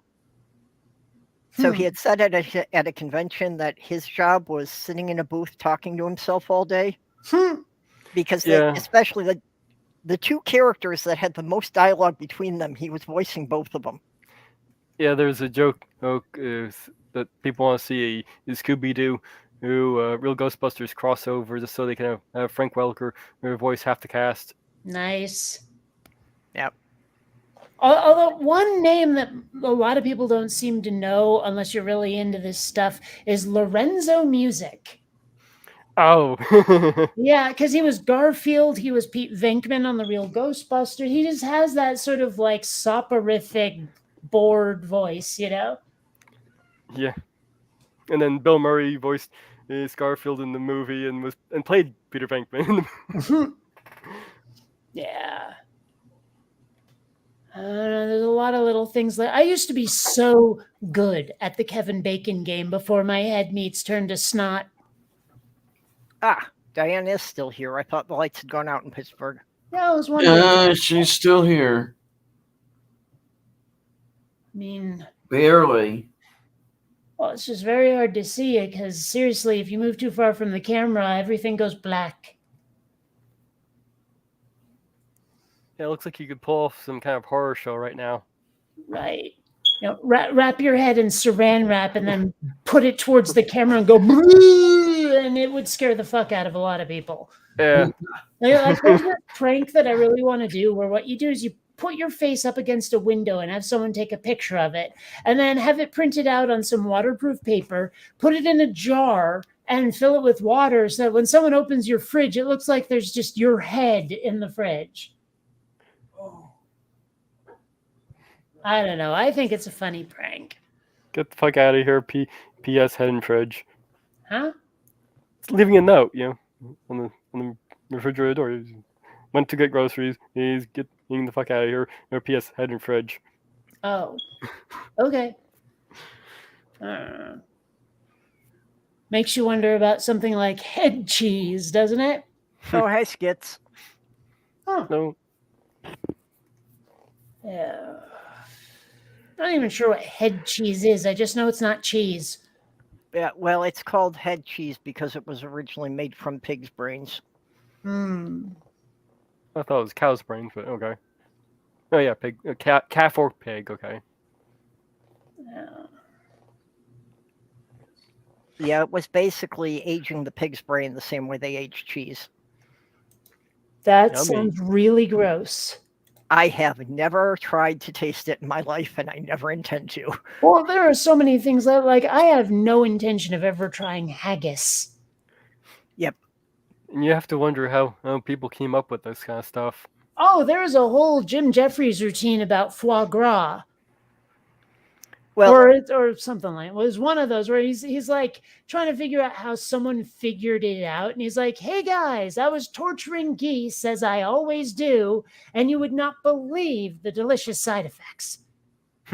how people Maybe- came up with this is pretty simple.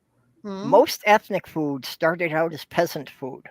It was the stuff that the people had left over to eat after the nobles took all the good cuts.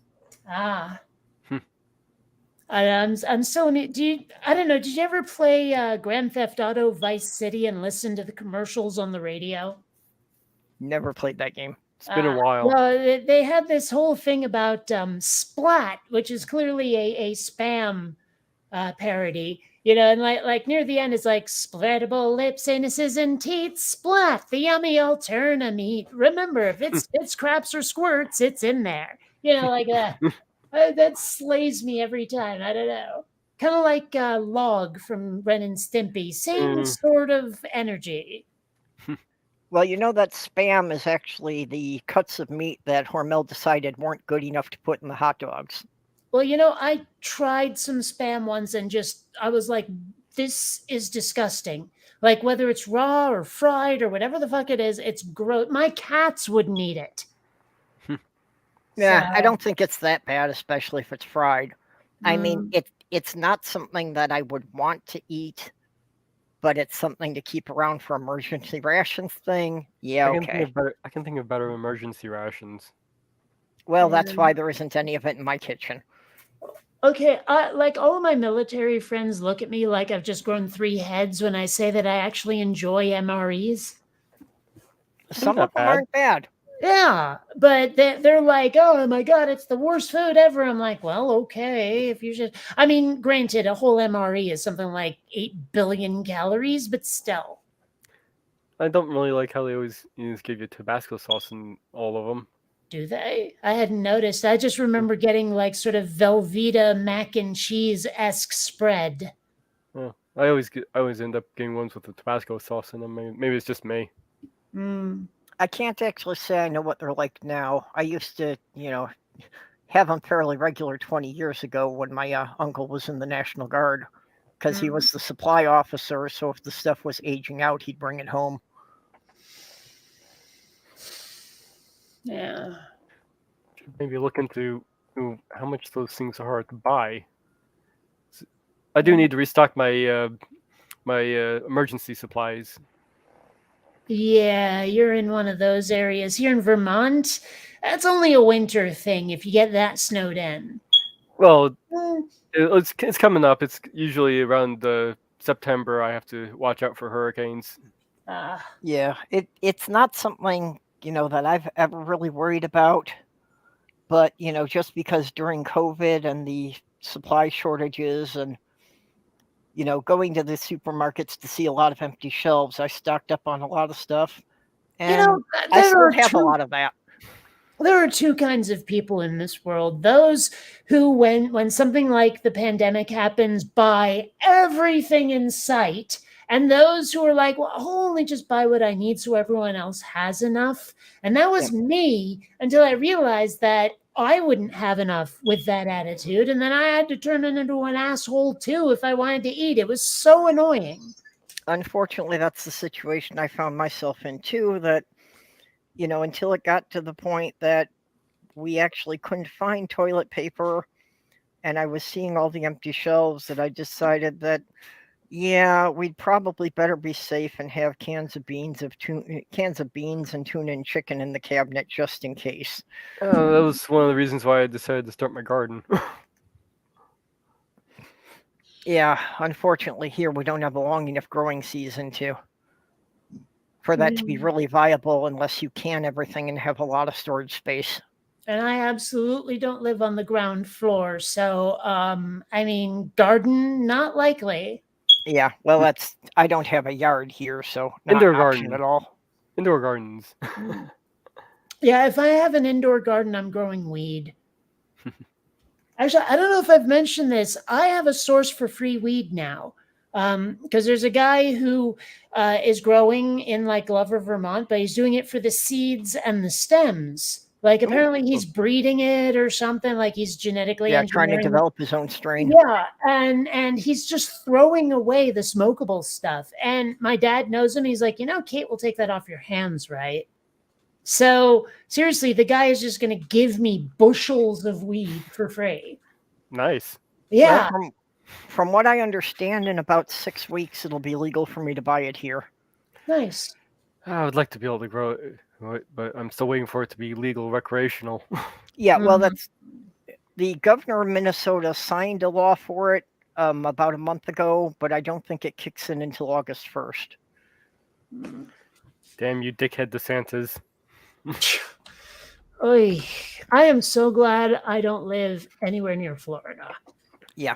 The only thing that bothers me actually though about that is I really want to go to Florida because they are opening a Minions World, like right near Disney, somewhere in Orlando. They are opening Disney World or like Minion World, and I want to go, but I don't feel like it would be safe for my queer ass to go to Florida. Though Yep. I do find it rather funny that one little clip of the guy saying that he took showers in the basement with the Santas. Okay. Yeah, unfortunately, I have also now come to that opinion that having come out as trans, there are a number of states I don't even want to try driving through. Mm. Oh, this is so funny. I just found out the French title for Despicable Me, and it's Detestable Moi. Oh my God, that's hilarious. Oh, man. That sounds like it'd be almost a parody of Despicable Yeah, Me. it's actually one of the reasons that I am glad other people stepped up to help Diane in this move, because I'm not sure it would be safe for me to drive through Ohio at this point. Mm. Seriously. I know, want it's to like go. Yeah. I'm not kidding myself. I know I'm not really passable. So the idea of having to use a public bathroom in Ohio would be scary. Well, it's like I watch all these TERFs on Twitter like flip out and they show these pictures of, let's face it, the most unpassable trans women ever. It's always- like, and I'm like, I don't know how you people would cope with a trans woman who passes. Yeah, they always pick the most unpassable ones, Yeah. Well- or if they're trying to do shock of surgeries, they'll always pick surgery just like shortly after the short surgery is done, so it looks the worst possible. Yeah, they're like, seriously, if they could make their arguments honestly, I don't think they would have any. Well, and the very predictable result of the places that put in the bathroom bans is they're harassing 10 times as many cis women as they are finding trans women. Mhm. Yeah. And you heard about that case of that poor 9-year-old who was like doing some track and field event. I think it was in Canada, and like she won or something. And so the dad of some other kid was like, "Make sure that one's not trans or something." Yeah. In fact, I saw Kitty did a TikTok on that. I posted that to somebody I was having a back and forth with, and they blocked me. Well, I saw a follow-up article recently, like there was this morning, where he's now just banned from all school sporting events, that guy. There was one in Florida about a high school girl, and the parents of a cis girl raised a big stink that their kid had been bumped to make room for this trans girl, and DeSantis even got involved in this one. And it's like, she hadn't even won anything. She came in 17th in the state finals. Yeah. But these parents were all upset. No, that's what it was. The parents were all upset because their child should have come in 16th instead of 17th if this trans girl wasn't in there. Ugh. And I mean, let's face it, if a kid like is on puberty blockers at 11 or whatever, a kid is not getting burly. That kid is not ever going to be a linebacker, no matter what. And at that age, boys and girls aren't all that different when they're athletic. Yeah, but the last past person I was having a back and forth with, I was trying to explain, if they've been on puberty blockers, they're probably going to look younger than they actually are. Yep. And I mean, nobody thinks about other people's genitals more than TERFs and Republicans. I'm sorry, it's crazy. They're like some of the most pervy bastards out there, and they act like they're the paragons of virtue here. Yeah. Most kids, if they start on puberty blockers before they're about 14, you might have a hard time telling which gender they were anyway. Yeah.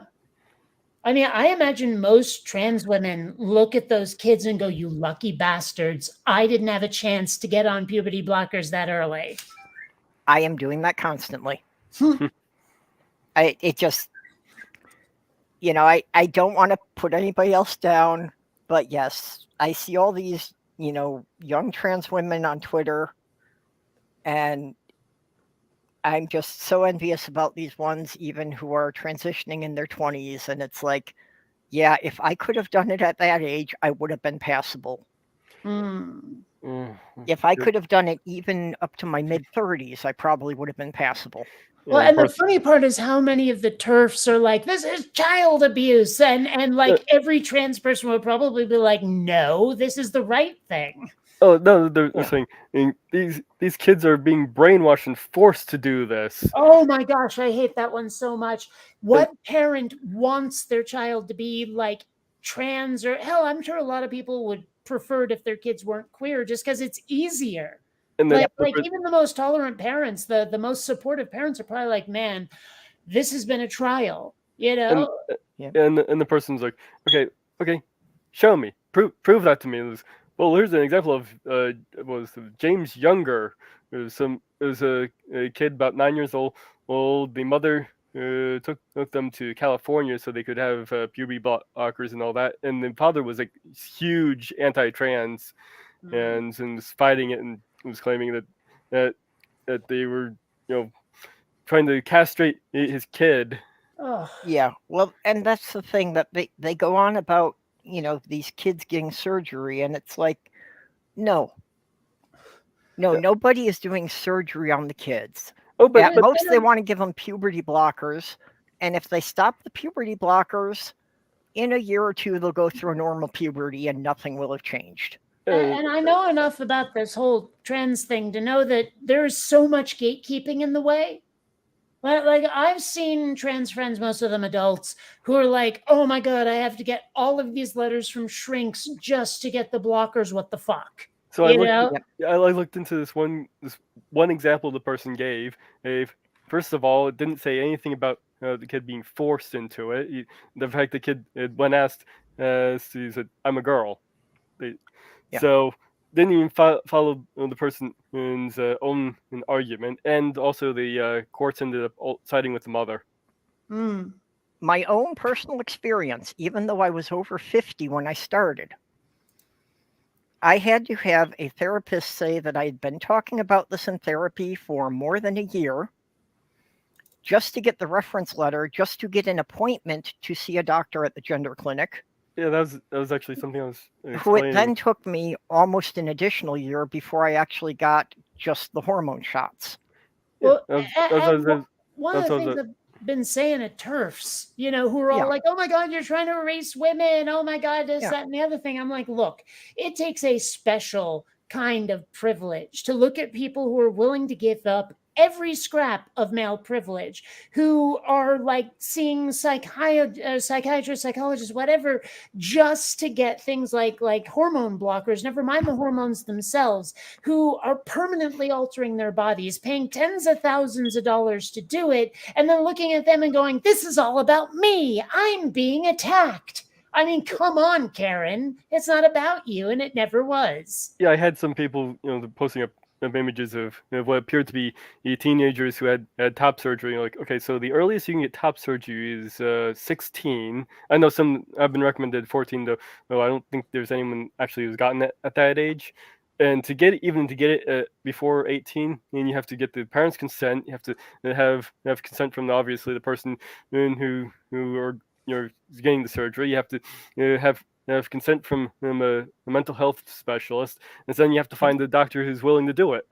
Well, and I've seen like an image of, I think she was a teenager, I'm not sure, who had to have her breasts removed due to cancer, and was showing the picture of the scars, and every like TERF or transphobe or whatever came out of the woodwork to say, "This is sick, you should never do it to kids, blah blah blah," and everyone's like, "Dude, that's a cis chick who had cancer, fuck off." Yeah, that's another thing. None of the pictures that they're presenting as trans kids getting this top surgery, there was no context as to whether they're actually getting it for the surgery or just because they had cancer.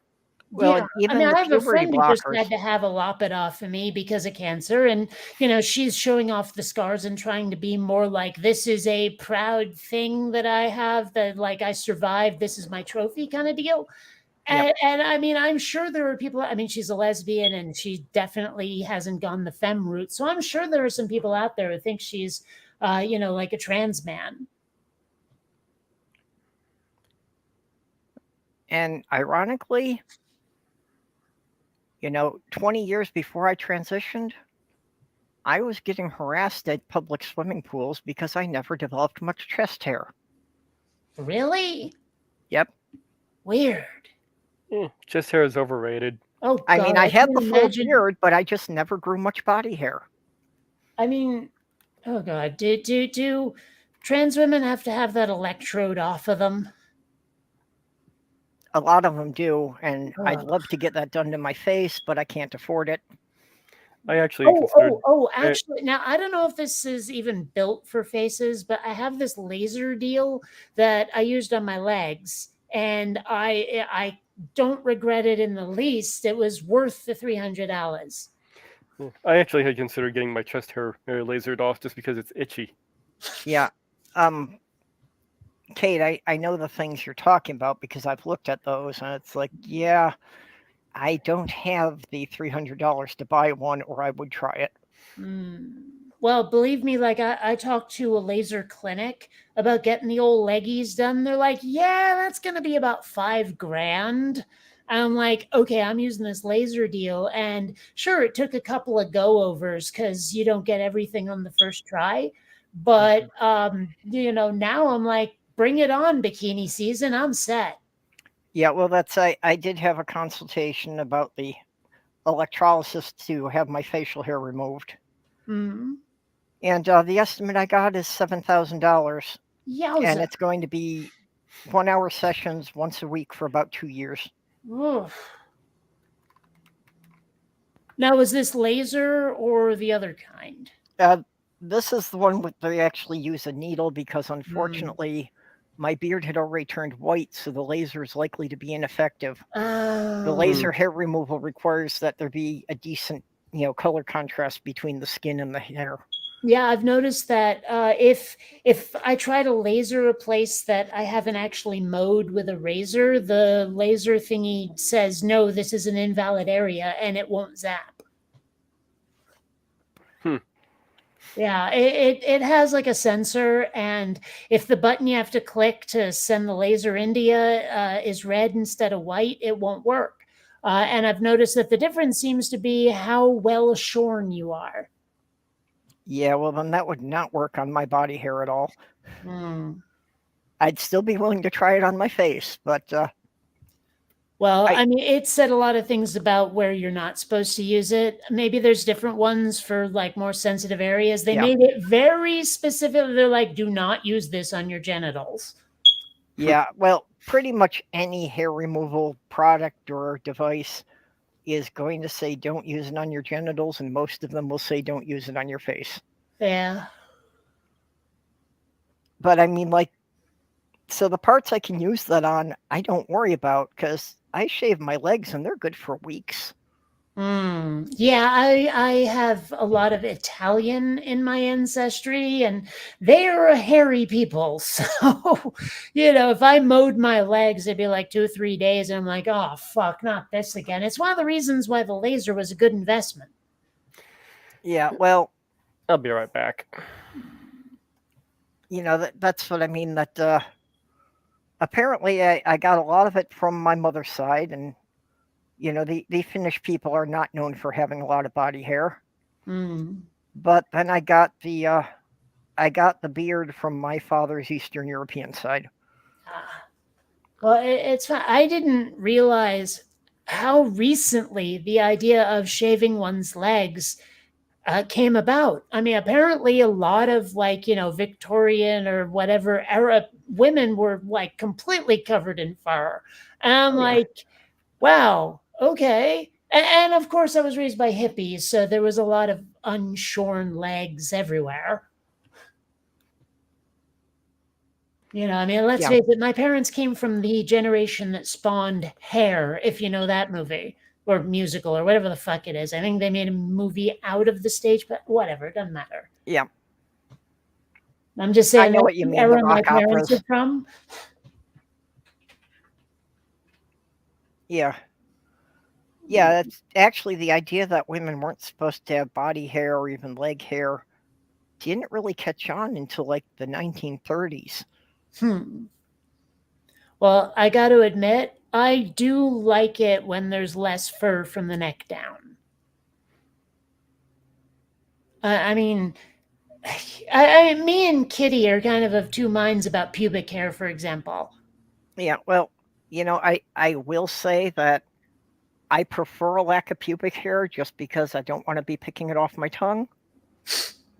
Fair enough. Yeah, it's not great when you go out down on a girl and you're flossing at the same time.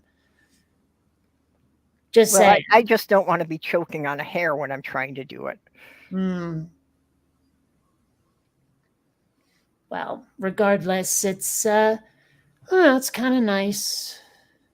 Yeah. Hell, I should take the laser to it. Well, but I also fully understand that trying to shave there is uncomfortable and a little difficult. And when you nick yourself, it's probably something you should avoid, I mean, it's Yeah. bad enough on the legs. Yeah, so it's like I'm certainly not going to expect a partner to be shaved, but I am more than happy to help you trim it. Yeah. Although I gotta say, one thing I find is an extreme turnoff is a landing strip, because I'm sorry, it kind of looks like crotch Hitler. Yeah, never thought of it in those terms, but Well, it's all that pops into my head. It just doesn't look right, a landing strip. well, yeah, if you're going to be shaving down on the sides, there really isn't any reason to leave anything. I don't know. I guess maybe it's one of those things where it's like, well, I guess guys like this, so I'm gonna do it. I don't know. I mean, the only guy in here is Mage. Can you tell me if that's a thing? Well, I know that it had been a thing in a lot of men's magazines. Just the more creative trimming there. Yeah. I don't know. I wonder how many, how many people have taken their pubic hair and shaved it into like curly cues or crop circles or something, just for whimsy. I've seen a lot of photographs of that kind of thing. Well, it shouldn't shock me. I mean, hell, one dude made a ramen bowl out of his beard once. I can't imagine what people are doing with pubic hair, but I'm sure anything someone can think of has been done. Yep. I mean, hell, I'm sure there's people out there who have taken their pubic hair and turned it into dreads. Well, I've seen much worse things than using the hair, so we're going to stop at that. Yeah, well, I don't know. It's weird to me, some of the stuff people are into. Like, a lot of my goth friends are into BDSM, and a lot of it, I'm like, I get it. Why not? But the sudden popularity of butt plugs just mystifies me. I don't think it's so much a sudden popularity as it's become okay for people to talk about it online. Well, maybe, but did you hear about that one dude who thought that his butt plug was pure rubber, and so he could wear it in an MRI machine, and instead it turned into like a rail gun into his guts? I've heard of some incidents of things like that. I mean, I've been in enough MRIs where I'm like, I would never, hell, I would not wear earrings. I've heard of people having their nipple rings ripped out because they forgot it was there. I mean, geez, the first word is magnetic. Figure it out, people. Yeah, I have heard a lot of things of people thinking that stainless steel isn't really magnetic. Oy. And it's like, it's a damn powerful magnet. And depending on the grade of stainless steel, it's slightly magnetic. Mm-hmm. So yeah, I have heard about a lot of people going into MRI machines and having the piercings ripped out. Man. I seem to remember there was a story once, I think it was a story about someone who had gotten like a prison tattoo or a tattoo that wasn't standard, and there was like some sort of metallic ink used and a powerful magnet just ripped the tattoo right out of them. I'm pretty sure that was fiction though, so I don't know, if that ever actually happened.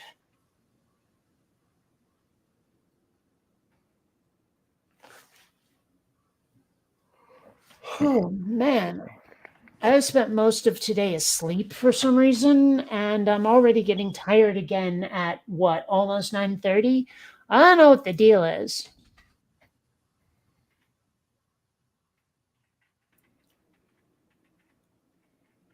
Yeah, I'm tired all the time, but I can never sleep. Yeah. Well, I don't know. hopefully, like, I'm starting to think I need to actually reduce my caffeine intake, because for a while caffeine was hitting me the way it ought to after so long of not having it, but it used to, way back in the day. Well, one, it cured headaches, but two, it would actually knock my ass out. I could use caffeine as a sedative. And I'm starting to wonder if maybe it's starting to hit me that way again and I should cut back on the Red Bull.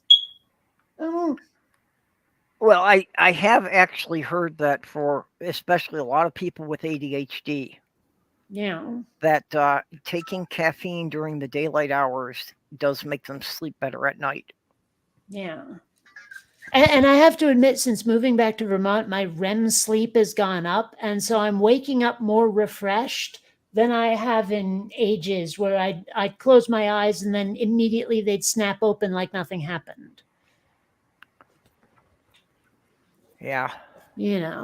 I Well- mean, I'm not in I'll rise, but I refuse to shine anymore. Yeah, at this point, I'm calculating that I've gotten about 10 hours sleep since Sunday, which puts me just above the line of where the paranoia and auditory hallucinations usually starts. Oh, I didn't know that was a thing. For that, I usually need acid. No, basically, if I go more than 3 consecutive days, averaging less than 2 hours of sleep a night, that's about when it starts. Hmm. And it's like, even when you're just being paranoid and there's nothing there, it doesn't fucking help when it's happening. Okay, one of the oldest comedy tropes that I know regarding drugs that for some reason to me is still funny is where someone's like, oh my God, I just had weed, but I'm not paranoid. You're supposed to be paranoid when you're on weed. Why aren't I paranoid? That kind of thing. Yep. I don't know why. Between that and people getting electrocuted like they're tased or something makes me laugh so hard. I don't know why. But like there's this scene in How I Met Your Mother where Barney gets hit with a stun gun, and just that sort of that thing made me laugh so hard. I don't know why that makes me laugh. I have seen people use tasers at BDSM parties. Oh dear. Never tried it myself, but for some people, apparently that's a turn on. Now wait, taser or stun gun? There is a difference. I think it would be what you'd consider a taser. Well, okay, the thing is the names are very counterintuitive. The taser is actually the one that is ranged, whereas stun gun is more hand to hand. Okay, no, this was more something that they just have to press against the skin. Then it was a stun gun. I found that distinction annoying. I'm like, this is so counterintuitive. What's wrong with you people? Got my bird out. Well, at least it's not on camera. Sorry. So does that mean Molly's back in her crate? Yep. She seems to have figured out around the time I should be taking the bird out. Just go into the crate and take a nap. Now, see, what you need to do is teach the bird to go and drop the rubber ball on the dog. Oh, I had a great idea for how to fuck with scientists. I love this idea. You take like parrots or minor birds, whatever can mock sounds, and train them to make noises like humpback whales and then release them into the wild in some landlocked state. Just have people going, what the hell is going on here? There can't be whales here. Sounds kind of fun. I love that idea. I was like, someday, I mean, I'll never do it. I'm no good with raising birds, but it would be so much fun to try. If you had the money and the time. Well, there was a TV series called After People that basically it was kind of like doing nature documentaries on the premise that if all the people disappeared, what would all the animals do after that? And one of the episodes they got into that was that, of all the parrots that had been trained by people, that they would keep repeating the words that they had been taught. So centuries after all the people had disappeared, there might still be scraps of human language echoing through the jungles. I can almost guarantee that the most common phrase would be Polly want a cracker. Actually, no. No? Find with pet birds, you usually hear pretty bird quite often. Yeah, Wow, pretty bird. okay. I don't know. Then I My- guess it's just a stereotype or a trope. But when I think Yeah, of it a parrot, is. I think of Polly want a cracker. Mine likes to say got stuck on good bird. I don't know. I think I would be very deliberate in what I would teach a bird just to make sure that it was, like I might put a bird in a room with like, I don't know, Animaniacs going on or something. Just like train a bird to go narf, that kind of thing.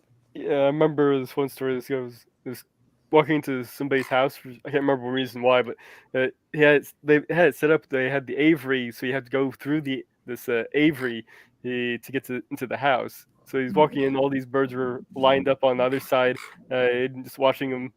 And as he's walking out, they had again all the birds are kind of lined up watching him. He's like really creeped out. And as I was walking by, and one of the birds goes, "He's leaving." Wow.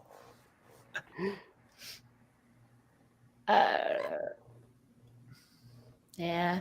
I mean, I think that basically I would be too much of a jerk to own birds that can talk. Well, there's some that have learned curse words. Yeah. I'm sure that they will pick up any word that the person in the house says often enough. Well, I mean, that's the thing is I especially- would isolate the bird and train it to, like I don't know, something like Darth Vader expressions, Yeah, especially African greys are well known for doing that, picking up whatever what they hear often. If I had a bird that could learn words, I'm sure one of the first words it would learn would be fuck, because unfortunately that's one of my Tourette's tics. Ah. Say, Purple, have you ever seen a TV show called The Middle?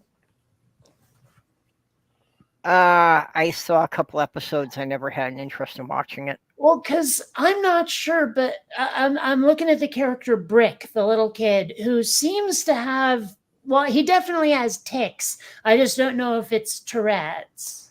Yeah, I don't remember enough about the show to really know anything. Okay. Well, one of them is like every now and then when he says a sentence, he'll look down and whisper like one or two of the words that he just said.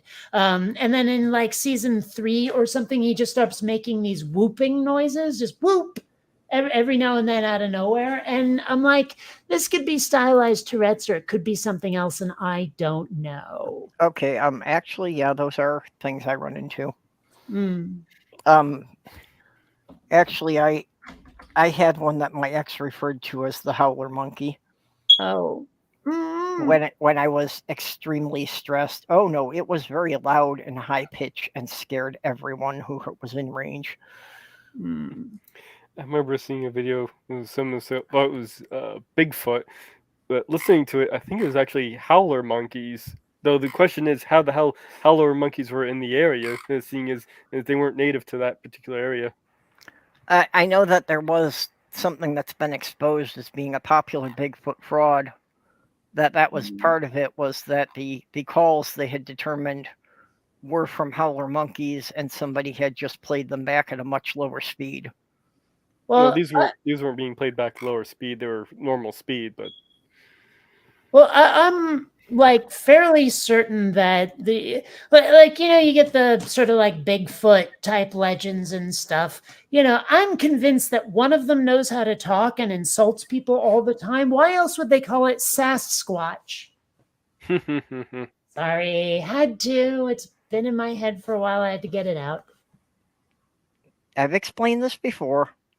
The Sasquatch were ambassadors from the Galactic Alliance. They were here in the 80s, but since people shot at them more often than trying to talk to them, they gave up, and that's why this planet is quarantined. No. It's Aaron Ra. No, Yes. he's the product of an unholy mating between Genghis Khan and a Klingon woman. No, No, he's Bigfoot. check on YouTube. Aaron Ra has has his own Bigfoot story. Mm. Unfortunately, the only vaguely paranormal story I have cannot really be. I mean, it's not remarkable. In no way did I think. Like, I saw some starlight that was really, really, really weird and looked deliberately made. But other than that, there was no sound, nothing moved. Yep. I don't know what the deal was. I've never seen it since. And it's just an interesting story to tell. I'm not a believer. Well, my sister had given me a bumper sticker that said Bigfoot saw me, but no one believed him.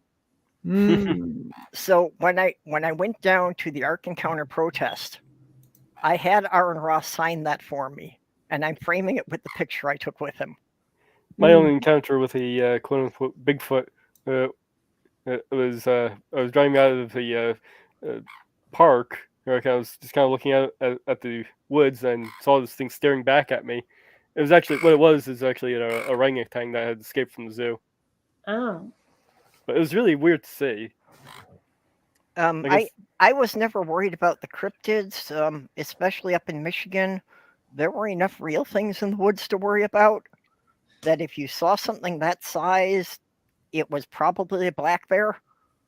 Well, I'm still hoping that some cryptids from another planet show up and take me back to the homeworld, damn it. But, you know. Yeah, well, I have actually had fairly close encounters with black bears up in Michigan.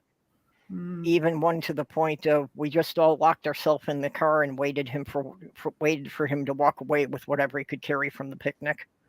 You know, it's funny. I was actually, I encountered this article about speech and how people who were like English is not their first language find it very bizarre the way that we organize adjectives. Like at one point, I think she was Japanese. She was like, "Oh yeah, I saw this brown big bear," and all the American speakers was like, "No, no, no, no, no, it's a big brown bear." And she's like, "What? It describes what it is." And they're like, "Yeah, but that's the order." And like it, I was sitting there going, "Wow, we do take that for granted, don't we? Why do we organize things that way? It's not required."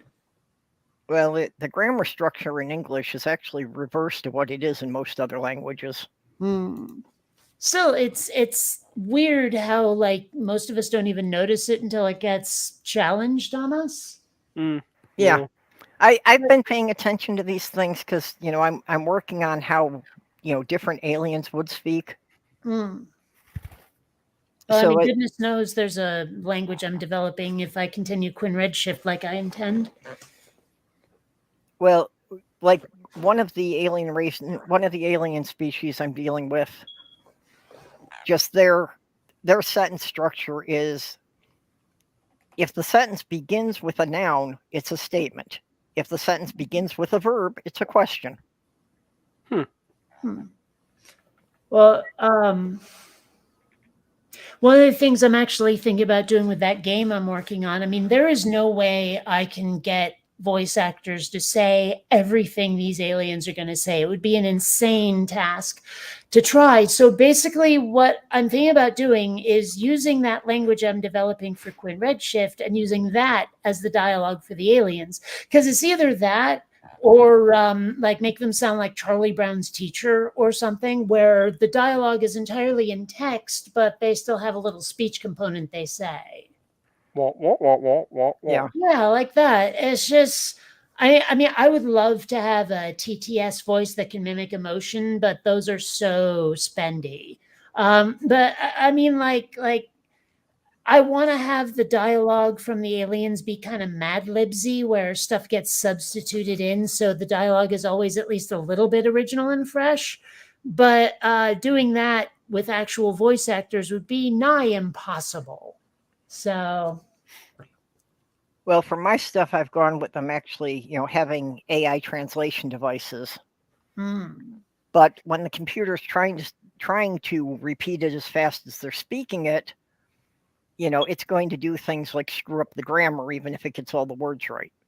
yeah.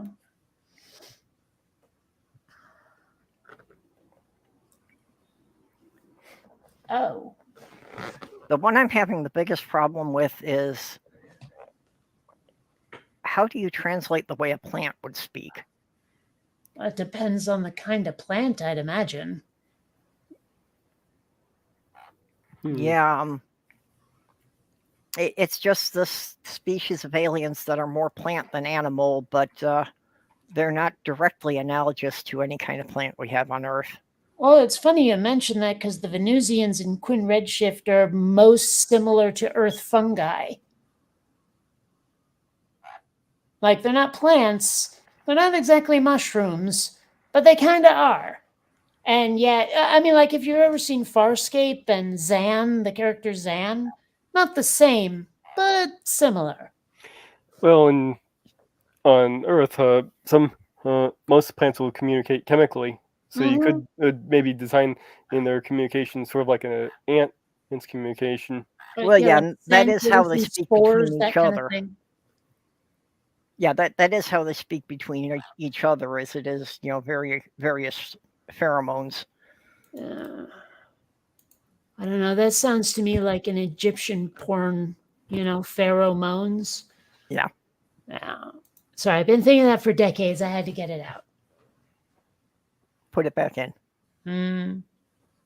Yeah, actually, I have a GIF of some like a character from How I Met Your Mother, where he's like a boss who's firing Marshall, and he's like, "Security's going to rough you up a bit on the way out." And I have used that so many times when people make bad jokes. Well, my late fiance used to watch that show, so I remember that line. Oh, I love that show. I don't know what is it. I think it's just the characters are pretty engaging. I love Marshall and Lily. Yeah, and of course Barney's fun to laugh at. I have trouble with sitcoms in general because most of the situations are based on friends lying to each other or just generally being jerks to their friends. See, I'm more okay with that than I am when the humor is about someone being humiliated. Usually if they're humiliating themselves. I could not watch like even an entire episode of The Office because the whole thing seemed to be about making people feel really bad about themselves in awkward ways. Yeah, but, if there are people who are being jerks to their friends on a regular basis, once this pattern's been established, why do you keep these people in your life for years? That's a level of realism I don't expect from a sitcom. If it's a drama, sure. But in a sitcom, I mean, it's pure entertainment. Expecting realism, I think, is not conducive to really getting into it. Well, I mean, I guess for me that if you're going to have characters that have that kind of dynamic, you have to kind of explain why it is they like to antagonize each other and give them a reason for each keeping the other around. Well, actually, I mean, they mention that a fair bit in How I Met Your Mother. I mean, there's a couple of times, or at least once, where Ted tells Barney that their relationship has become toxic and he doesn't want to be friends anymore. And some people do ask, why do we keep Barney around, actually? I had always wondered about that watching that show, and I never got a decent answer to it. That's why I never really got into the show. Well, I mean, everyone has that friend that like no one tells to go away and they're just part of the group and that's all there is to it. And although I have been in actual groups of friends where there was like this one dude who just gave off this psychic stink to me. I really did not like the guy, but he was part of the group. And so I just sort of tolerated it until everyone else started seeing the same things I did and told him to fuck off. Okay, just a little quick look up. Apparently, plants do make sounds usually when stressed, and it's been hypothesized that it's the result of releasing gas-filled bubbles. Mm-hmm. So it might be a method of communication for your plant-based species. Well, I have an insect species that uses the releasing gas thing that instead of actually speaking, they have a series of holes in their abdomens that they basically play like a flute. See, now I'm picturing Close Encounters of the Third Kind of bam, bam, like that, So you can imagine the species communicating by like cracking their knuckles, effectively. So I guess someone who can't crack their knuckles would be effectively mute. Well, I'm just saying, how it releases gas and causes that popping noise and all that. Yep. You could basically have a specialized chamber or something that would do effectively that, but for communication purposes. Oh, have you ever seen Curse of Evil Death? I think it's called.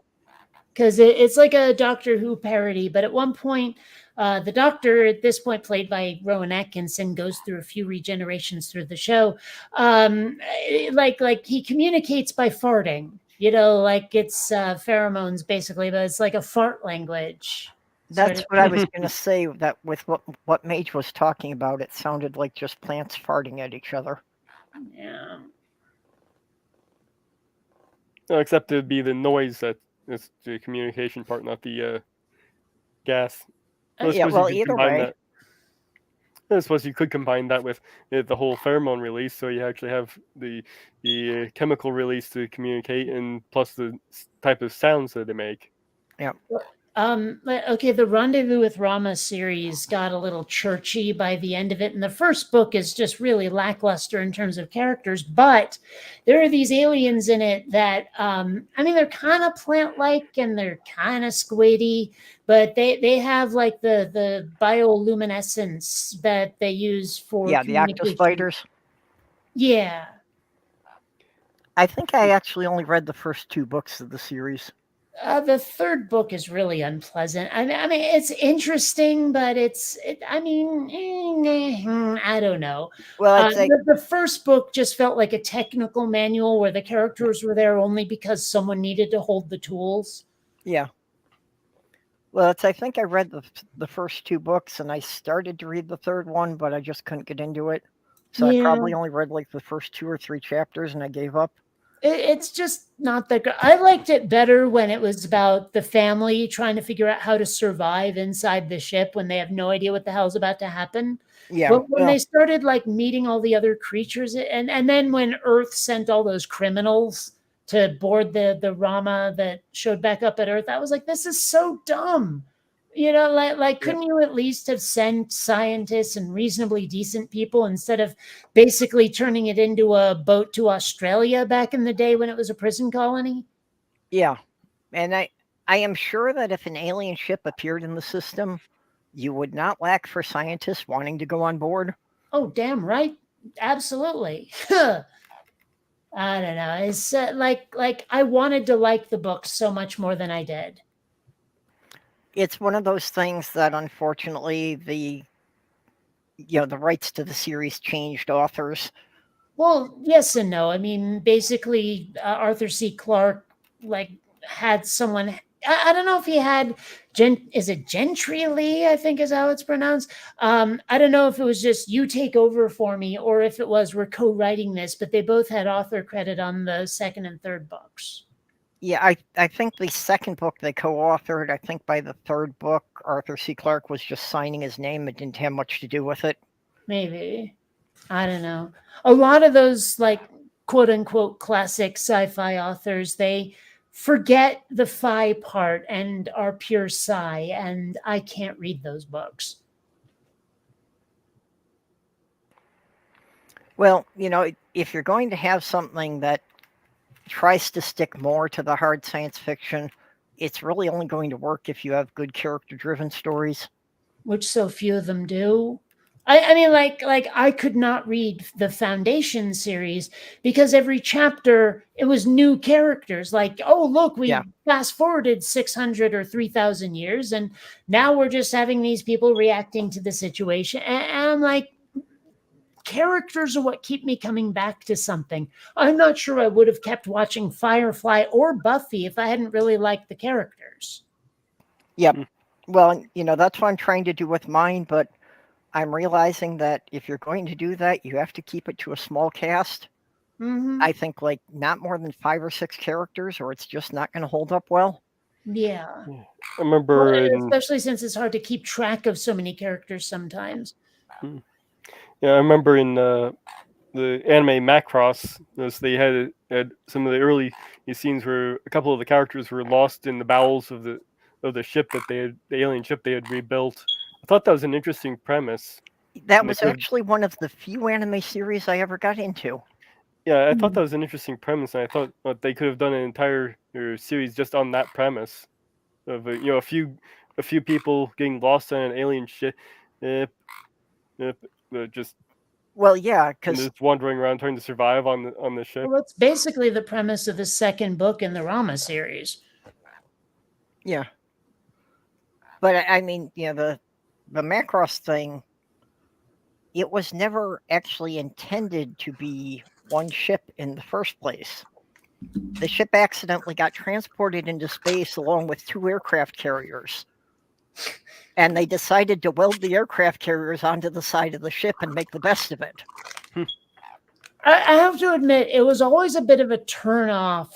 I think it was Macross. I forget which one I'm thinking of, where it was basically a seagoing ship in space. Like it literally looked like it belonged in the water. That might have been something else. That might I have think been. you're thinking of Star Blazers, in which No. the actual storyline I've was never that. seen Star Blazers. Okay, well, Star Blazers, the actual storyline was that it was the World War II battleship Yamato that they reconstructed into a spaceship. Hmm. The spaceship with battle- the help of space some battle- alien tech. No, Space maybe Battleship Yamato. because I've seen it just under a different title because I remember like Yamato being Yeah, in the Space title. Battleship Yamato. It was also shown as Star Blazers in the U.S. Well, I think it's the same it series. was such a turn off. Just the whole idea of like, oh look, it's a seagoing ship in space. I was like, oh my god, that looks so stupid.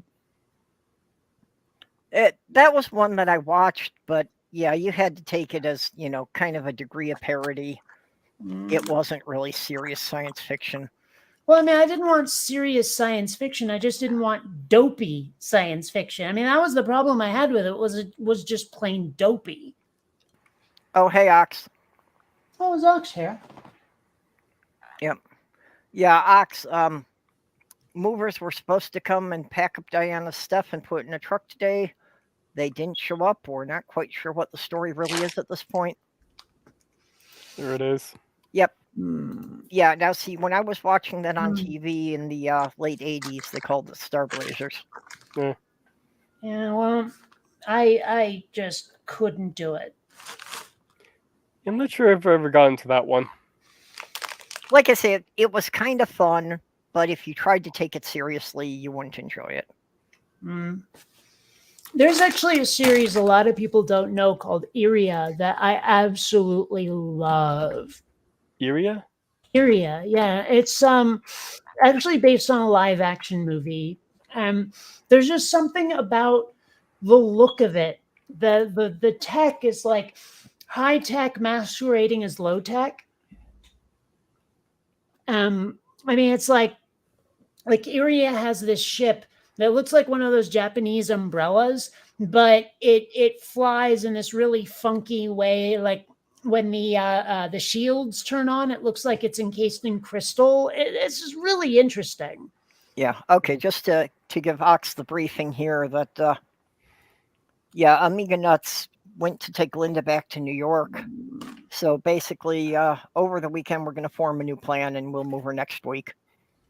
That's the main character there, and that's the sort of umbrella thing that she rides around in. It's pretty cool. I don't know. It's hard to explain it in any kind of coherent way, but It's spelled. How is it spelled?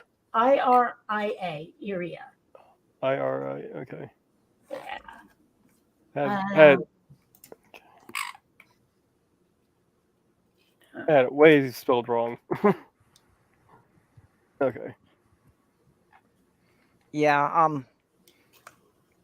Diana's pretty distressed and being very pessimistic about the whole situation, but the rest of us don't think it was a major setback. At most, it may take a while to get the money back out of the moving company, but we can work around that for now. Yeah, Minor it's more setback. of a corporal setback, really, rather than a major. Yeah. Sorry, I'll just see myself out. Ox, I don't know, how close you are to Diana. But yeah, at this point, it seems like a likely plan may be for Amiga Nuts to return with a U-Haul, in which case Diana would need some help packing.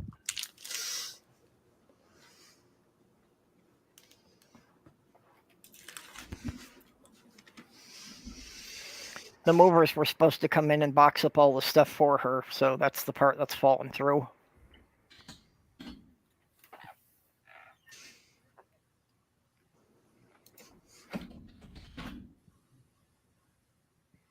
Yeah, Ox, I would you should probably send a DM to Amiga Nuts on Twitter, and find out, keep in touch with him about what day he's going to go back there. This is the live action movie that Iria is based on right there.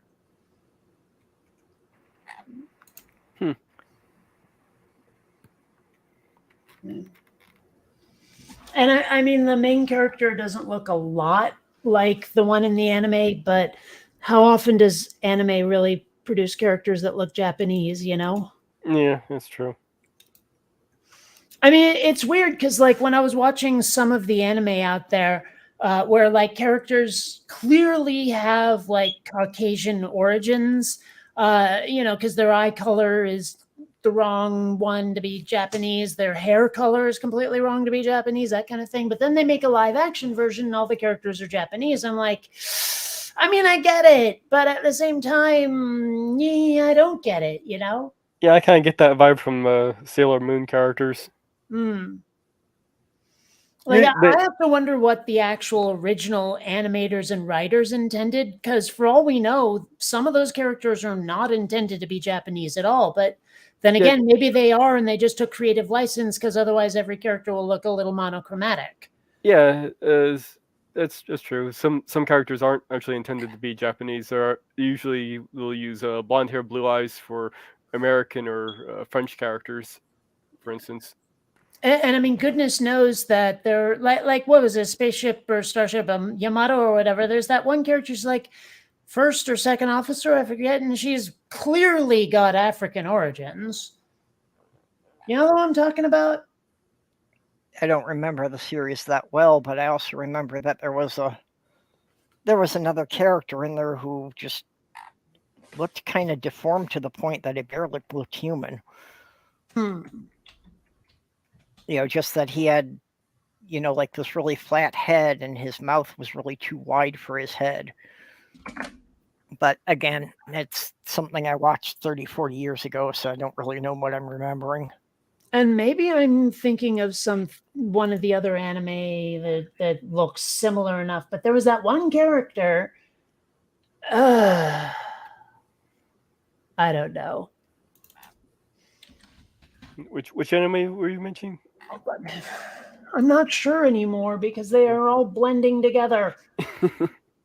I mean, maybe I'm even mixing up Yamato and Robotech and Macross and fucking I don't know which one's which anymore because they have the American title and the original title and never the twain shall meet, and I have no idea what the fuck. So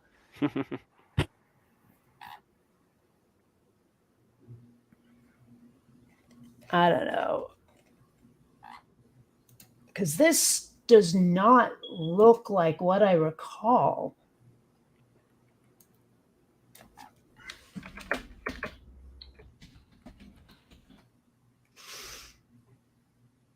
Okay, I'm looking on IMDb, and maybe Star Blazers and Space Battleship Yamato, even though they were both the Battleship Yamato, the artwork style is looking a bit different, so maybe it wasn't the same show after all. Well, honestly, when I'm looking up the Starship Yamato or whatever, it looks remarkably like G-Force to me. I don't know. Yeah, I'm sure it was done by the same animation company. Yeah. So, fuck me. I got to turn the volume down. That's going right through my skull. I was looking on IMDb to try and see if I could find a picture of that character. That just looked so weird to me, but I'm not finding him.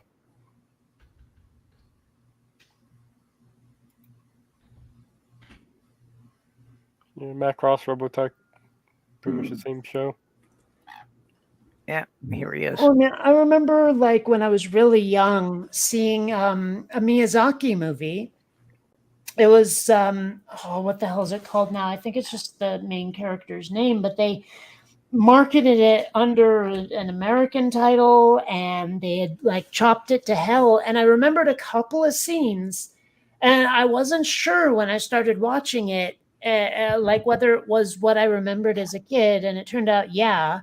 It's one of the big weird bugs called the Omu or whatever, and oh, why can't I remember the name of this? Fuck it, to IMDb we go. Omu.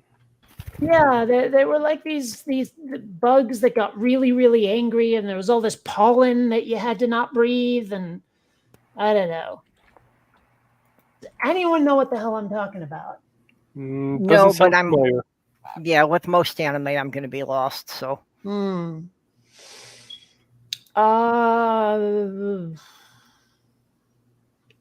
I don't even know what year it came out. It's one of the famous ones. Maybe it's not even me as a. Oh wait, that's animation department, not director or writer.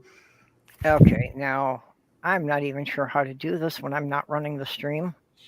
Because I think if I just try to present it, that no one else is going to see it if There it Diana doesn't is. put it up. Nausicaa, Valley of the Wind. That's it. Yeah. Oh, yeah. Well, you can That put it in the side chat. And I'll save it to my thing and put it into my little screen. Yeah, I just point the camera at my screen now because StreamYard doesn't let us share like without Diana's permission the way that Meet did. So Yeah. Just put the link into the private chat here, and I'll post the Yeah. image up in my. Well, at this point, I don't have the link. yeah, I remember seeing this one shot in Valley of the Wind where there's these two characters. They're clearly like, I think it's like prince and princess from warring sides, kind of like Romeo and Juliet shit.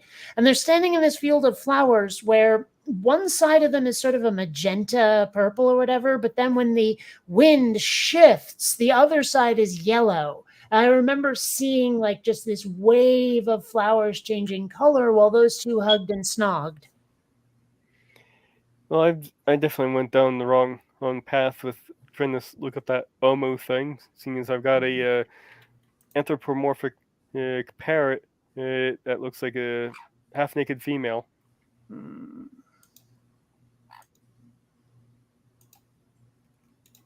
Yeah. Oh yeah, and I remembered that little shoulder alien she has too. This sort of that deal. I remembered that. So anyway. Okay.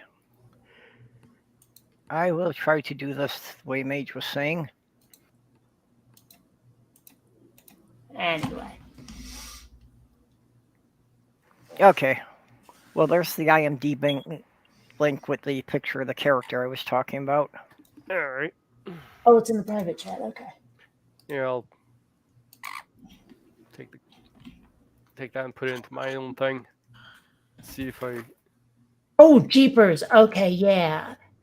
Oh, my word. That is that the head looks like a potato. Yeah, like I said, the guy barely looked human to me. I And remember those just eyes, watching that, he was kind of disturbing. It looks like Charlie Brown eyes too. There you can see what they're talking Yep. about. Okay, Mage, how did you get that to show on your screen there? It's a feature of my split cam. Oh, okay, that's under split cam you're doing that. Okay.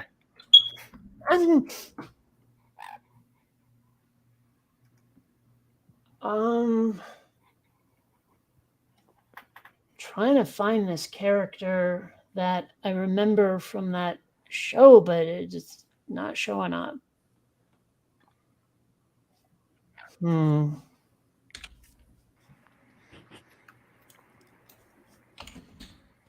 Oh. What am I thinking of? I'm afraid if I put it up to a vote, people are going to decide that I should actually make something to eat, and I still don't have the ambition to do that. Yeah, I'm kind of having that trouble too. I need to make something to eat tonight, and I don't really feel like making stuff. Well, Yep. I mean, there's always something simple like cereal. Yeah. Not for me. No? Too much milk doesn't agree well with my system. I do fine Is with it a lactose thing? Because they make lactose-free milk. Yeah, well, apparently it's not specifically a lactose thing because the lactate in that doesn't really help. Doesn't bother me. In fact, I use half and half instead of milk. Yeah, I've been trying to find a milk substitute that worked, but it's like any of them that don't affect me also taste nothing like milk. So I just pretty much given up on it. And My dad has given up on like, my dad's kind of gone vegan. And so he keeps looking for like almond milk and all this crap. And I'm like, oh my God.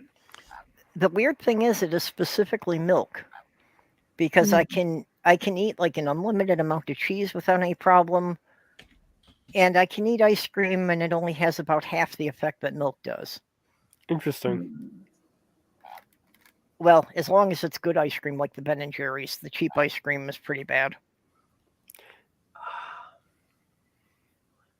See that? Okay, I'm looking at the Yamato cast, and the captain does not look right. And I'm trying to find the captain I remember.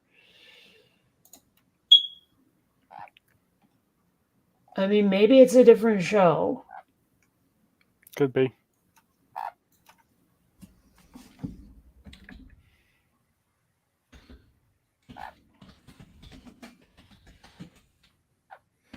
It's another question I had from my novel that if we saw some huge explosion like out around Saturn, how long would it take the people on Earth to figure out what it actually was? I mean, they can point telescopes at it and look at it, but that's not really going to tell them much, I don't think, until they can actually get a probe out there. Well, I suppose it depends on what actually exploded and how big. Like an alien spaceship. Well, that still needs more detail. Well, but just the idea that if the debris of it is like scattered within the rings of Saturn, what are they really going to be able to tell from Earth?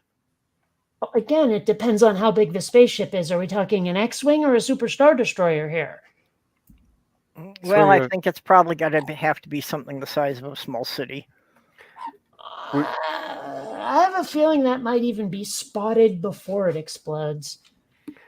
Was the person you're thinking of possibly the pirate Harlock? That might... No, it's not. No, the captain definitely has... like I'm pretty sure he has a mustache. And I mean, he's definitely wearing a similar outfit to Harlock, but not the same guy. Well, I'm giving the aliens tech credit for the idea that if they don't want to be seen, they probably won't be seen until shortly before things malfunction so badly that this explosion is imminent.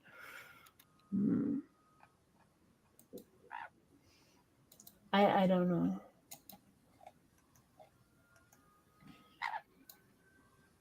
Especially if it doesn't actually explode in view of Earth, but like if it's on the opposite side of Saturn when it explodes. So then they're not actually seeing the explosion, it's just the debris shield will eventually drift into the range of any telescopes looking that way. Well, that's different. Yeah, I need to find people who use telescopes an awful lot more to be able to answer these kind of questions. Well, one of the things that I'm dealing with Quinn Redshift, because I've been thinking about like the further story after the animation I did, is, I mean, they're still in sort of an infancy of tech. Scanners can't scan an entire planet in any short amount of time, unlike in, say, Star Trek. And I mean, fucking around in Google Earth VR has shown me just how big a planet is, really, because it's hard to notice it when you're just living in one place, you know? And I'm like, yeah, like a pirate, a space pirate or a mercenary or whatever could totally hide out on Mars and not be found. Yeah, well, that's kind of the lines I'm thinking of, that if an alien ship was like floating around within the rings of Saturn, unless somebody thought there was a reason to look there, it could probably remain in orbit there for a few years before anybody noticed it. Well, I'm not entirely certain about that, just because if a spaceship's big enough, I mean, it's going to be hard to hide any kind of like reflection or anything. I think someone would go, wait a minute, something glinted. What the frell is it? Let's point, whatever space telescope we have at it now. Yeah. Is Hubble still a thing? Well, Hubble isn't, but That's what the J-Web now. I thought that they had like deorbited it or something. Actually, I think it's still up there, but I don't, I think it's been malfunctioning to the point that they can't use it for too much.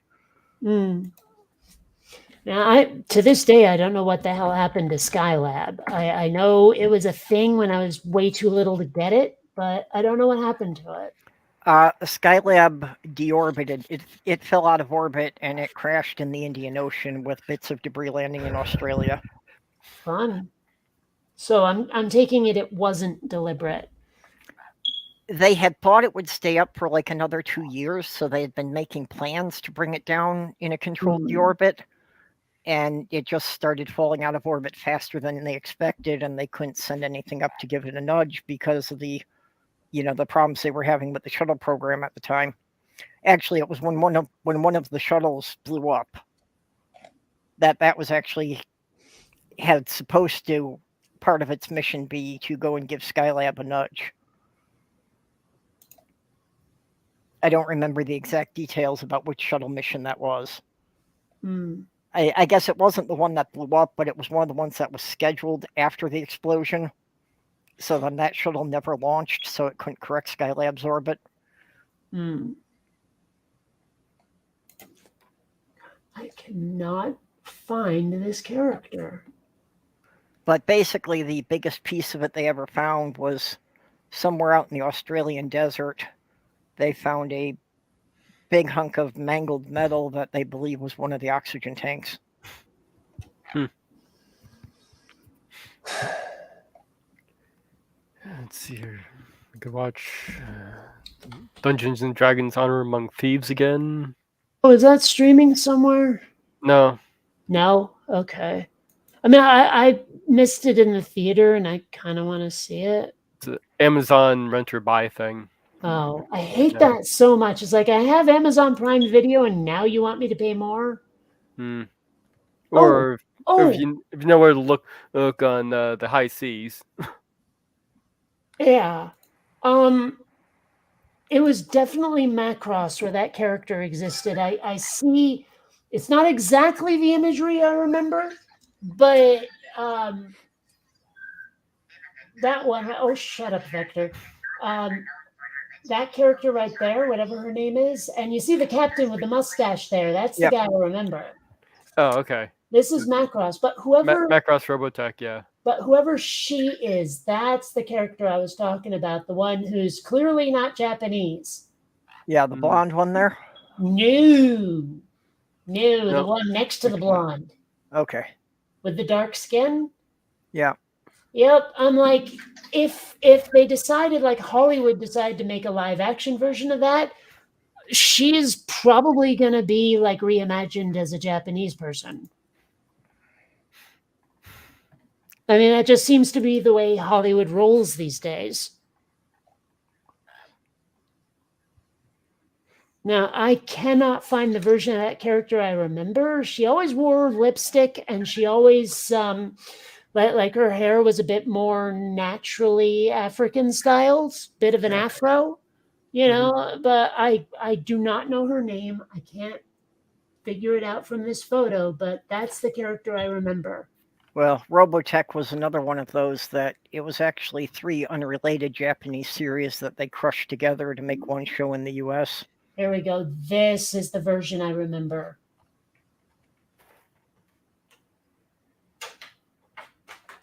So, yeah. Yeah, I remember the character from the show. I don't know anything about her. No. The black girl? Uh-huh. See, it's funny. I was trying really hard to avoid saying that. Okay, I tried this experiment a while back where I was describing people to other people without mentioning race in any way. And it amazed me how confused they got. I'm like, yeah, he's a slightly, chunky, heavyset fella, wears glasses, dark hair, and they were like, and then one of them finally went, wait, is he Asian? I'm like, yeah, I guess so. And they're like, oh yeah, that's Danny, but like without mentioning that he's not white people are fucking confused. Yeah. I can't remember her name right now, but she was one of my favorite characters in that show too. She had one of the best character arcs. Well, people get confused by that because you're leaving out what they see as being the most identifiable shorthand to get started. Well, yeah, but I mean, the whole experiment was sort of to expose that. Right. But I'm sure for most people, when you're doing that, it's like you're starting your description on point 3 and leaving out the first 2 points. Yeah. Man, this delivery still hasn't happened. They're probably going to decide, nah, we're delivering it tomorrow. It's been out for delivery since 6:53 a.m. It was due to be delivered this afternoon. It's now, oh, wow, it's past feeding the kitties time. I'll be right back. Claudia Grant, that was her name. Looking up on the Wikipedia. Yeah, it looks like me making food is an option that has been lost because the kitty has returned to sleeping on my leg. Well, the birdie has about another 15 minutes of playtime if he wants to take advantage of it, and then I'm gonna have to go feed Molly. Mm-hmm. Yeah, for the most part, I just let the kitties free feed, and I give them the wet food on occasion, but not on any regular schedule. Yeah, Molly gets a half a cup of kibble in the morning, and then after I get done playing with this little squawky orange troublemaker, she gets another half cup up in the afternoon, along with a scoop of wet food. Yeah, well, with dogs, it's more important to have set feeding and walking times. Yeah, because their system is going to get used to the amount of time between when they eat and the time when they poop. Well, I do have something of a range of when I do these things, but yeah, no, it doesn't have to be like down to the minute, but if you throw it off by like more than an hour, you could have problems with the dogs having accidents in the house. Well, I seem to have a pretty good time with about a 2-hour range. Yeah. Well, the more time that she's allowed to spend outside, the less problem that's likely to be. I never had a problem with Ginger Snap just because I was walking her 3 times a day, so. I do try and walk her about 3 times, so I find I can get away with 2 if I have to. Yeah. Ginger Snap was really sneaky, though. She kept pulling me further and further into the park, and before I realized it, she had extended her loop to 1.5 miles.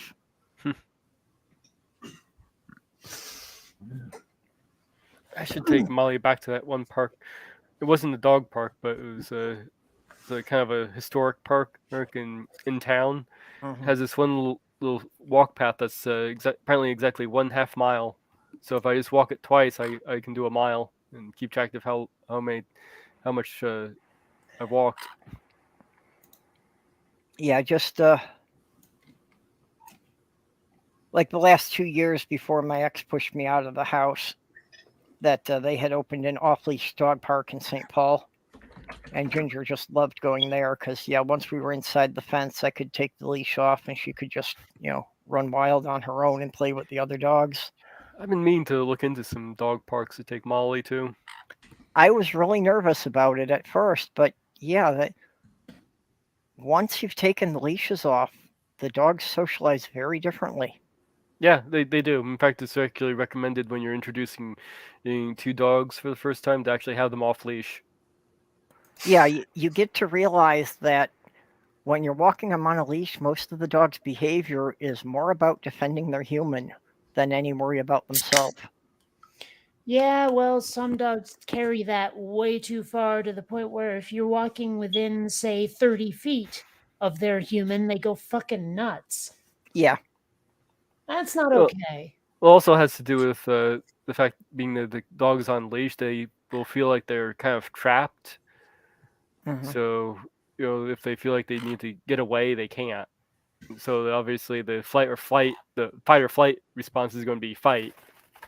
Well, but that's despite the fact that I'm doing my best to get further and further from the dog. Look at how much I'm not a threat. Oh, yeah, I'm going to bark at you and try to go for your neck. Yeah, well, and especially when you only have a 4 or 5 foot wide path and the dog is on a 6 foot leash. Oh. So you can't possibly get far enough away from the dog. And dog owners who have those like extendable leashes need to die in a fire. I'm sorry, but far too many of them think that their dog is like, shits gold and farts rainbows and everyone should love it. And it's like so obnoxious. I mean, hell, there are people in my building who have dogs off the leash in the hallway. And I'm just like, why do you think the rules don't apply to you and your dog, Karen? Yeah. You know? Well, those extendable leashes, yeah. You kind of have to train the human how to use those and how to use the lock button. Yeah, you're supposed So that if somebody else is approaching, you lock it down so the dog can't get more than 3 or 4 feet away from you. Yeah, I use it occasionally. One with Molly occasionally, but it's because she seems to do better with walking sometimes if I let her have more free rein. Yeah. But yeah, if somebody's coming up and I don't know if they're okay with dogs or not, I lock her down. Yeah. Well, that's what Ginger Snap. I had one of those with a 25-foot reel, and fine if there was no one else in the park. But yeah, if there are other people in the park, you got to limit it. Yeah. Well, there are a lot of dog owners who are not that responsible, and I just, honestly, I mean, I have a this thing that emits ultrasonic pulses that makes animals want to run away from you. It's not very effective, but I have it.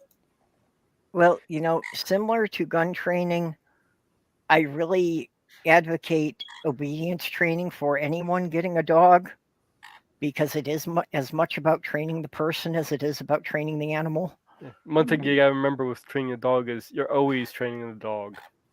Actually, it's pretty true for pretty much any animal, really. But yep. Well, that's why I like cats. Training them's pretty pointless. Well, you can train cats. This is matter. Yeah, more likely different. cats will train you. I mean, I've trained Xander a little bit. I mean, you saw him doing that trick. I taught him that. Yeah, I'm trying to teach him like different distances that I might throw the kitty treat instead of him standing up for it. Like I've tried teaching him go long and short pass, and he hasn't quite figured it out yet, but he's starting to realize that the sound of go long means I'm throwing it further away. Yeah. Yep. Yeah, there is I actually remember seeing this guy who actually had trained cats as a show. The cats would like walk across tight ropes and stuff. Oh, I think I've seen this on a YouTube channel.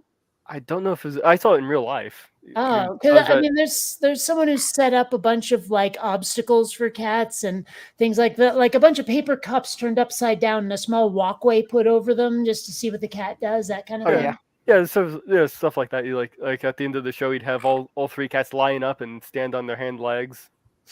Well, a little tip for you that will help with the cat, just as far as the way they process sound, is for trying to talk to cats, try to keep it to words that are 1 or 2 syllable, and especially words that end in I or E. Yeah, I've heard that cats know their names, but they really only know the first syllable. Yep. Yeah, I remember my first cat actually kind of picked her own name. It ended up being Kiki, just because that's what she started responding to. Well, that's when I got him from the shelter. Actually, his name was Samson, and I didn't care for that. That's why I went with Sammy Son, because, like you say, as long as the first syllable's the same, he barely notices. My parents asked me to name our cat when I was 2 years old, and I'm a 2-year-old, so I pointed and went, Kitty! And ever since then, she was Kitty. And when we got a second cat, I named him Rover. It's a cat. Her name is Dog. He's a cat named Dog. Well, I mean, Rover just means walking around. Look, he's roving. That kind of thing. I thought you meant you named him after the Mars lander. No. Besides, I don't remember if the Mars lander existed at that time. This was the 80s. That was, by the way, that was a joke from a certain scientific Nick Railgun anime. Okay.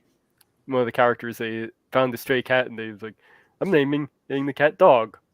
I bet the vet loved that. I'm going to bring in Dog. Oh, you're bringing in a dog? No, I'm bringing in a cat, but you just said Dog. Yeah, the cat's named Dog. I bet vets would hate someone who pulled that crap.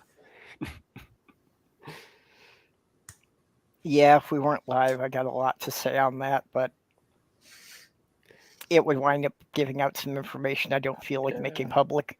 I am kind of toying with maybe finding a different vet to go to, seeing as when I first took Molly in, they had me mixed up with somebody else. And they were trying to push some rather expensive, more expensive stuff on me. I've had good amazing how much experiences vet with bills can be. Yeah, I've had good experiences with the Banfield pet hospitals that are usually in the PetSmart stores. Yeah. There is one that's actually within walking distance to me that apparently has a good reputation, so I might look into that one. Yeah. Oh no, I'll see how things go. I haven't had a chance to go back to since I took her back in just to kind of weigh her last month, and they started like, okay, well, we get this dewormer stuff and get the anti-flea stuff, and that'll be $136 for a 6 month supply. Nope. We gotta do alternatives. So I just kind of did a pass, and so that's why I looked into the front line, and I found that the heart guard they wanted to give me for the anti-worm stuff. Now, if there's another one that's called Iverheart, which is like half the price of heart guard.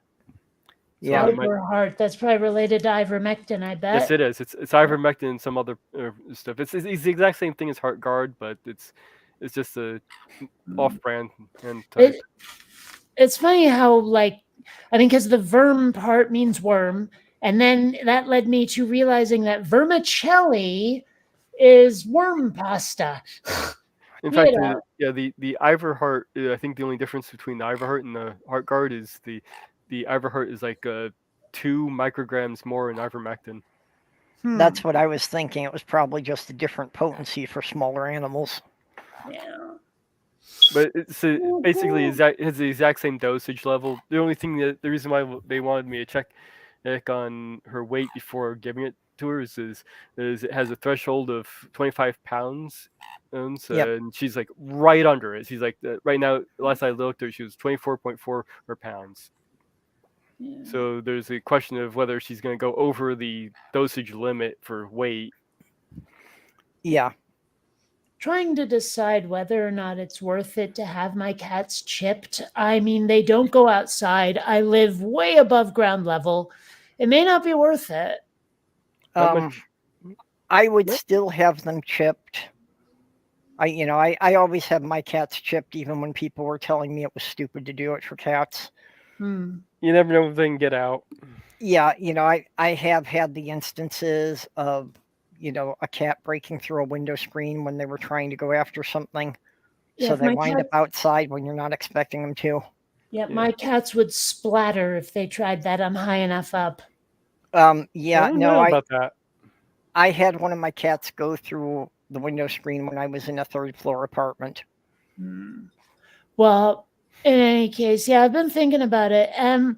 Granted, a lot of my money has been going to weed, but now that I have access to free weed, I'll be able to afford the chipping. Yeah. I'd do it. I would definitely do it. Well, it's amazing how much weed has centered me. Like it seems to take the part of me that gets really grouchy and kind of autistic-y and makes it a lot less. Yeah. Well, it's just, the fee of chipping an animal, it's a one-time fee that protects them for life. Yeah.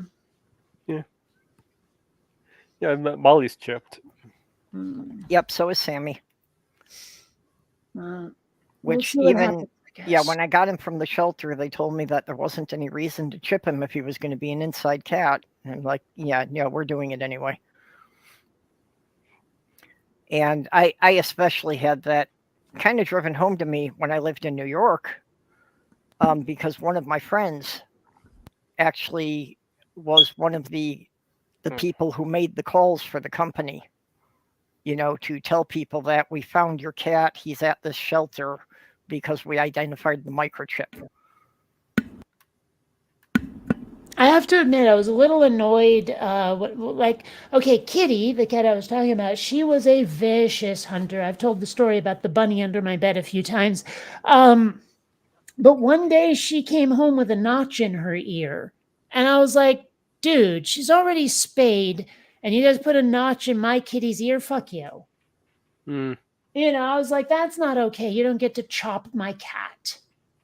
Yeah, that's annoying. But it is for identification purposes. So I don't really understand why don't they just do what they do with dogs. Which is?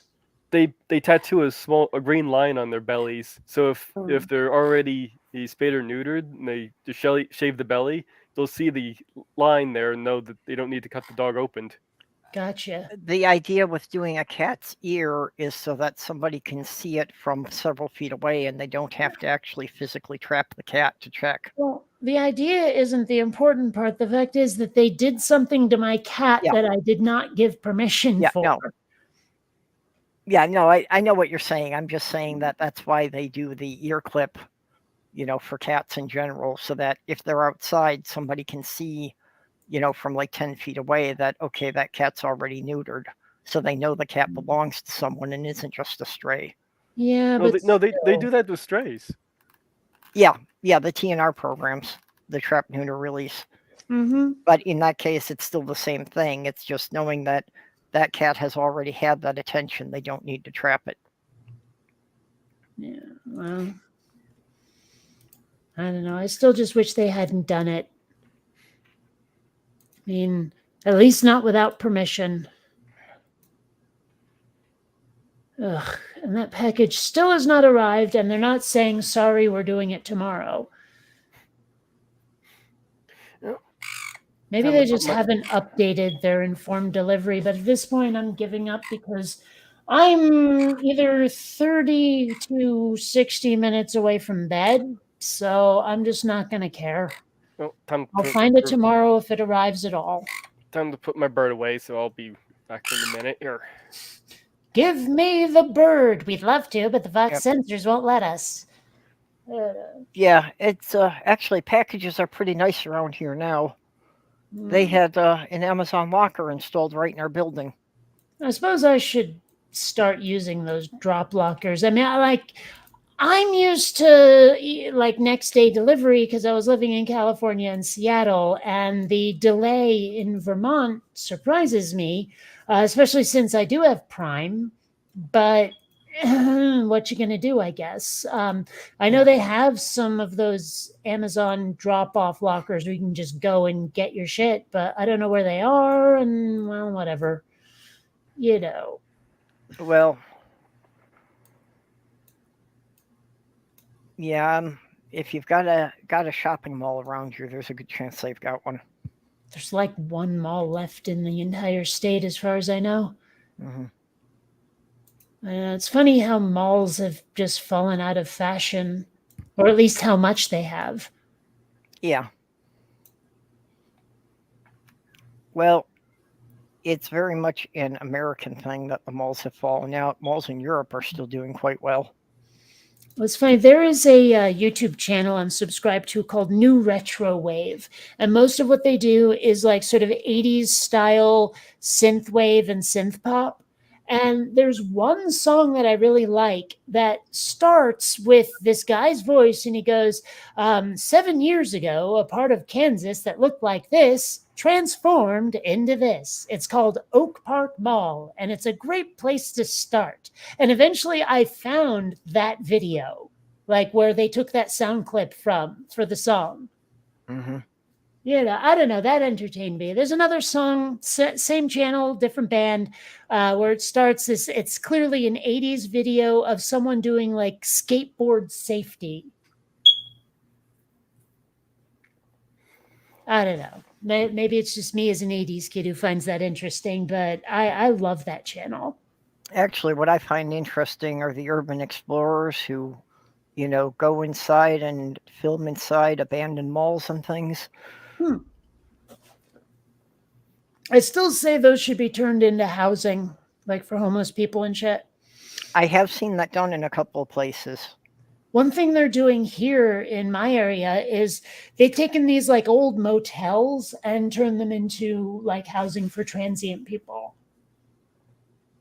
Yeah, I saw one case where basically a mall was all turned into senior housing. Oh gosh, there was something I thought was really funny. Someone mentioned it. They're like, okay, our generation, when we get that old and we're in like nursing homes and shit, we're not going to be playing bridge. It's going to be D&D night. And I'm like, you know what? I have no intention of getting old if I can help it. But if the inevitable happens, I cannot wait to be in a nursing home with fucking D&D night. That would be so cool. You know? Yeah, I think my biggest problem with the nursing home is, I'm probably going to be limited to only having one Lego set I'm assembling at a time. I don't know if you've ever listened to the band Steel Panther. It's like 80s style hair metal, but seriously raunchy music or like lyrics. And they have one song called Gang Bang at the Old Folks Home. And it goes about like you might expect. Actually, I think I have heard that song, even though it's not music I would normally listen to. Well, being the 80s kid I am, I love hair metal, but what you gonna do? Yeah. Yeah. I mean, to this day, I still light up a little when I hear, say, pour some sugar on me or living on a prayer or something like that, you know. Yeah. Pretty much any music with metal in the name I'm not going to listen to. I just, no, my hearing is too sensitive. I can't take that stuff. Well, I mean, goodness knows there's certain kinds of metal I don't care for, like, speed metal and death metal and black metal and all that stuff. But, like the hair metal is it's just rock and roll with a little bit extra edge. Yeah, well, and that's the thing that, to me, it sounds aggressive and I don't enjoy that. I guess I can't fault you for that because I find most like techno and EDM to be very similar for me. It's just that whole it's part of why I don't like most rap too. Like the rap I enjoy is early stuff. We're talking like Tone Loc, MC Hammer, hell, DJ Jazzy Jeff and the Fresh Prince, am I right? That era before it got to be all gangsta, pop a cap in your ass, bitches and money, all of that. I can't do that. Because most of it is very aggressive. I like rap that comes with a melody as the the backing track or something. It's less rhythm and more melody. Like all of my music, I prefer less rhythm and more melody. Yeah, well, I want music that is going to soothe me down, not wind me up. Oh, see, I like that and the music that gets my adrenaline pumping. I have a playlist for driving. I have a playlist for rollerblading. I have a playlist for basically any mood I need. Yeah, well, since my general mood is a high anxiety state, soothing things like folk guitar work. I don't know. Maybe it's because I was raised by hippies, but I don't much care for folk anything. The closest I get is Irish drinking songs. Now, see, I think that I should have been born a little bit earlier, that I should have been a teenager in the late 60s. No, I would not trade being an 80s kid for anything.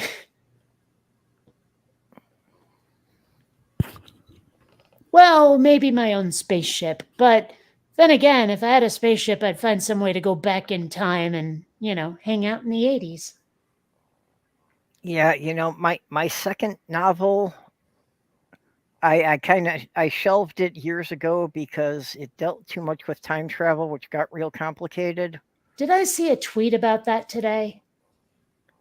The other night that the protagonist from my second novel showed up when I was having a fever and harassed me about not finishing the story. Well, I seem to vaguely remember you talking about it. Yep. Yeah, so then I posted a thing that was like 5 or 6 tweets long about a premise for time travel. Hmm. So Yeah. maybe I'll get back to writing that. Well, the more I think about it, the more I find time travel stories kind of dull.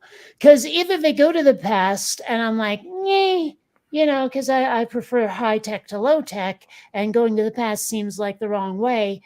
But then again, if they go to the future, usually it's like, well, why didn't you just set this thing in the future? Because after you get there, time travel makes no difference. It has nothing to do with the plot. What the hell?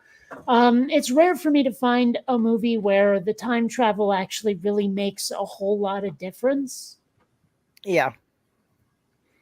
I Well, don't the know. biggest problem with time travel stories I find is it's hard to actually write an ending that the characters can't go back and retcon afterward. Well, I don't know. There are some aspects to time travel where if I think too realistically, it all of a sudden becomes impossible. Like if you think about it, there's no reason why you would move in space at the same time as you move in time. So all of a sudden you're in deep, deep space because the Earth is way the hell over there now.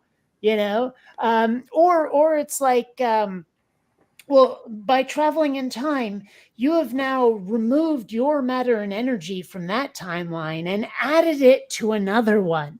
And what would that do to the balance of energy in the universe? Because after talking to Lawrence Krauss about that, and he's like, the sum total of the energy in the universe is zero. And we didn't ask, I didn't ask him, he didn't talk about what happens or what would happen if that balance were upset. But it seems like time travel could fuck things up kind of badly. It could. A lot of stories,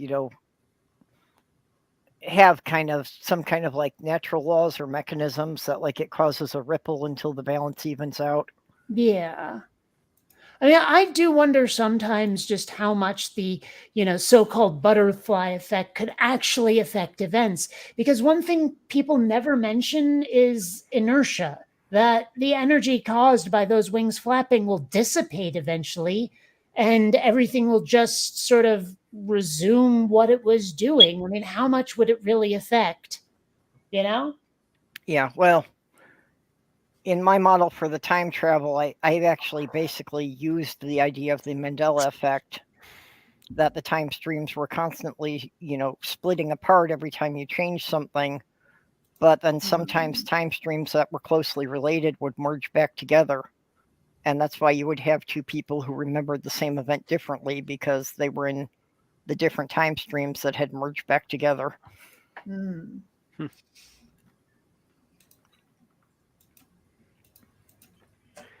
Well, I don't know.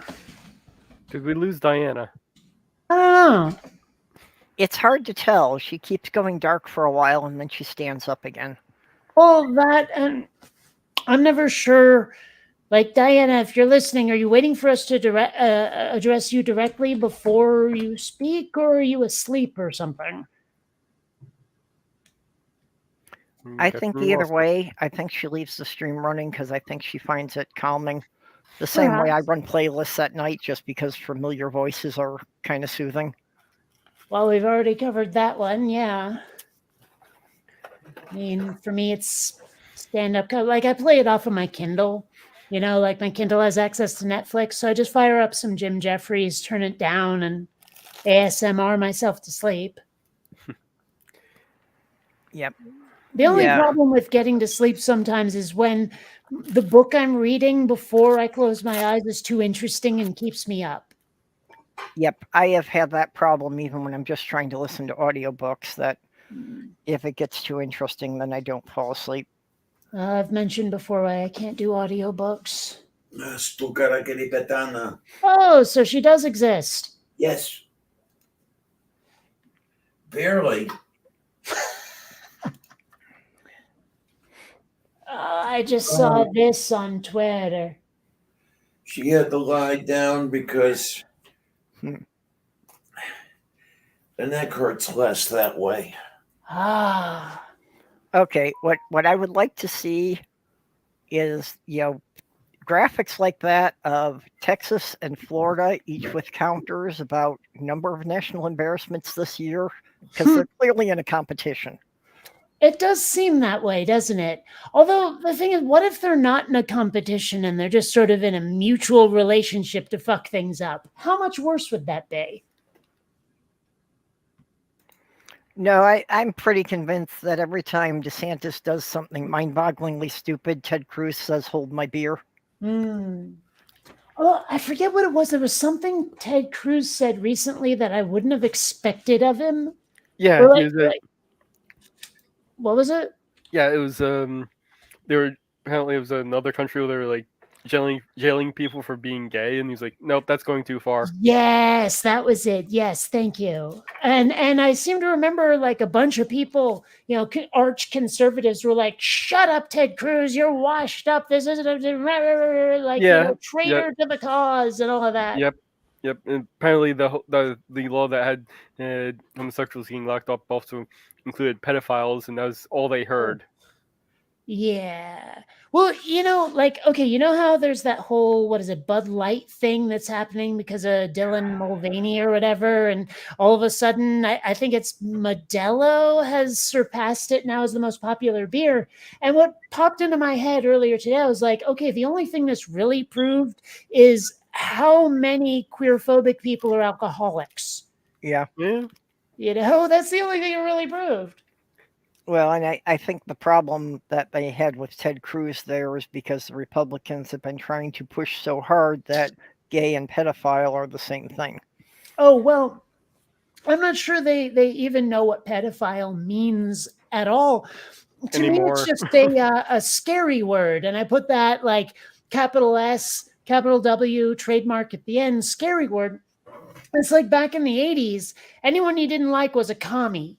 Whether they had anything to do with communism or not, they were a commie. Now, if you're queer in any fashion, clearly you're a pedophile, whether you're a kitty diddler or not. Mhm. Yeah, because a lot of them, if you stop and explain what pedophile means, they just say, "Oh, you mean Uncle Jeb?" Wow. Oh, God, there was this meme I ran across where it was like, it's over, Trumpers. Go home and wash your tooth. And since I just let Molly out of her crate, she looks like she's got the zoomies. Yep. I don't It know is going on 10 o'clock here, so I probably should eat something now and give it time to settle so I can actually get into bed around midnight. Well, it's almost 11 here, and I'm trying that experiment now to see if caffeine is making me fall asleep or if it's going to keep me up all night. Well, because of the way I have not been sleeping for so much this week, just before I came into the stream here, I took 2 caffeine pills and slammed it down with a Red Bull. Oh boy. Well, the idea there was that if that kept me up for 5 or 6 hours without the evening fade, maybe at midnight I'll actually fall asleep. Well, in my case, I've been tired all day and a lot of yesterday, and I think caffeine is starting to reassert itself the way it did when I was a teenager. So I'm seeing if it works as a sedative now or if it has me wired. And if it has me wired, that's fine. I have things I can do tomorrow to tire my ass out and go to bed, but we'll see.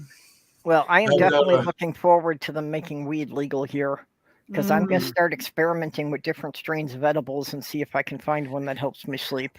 Well, in that case, I would recommend indica rather than sativa. That's actually what I found was indica apparently is usually good for sleeping. Where I've heard indica people say that, actually yeah, is very, different. or sorry, sativa is very stimulating. It keeps you creative and energetic, actually. Yep. And indica is more of a body high. It's more for like, it's closer to an acid trip than sativa, but it's not necessarily the kind of thing that would keep you awake. If you have some right before bed and you fall asleep, you might have some crazy dreams, but it won't keep you up. Oh, I have fucked up dreams, although I do sleep. I have to keep that in mind if they ever make it legal here. But yeah, that's I've heard a lot of people talk about, the different strains that some of them will hype you up, some of them will put you to sleep.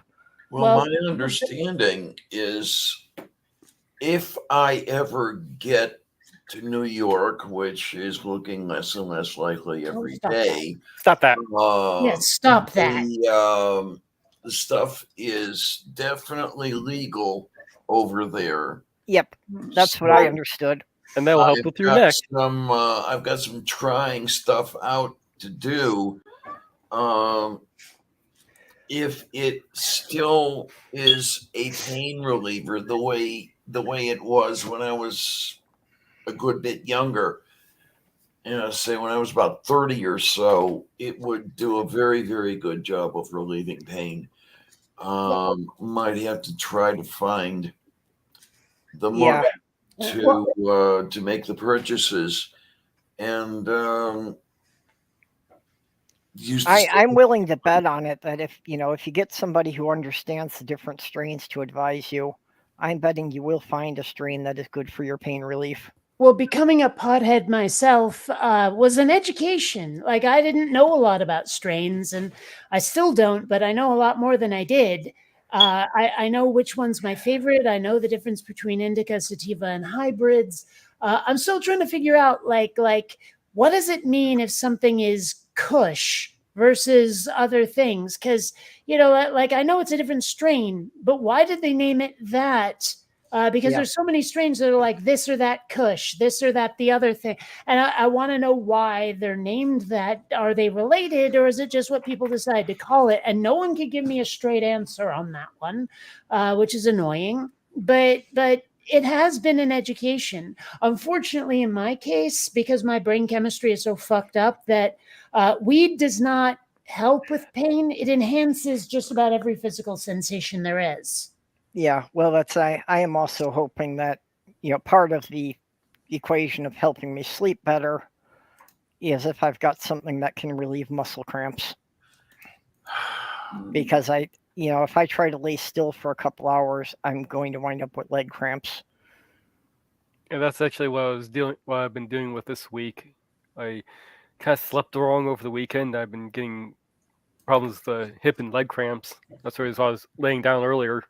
Yeah, well, I get leg cramps and I get this Charlie horse in my foot that when I first move it, it is just excruciatingly painful.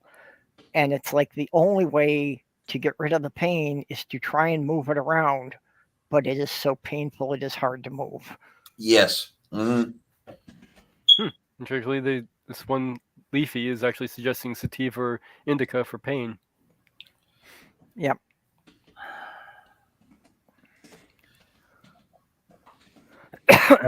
And then, I've got to get some actual sleep and everything, because supposedly, I'm going to get a call or a visit at 07:30 in the coming morning. Allegedly, the movers will be coming by at that time. Okay. But when the movers come by, will they be bringing the shakers? Yeah, as a matter of fact. Now, I don't know exactly why they are hanging around with these religious types. Mm-hmm. But Now, see, I thought you had all the shakers full of seasonings in your cabinets and they were coming to pack those up. Well, back when I was having seizures, I guess I was one of the shakers. there you go. Actually, it was more like waving my hand like a conductor, but whatever. Yeah, Well, that was that seizure of yours that I saw was quite interesting. Yeah, I Yep. remember seeing a couple of your seizures. Yeah. Those are the strains apparently that are good for stress, anxiety, and pain relief. Well, For I don't want inflammation. anxiety. I'm not going to have one that's good for anxiety. For I know, anxiety relief. I know. Yep. I would have just read them off, but I'm pretty sure I would have fucked up trying to read these. Well, if I can find something that works for pain and anxiety and promotes sleep, that's what I'm after. Oh, And like I my. say, I've only got to wait about 6 more weeks, and then I'll be able to buy the stuff here. So Hmm. ACDC, White Widow, Blueberry. the I'm doctor telling you, finally. Grape Ape is the best strain of weed. Absolutely the best. Harlequin is apparently Well, good for chronic pain. Although actually, Superman OG isn't bad. Skywalker OG, strangely enough, not that great. well, the And doctor I was finally. absolutely unimpressed by Maui Wowie. Everyone says, "Ooh, Maui Wowie." I was like, "Nah, I don't know." Well, these work as a Ooh. non-steroid anti-inflammatories. Northern Lights is a good strain. If Yep. if you want like your brain to go to another dimension, definitely Northern Lights. In fact, that's actually on the list of these chronic pain relievers I'm Hmm. looking at. I don't know. It's kind of funny. Like if I went back in time and told 12-year-old me that I'd be a pothead and it'd be okay, I would not have believed me. Yeah, Oh, this is interesting. if I did told 12-year-old me I would be considering it if they ever made it legal, they probably wouldn't believe myself either. So what'd you find, Diana? I found Kush, as in cannabis, you were wondering about earlier, Hmm. generally refers to a pure or hybrid cannabis indica strain. As opposed to, I mean, that's the problem is like, sure, great, but I need that in reference to all the other different names. Like, I don't know if the names are like legitimately like, okay, this is one strain of the other, or if people just decided I'm going to name it that because it sounds amusing. Because a lot of strains of weed have been given amusing names, right? Yeah, But it may be that Kush does actually, it is a technical reference for all I know, but I can't get a straight answer. let's see. The origins of Kush cannabis are from landrace plants, mainly in Afghanistan, northern Pakistan, and northwest India, All with the right. name coming from the Hindu Kush mountain range. Oh. Well, okay. See, that's far more information than I've had until now. Thank you, Wikipedia. Okay. Well, Well, now I got to figure out what OG means. Like I know what OG means, the words. It's just I got to know what it means as a pot strain. What do the words mean? Well, I mean, okay, it depends on who you ask. Sometimes like old guard, original, this, that, or the other thing, But I mean, hell, there have been people who've described me as an OG YouTube atheist. It's basically like this is the original. This is Okay. yeah. I'm surprised they haven't come up with dirty names for some of the marijuana strain names like they have for alcohol drinks. There are some very dirty names for alcohol. It's true. I mean, slippery nipple is the least of it. Screaming orgasm cocktail. Oh, my favorite has to be the slow, comfortable screw against the wall Mexican style. Yeah, like that. I mean, it's a disgusting drink. It's an alcoholic graveyard, but it's so much fun to order. I'll have a slow, comfortable screw against the wall Mexican style. And the name of it tells you every ingredient you need to make it. That's the fun part. Come in a hot tub shot. Yeah, well, I'm definitely going to have to find stuff that works good as edibles because we are in a non-smoking building. Well, it's funny. Edibles don't affect me nearly as well as they ought to. Like seriously, inhaling is about the only way it works for me. I've tried tinctures; they do literally nothing, right? Damn it, I was going somewhere with that, and I don't remember. But yeah, From what I've caught here, smoking in the building has been the most common cause for people getting evicted. Well, I walk down the halls of my building, and it's like, whoa, someone's eating a sandwich here. I use tinctures for CBD oil. That works for me. It's a matter of getting the right dosage under your tongue and letting it sit for long enough. Yeah, I don't. You can't just drink it. I don't want to smoke this stuff anymore because I'm afraid that I would be tempted to go back to smoking tobacco. Yeah, I don't want to smoke the stuff either, even use a vape because I've had problems with bronchitis a lot when I was a kid, and that could have made my lungs rather sensitive to that kind of stuff. Yeah, I just don't like the way they rip up my throat, but still, it's free weed that I'm getting. I have a bong, I have a pipe. I'll figure it out. Yeah. Well, there was um, some type of herbal oil tincture that my late fiance had given me, and now I can't remember what the stuff was, but it actually did help.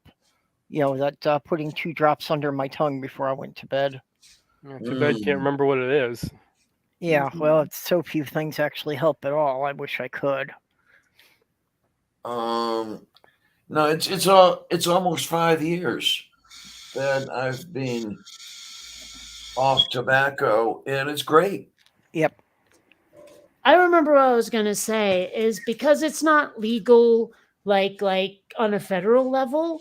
Every state has its own like growers and dispensaries. So it's like the stuff I liked best in California, I can't get here. Right. Because it would still be illegal to transport it across state lines. Exactly. But I did find a brand I absolutely adore when I was in California, and it is so annoying I can't get it here. Yep. In fact, I haven't been able to find Grape Ape since I moved here at all.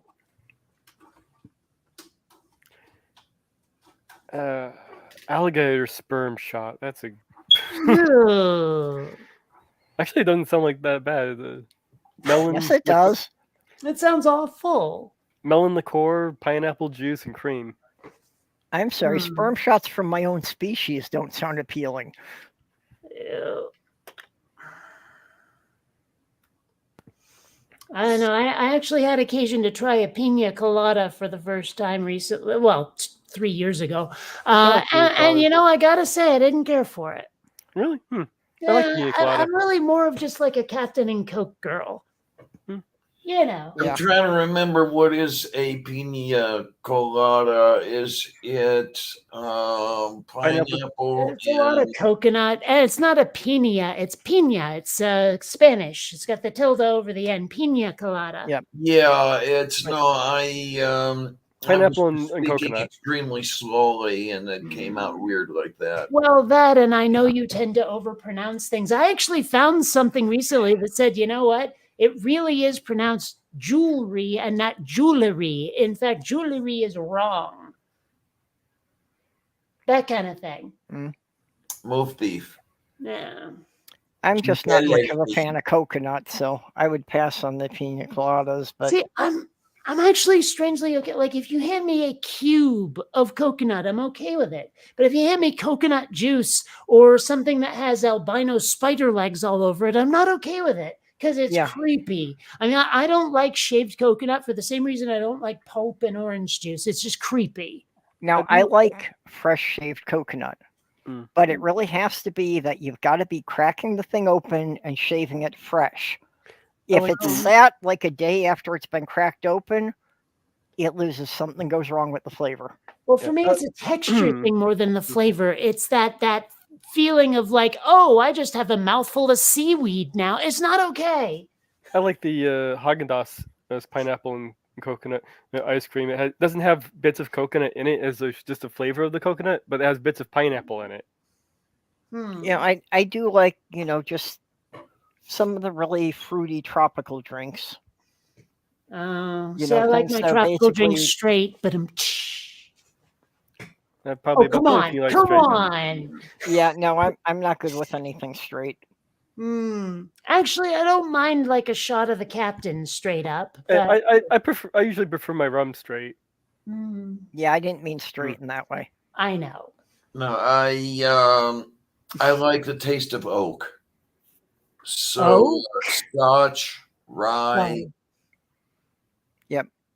I've tried things like Scotch and bourbon and all of the like the drinks you usually get, whiskey, any of that, can't do it. It's just too nasty for me. Rum, on the other hand, if you do it right, it's almost like candy.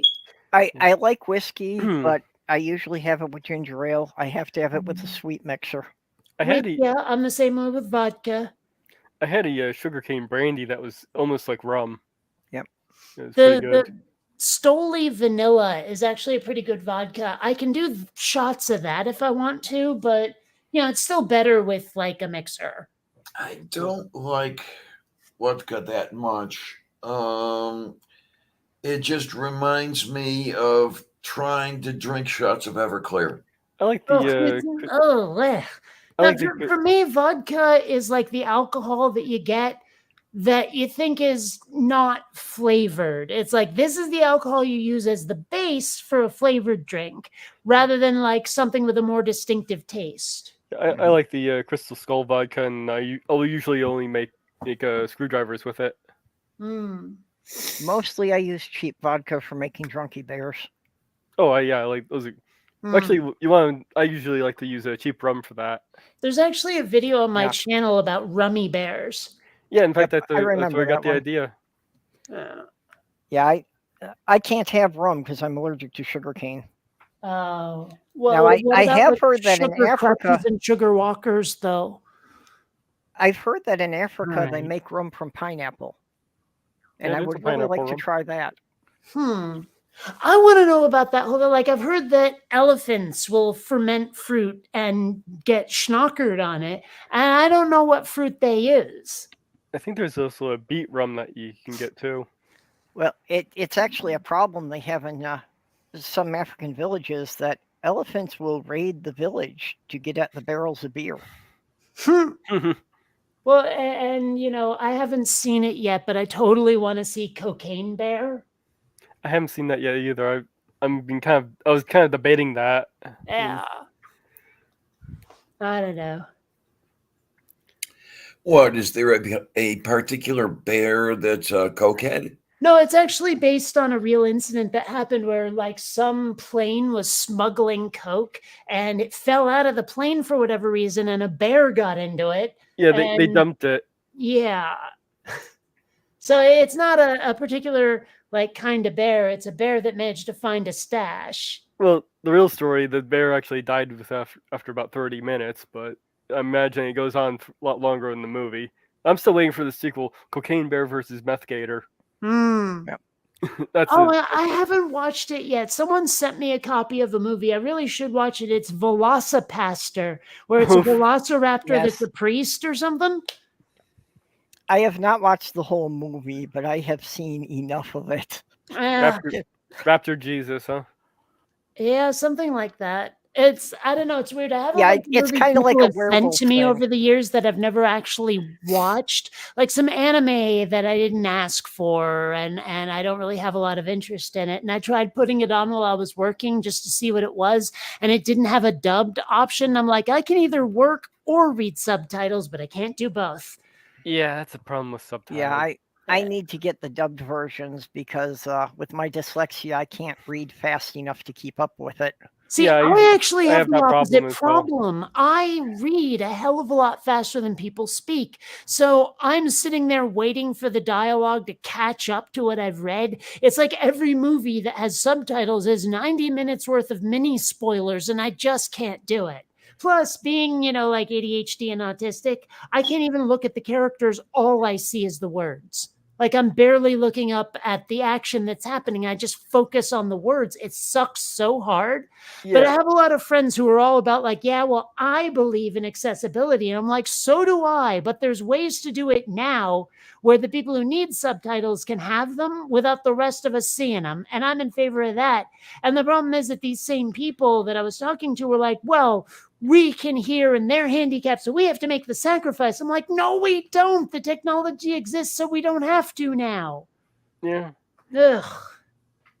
And Okay, if you I've- want just a horribly horrible movie, I'm putting an IMDb link in the private chat there for one called Jurassic Attack. Okay. Oh, no. Yeah, this like Native American shaman brings to life 3 fossilized dinosaurs that go on a rampage. Oh, jeez, Jeez. Wow. that looks corny. It is. It's one of those that's so bad you just can't help but laugh at it. Oh my! I gotta. It's a see. good movie to watch while you're getting drunk. Oh man, I haven't done that in a very long time, and I really don't miss it. Well, I put Kelly's Heroes on my list of stuff to watch since you suggested it as one of your favorites. I Yeah. love that film. Okay, that's another recommendation. Okay. Oh, I must be mixing it up with Oh, Hogan's honey. Heroes. Yeah, Hogan's Heroes was a TV series, unrelated. Yeah. Well, I Um, mean, it's easy to get the titles mixed up if you've never seen either one of them. No, Diana? huh? If you load up Axis and Allies through Steam, Oddball Kelly is my handle in that. All right. I love Oddball. You know, Oh. it's funny. Like I remember in the dial-up days, nobody had a handle. That's what truckers had. We had. Well, it started out as pseudonyms and just got abbreviated to pseudo. You know, so you'd ask people, "What is your pseudo?" And then at some point, someone started with the handles thing, and I'm like, "We're not truckers. It's the internet." But I couldn't stem that tide, and every time I hear handle, I wince. Okay, and I use the term handle because in the 80s I had a CB base station Ah, because my brother was an over the road trucker, so that's how we kept in contact. gotcha.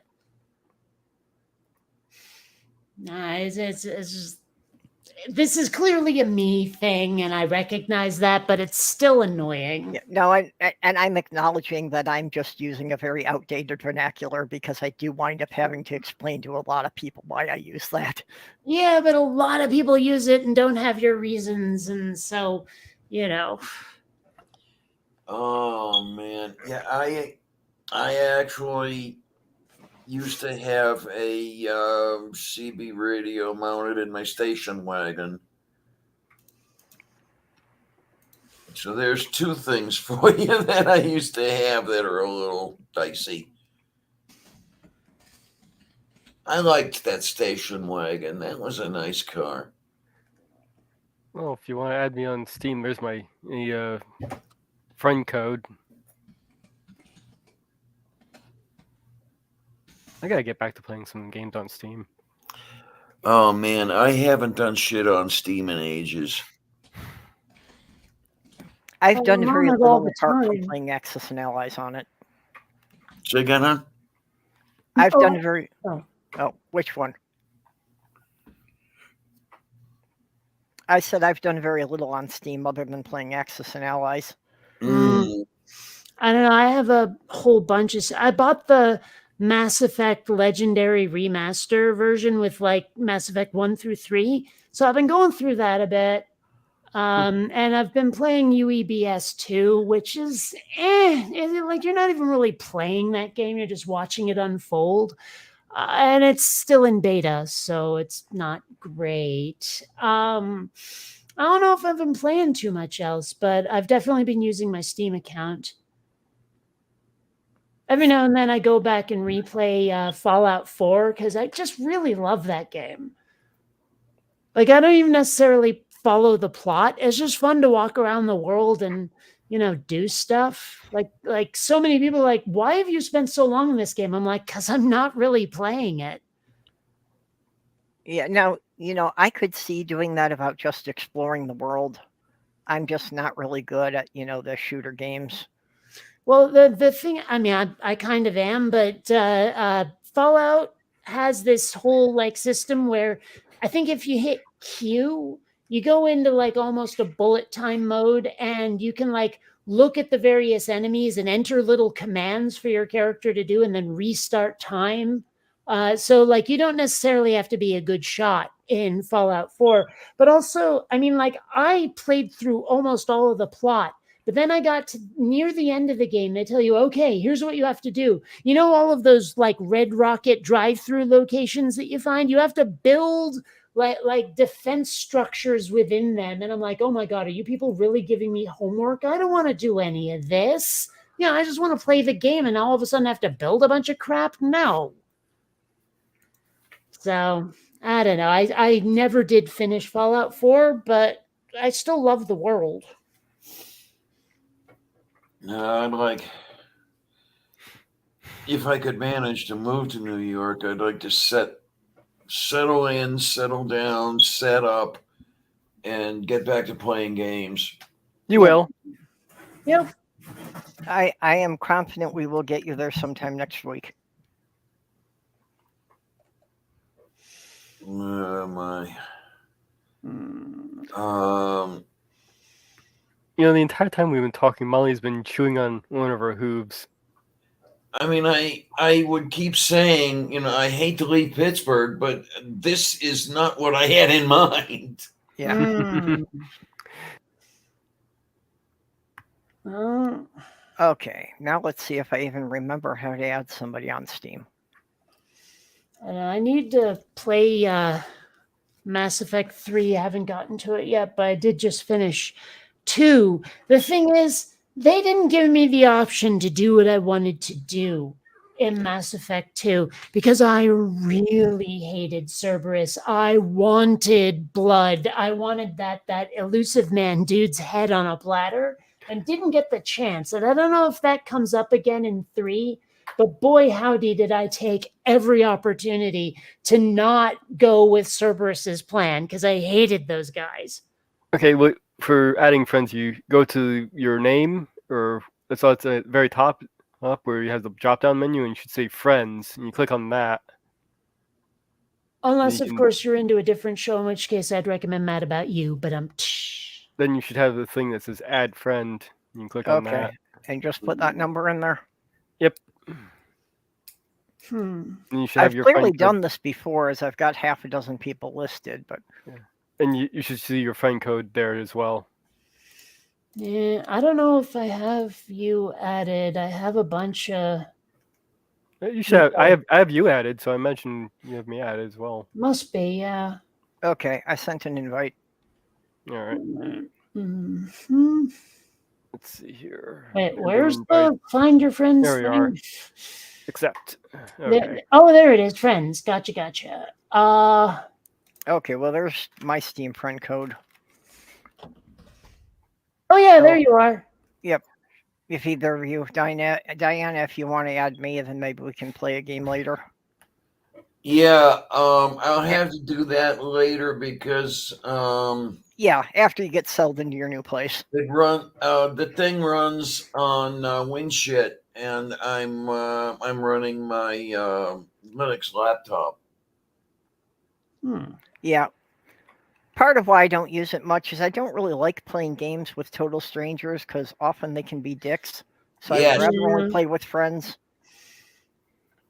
I mean, there's a lot of games where I don't mind playing them like that because no one can talk. Like Among Us, nobody can really speak. There's text during certain parts of it, but like people aren't blathering at you over their microphone. Yeah. I tend to prefer, if I'm going to be playing with somebody, I'd rather have them on my side playing against the PC rather than against other people. I'm just not that competitive in that way. That too. Oh, that's right. That's one of the games I need to get back into is Elite Dangerous. Like I really enjoy that game and I've been playing it in VR lately. I need to get back into it. Though I do play one game on Facebook called Hero Wars. Hmm. I'm in a guild where you fight other people and against their teams. And recently, apparently, we're merging guilds with another guild that was dying and making all these changes and stuff. Okay, a let's bit see of- if I've got Purple as a friend. That was a bit of socializing I did before all this. Yeah. Apparently something went wrong and I've got to wait for Steam to restart again, which means it has to update again, even though it just updated as I loaded it. God, I hate that so much. It's Like, one of the Steam reasons I don't. updates itself every 2 seconds. Yeah, I was going to say it's one of the reasons I don't like using Steam is it seems it updates every single time I load it. Mm-hmm. It's worse than Windows. It absolutely. Well, oh, you know what the worst is though is Samsung's Android, because like not only does it update itself every day or so, but every time it does, it removes my custom wallpaper and I have to reset it. Hmm. Oh, that's frustrating. Oh, hey, I need to change my location on Steam. Still says San Diego.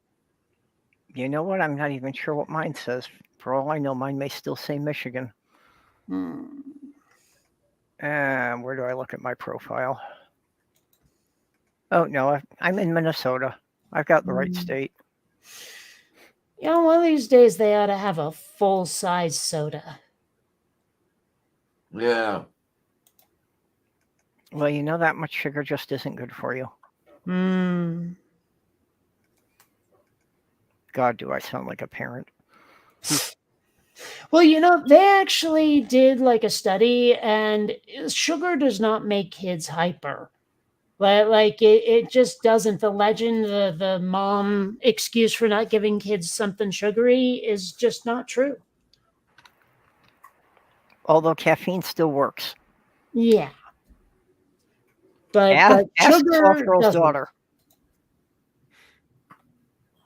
Anyway, When oh, Sloth Girl's daughter was more than 2 hours late for picking up her granddaughter, she decided to give her chocolate cake and Mountain Dew, and good luck getting her to bed.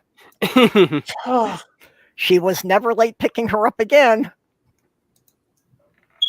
and that package is still out for delivery. It's not showing up tonight. Nope. And it's almost 20 after 11. I really should go to bed. I'm starting to fade, which makes me think that, yeah, caffeine is what's been knocking me out lately. Because seriously, that Red Bull I had a half hour ago is working like a sedative. I have been Yeah. considering buying that Terraforming Mars game that the two of you have talked Yeah. about. So That much. is fun. Same here. Oh, Now, yeah. Is that based on the board game? I think no, that's Surviving Mars. Yeah, Surviving Mars is that game you're talking about. Surviving Or, Mars sorry, is the not one you're Surviving. playing on Oh Steam. God, what's Okay. the one I'm thinking of? No, there's a game, Mars something. I have Terraforming Mars. That's the Terraforming. board game. Yeah, well, that's why I was saying that Terraforming Mars was the board game I'd seen at conventions. Well, there's a video game version of that. It is not Surviving Mars. Okay, that's a different game. Yes. Yeah, Surviving Mars is more of a SimCity kind of thing. Yeah. Right. It's fun. It can be frustrating until you understand what the hell you're doing, though. Because there's a lot of times where I'm like, why isn't this working? Why isn't it? This makes sense. Why isn't it doing it? And then later I'm like, oh, because I'm trying to play it like it's a different game. Yeah, I Yeah. purchased that. I haven't loaded it into my computer yet though. Well, I kind of have the same problem I have with most computer programs, that the games expect that you played some similar game before it. So it's hard to start into anything. I'm trying to learn City Skylines. Oh, yeah, that's another one where you really got to understand what the hell you're doing, and I still don't. Yeah, I- and it's just it's hard for me to commit enough time to it to actually learn the game well enough to enjoy it. Right Yeah. now, it's Yeah. just a huge chore learning how to play.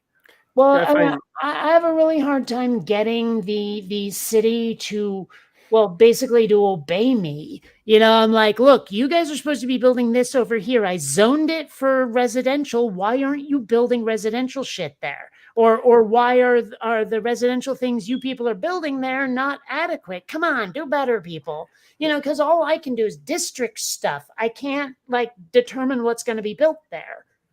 I remember I came across one game where the developer didn't put a tutorial in the game, and they just figured, oh, somebody will Google it. Oh boy. Now, I have to admit, like I say, I'm building a game and I'm an indie creator, and it might be difficult to build tutorials. I don't know, because, I've really only been on the artwork side of game development before. But I definitely know I don't want to make assumptions for the player. I want to make sure they know what the hell they're doing. Yeah, Yeah, Okay, that's yeah. why you have random people play test it. Oh, well, the people I'm going to have play tested won't be random at all, but yeah. Well, but what I mean, is like if you take a bunch of people from the YouTube community, so you get a cross section of people. Oh, by the way, speaking of Hogan's Heroes.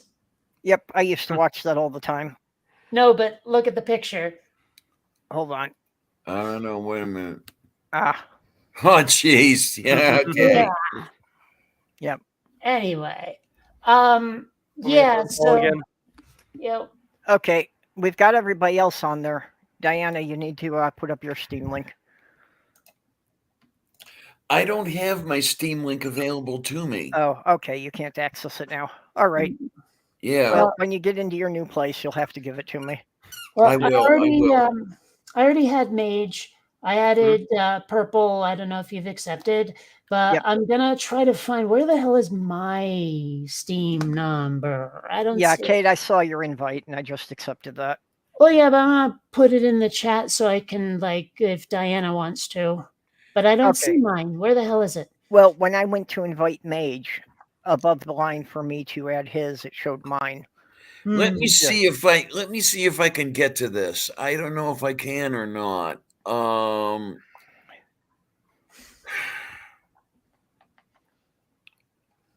Well, if you can just load up the main Steam thing.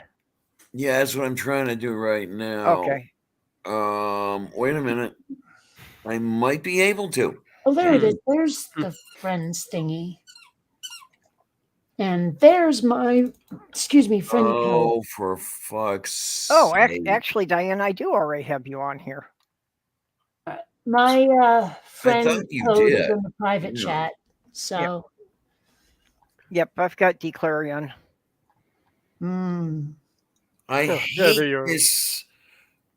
What do they call it? Two-factor access or whatever the fuck. Yes. I I hate those things too. I avoid them.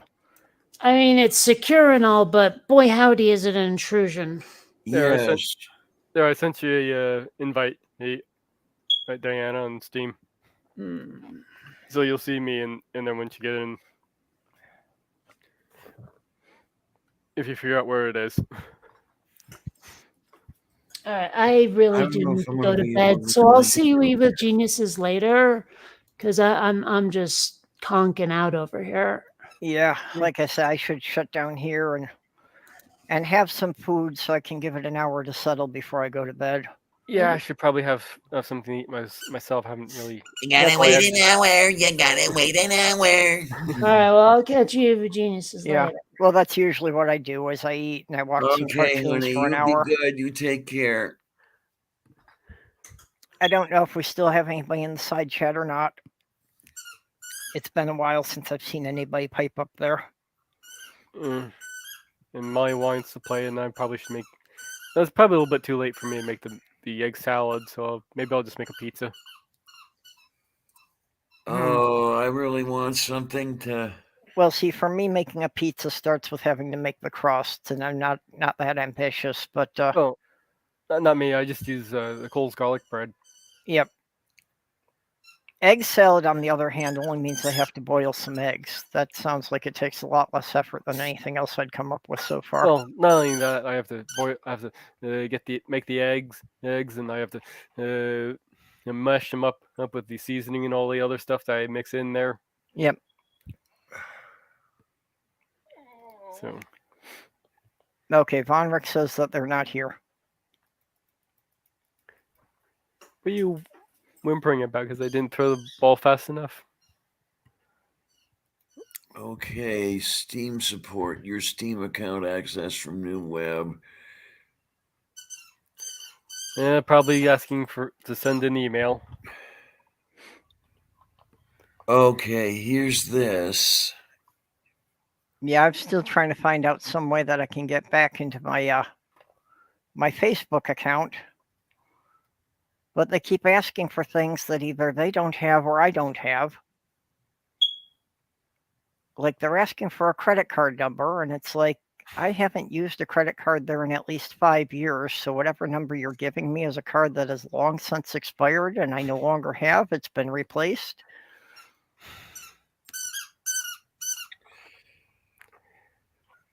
Love this ball. It was is like one of the cheapest toys I got her too. Yep. Well, I find that for cats, buying toys is pretty much a waste of money. Yeah. But random bits of garbage are what they're most interested in. Yeah. Unfortunately, it's not quite the same with dogs. They will sooner play with the box the toy came in. Yeah. Like I said, unfortunately, that's not the same with dogs.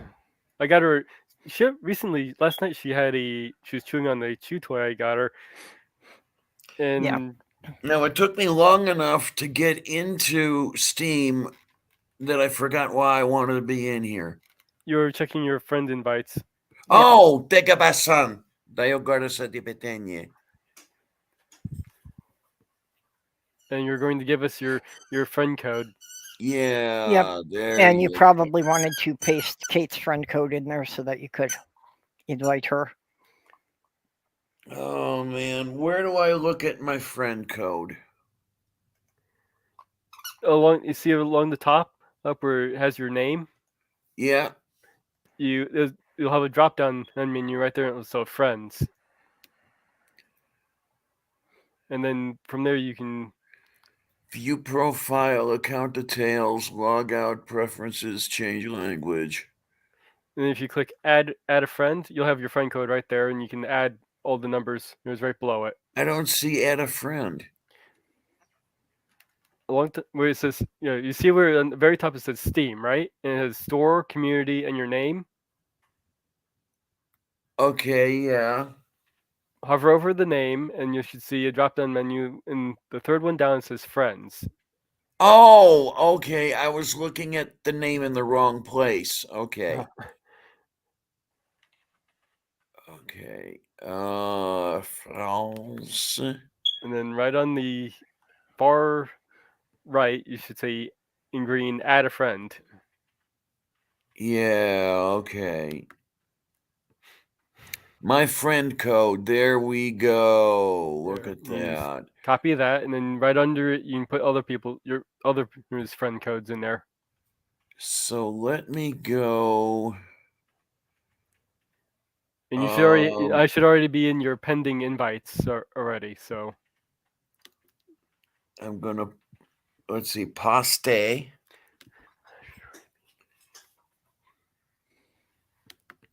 Okay, there's me. all right. And like I said, I should already be in your pending invites if you click on that on the left-hand side.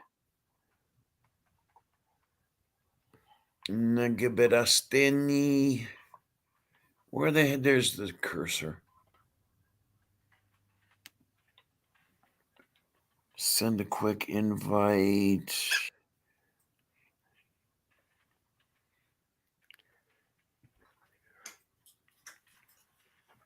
Generate new link. I don't.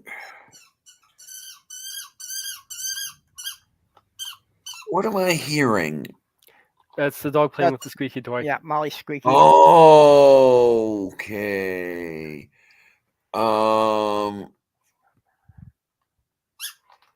I don't see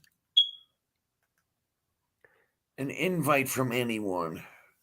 It should be there. It should if you click on pending invites, just about where it says Chobeni. when you're in the section for your friends. Oh, there you go. Kerekapatanye. Yeah. Okay, so I will. What, honey? What? She wants attention. God, she. Yeah, well, you're stressed out. She's stressed out. She needs reassurance that she's not going to get left behind in the move. Oh my. I need assurance I'm not going to be left behind. Yeah, we're going to make sure you both get there. You have people who supporting you. Don't worry. We'll make it happen. Or perhaps you're worried that we are going to make it happen. Well, as I said earlier, I would continue saying I hate to leave Pittsburgh, but this isn't exactly what I had in mind. Oh, God. She's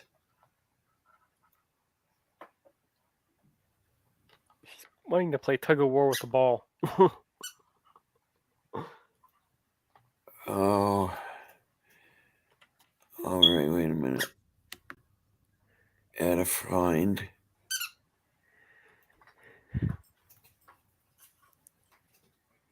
Ato keteni. Metra daye geresita. Motoponomonakeberono. Okay, so hang on. Where's the egg thing here? Here's the egg thing.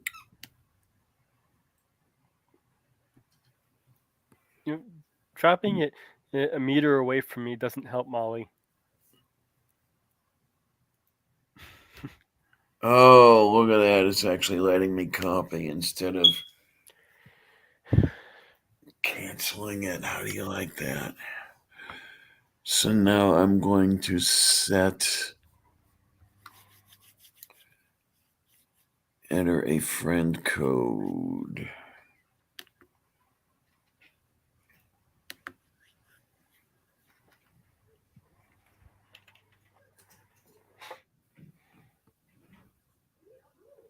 Oh, move beef. There, you did it. Tayo korostu? Seeing as we're probably wrapping up pretty soon, you can expect my video on my garden channel will be out tomorrow sometime. It'll be something for you guys to look forward to. Yeah, I don't know. I'm gonna have to look. I think I've got another. Email ready to use because I'm definitely. I mean, it's what 6 or 7 hours that we've been going on this thing, so I'm not gonna have any time left on this email. Interesting enough, tomorrow would be when I had filmed my first video and I uploaded it on the 29th. So by the end of the month, I'll be celebrating my 1-year anniversary for the channel. Wow, time flies and you're having fun, doesn't it? Yeah. Oh. Yeah, because I wanted to do a broadcast from New York if I ever got there. Oh, you'll get there. I'm sure you'll do a broadcast once you do.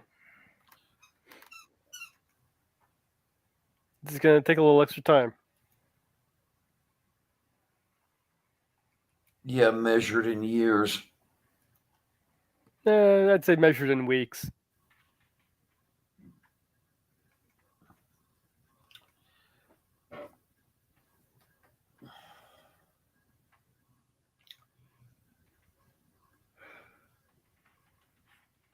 It's obvious that we need to get you down there before you're kicked out of the apartment. So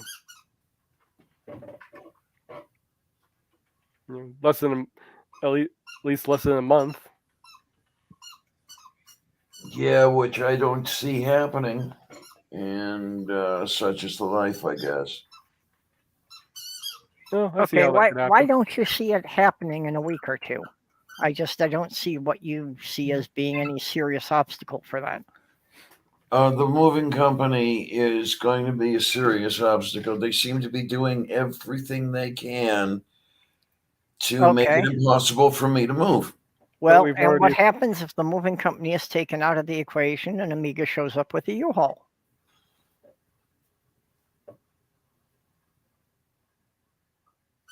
Yeah, that seems to kind of solve all the problems, doesn't it? Not really, because I'm in no shape. I've improved greatly over the last couple weeks, but I'm still in no shape to load a truck and any of that stuff. Well, Ox was in the side chat a while ago volunteering to help and saying that he's in North Carolina. So there's somebody who can get up there and help you load. Yeah, so, if you coordinate with him and Amiga Nuts, he'll come and help load the truck, I'm sure.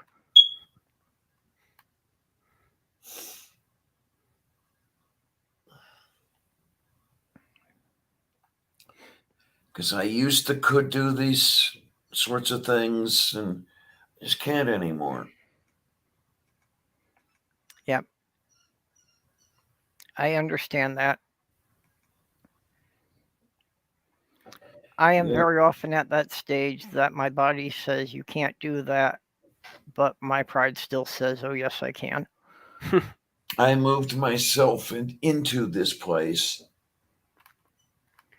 Buddy, you can't do that. Pride, hold my beer. Buddy, told you. Hmm.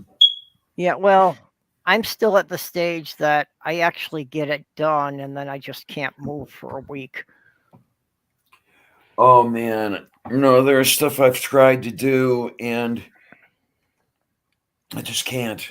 Um, I run out of steam, energy, whatever you want to call it, within minutes. Yeah, I have those days. Oh God! Ow! I remember when my arthritis first came on, and I was trying to do some stuff, help with work on the side of the house. All I had to do was just hold a ladder, just make sure the ladder stayed stable. So all I was just doing was just standing there holding the ladder. Even that was enough to leave me winded. Even the person actually doing all the work, or I was sitting on the couch, all winded and stuff. And the person actually doing all the work, like, what are you so worn out for? Yeah, well, that's it. I said that COVID pushed me into an early retirement, but I didn't resist it all that hard because for several years before that, I'd been wondering how long my body was going to let me keep doing that kind of work. Oh God! When my arthritis gets so bad that I can't really tell if I'm gripping my tools tightly enough, it's not really good. Oh!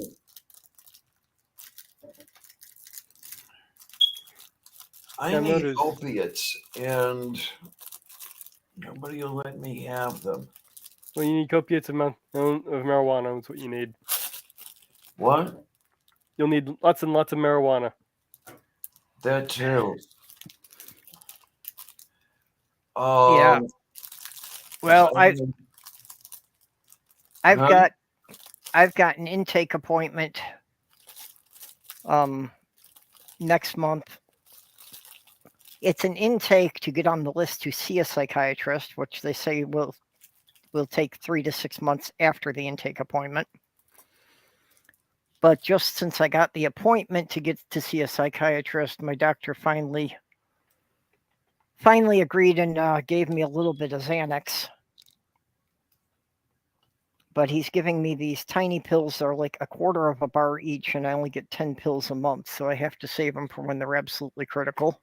Yes, I know the feeling. Oh man. Because taking less than 2 at a time has no effect at all.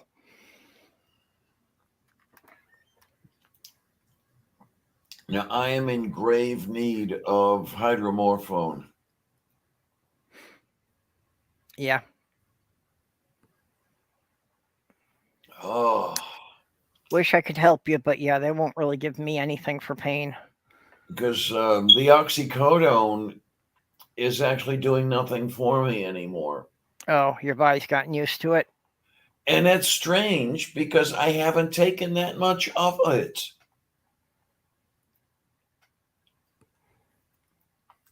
But it seems that the body has got accustomed to it. Yeah. Yeah, well.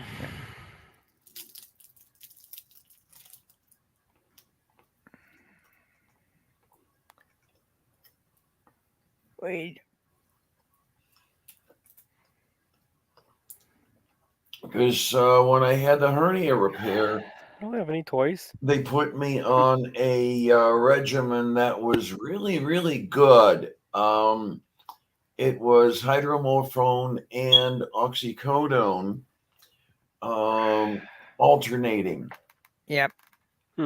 I would take the hydromorphone, and then the oxycodone would extend its useful period. You just want pets? Yeah, well, I'm trying to get lined up for my surgeries, which should be 2 separate events that should render me unable to walk for a period of time. Oh, fun. Molly's sitting here looking up at me like she wants something. What are you talking about, GRS? The GRS, and I'm also at the point of discussing top surgery. Okay.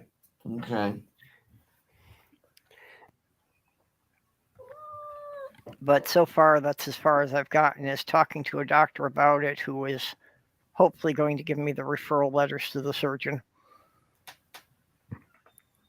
Well, what do you want? But for that, the surgeries are something they can't do here. I've got to go to Minneapolis for those. I wish I had the money for that stuff. Well, that's part of my thing right now is I'm, going through with the insurance to make sure it's all going to be covered, because if I wind up getting a surgery that leaves me with $1,000 bill, that basically sinks my finances for years ahead. I can just manage to get by with what I've got now. I can't deal with any large bills coming up. Uh-huh. I'm still paying off what I owe my brother for the van.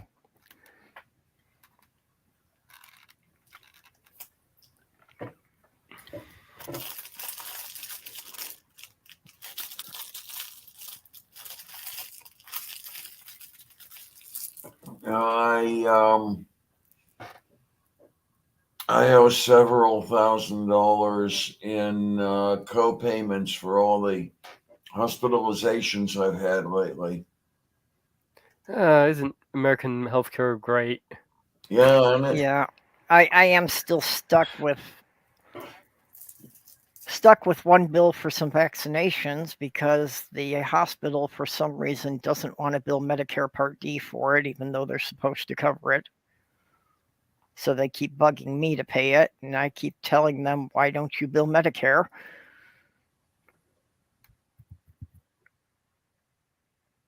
But I've been going back and forth with that same dialogue with them for about 3 months now, and they're still trying to bill me for it.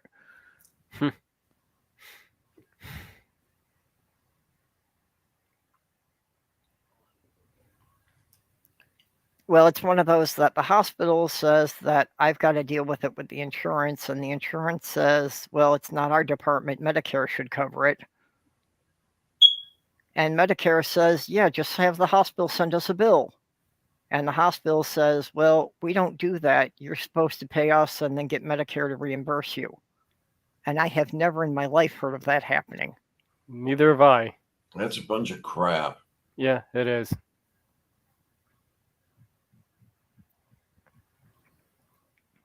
So if something on that little runaround routine doesn't change, I expect in the next month or so, they're probably going to be turning it over to collections. Mm-hmm. And that's going to fuck up my credit rating for a while.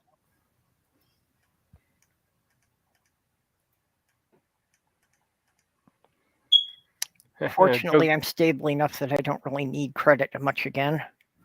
Joke's on them. I don't have credit. Well, that's for the longest time I didn't care. But when I needed to get a credit card for my company, do you know how difficult it was to get them to accept I wasn't trying to scamming them? I just hadn't used a credit card in 25 years. Yeah, I can imagine. Yeah, nobody would believe that. They were sure that somehow I was suppressing my record. Like, yes, somehow I had a way to keep the 3 major credit agencies from seeing what I owed.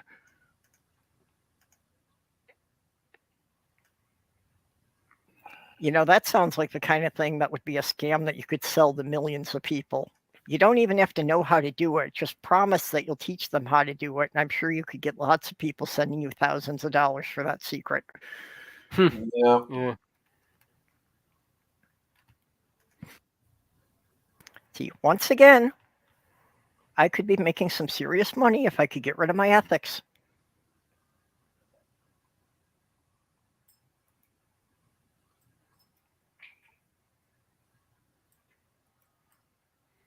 Can you have your ethics surgically removed, at least for a little while?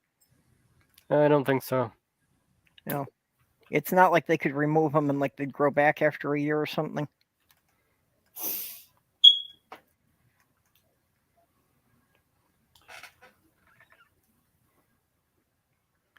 Yeah, this is the crazy thing over here. This smoke alarm was silent for the longest time, and then just yesterday decided to start chirping again. Yeah, it definitely sounds like a sensor issue. that it's okay when it's completely clean, but as soon as some dust falls on the sensor, then it's triggering it. Mm.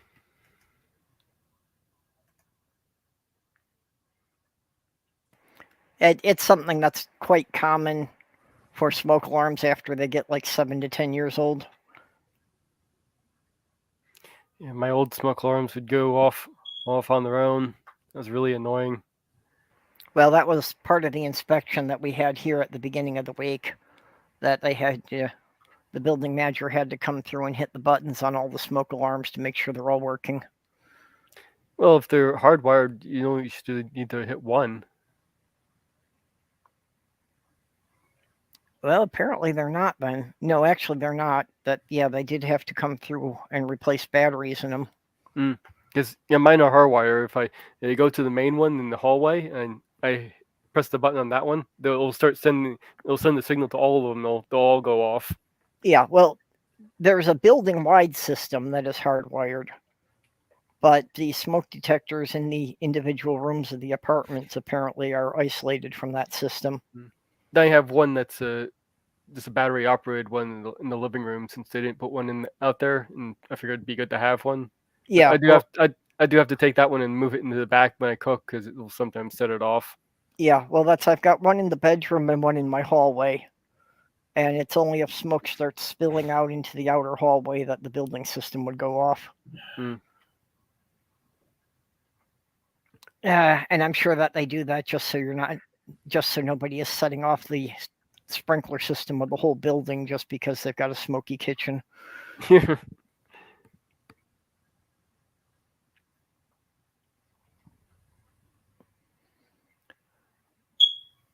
Got the guy in this morning to fix my sink, so once again, I'm quite pleased with the level of maintenance. It only took him something like 36 hours to get somebody here. Nice. And Molly's back to chewing on her cow hoof. I've got to get a sink, and I've got to get a tub shower. Mm-hmm.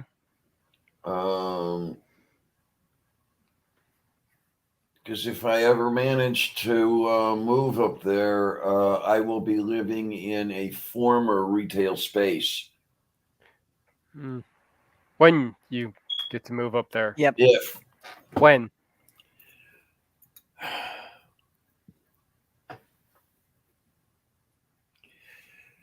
Yeah. Unfortunately, I'm trying to do everything by the rules here because the building manager has been real good, so I don't want to do anything to antagonize her. Okay. Even though, like, the sink, it actually would have been a fuck of a lot easier for me to just go to Menards, buy the parts, and do it myself. I would have had it done in 2 hours instead of 2 days. Well, I think that's a violation of Section 8 terms, isn't it? Well, that's what I figured, that if I tried to fix it myself, they could consider that a lease violation, and I could get evicted for that. Yeah. Go just ask for permission first. Can I just fix this myself? Well, and I don't even think the building manager could authorize that because the building is owned by a government agency. Yeah. So I'm sure we'd run into a shitload of bureaucratic paperwork that would just be far more hassle than anybody wants to deal with. And they'd just say, just wait, we'll send somebody to do it. That sucks. Well, although for once, I'm living in a building that they're reasonably quick about it and they do it right, as opposed to all the places I have lived over the years that the maintenance was at a level that my own brother would have fired me for. No, you mean like the putting the AC thing in?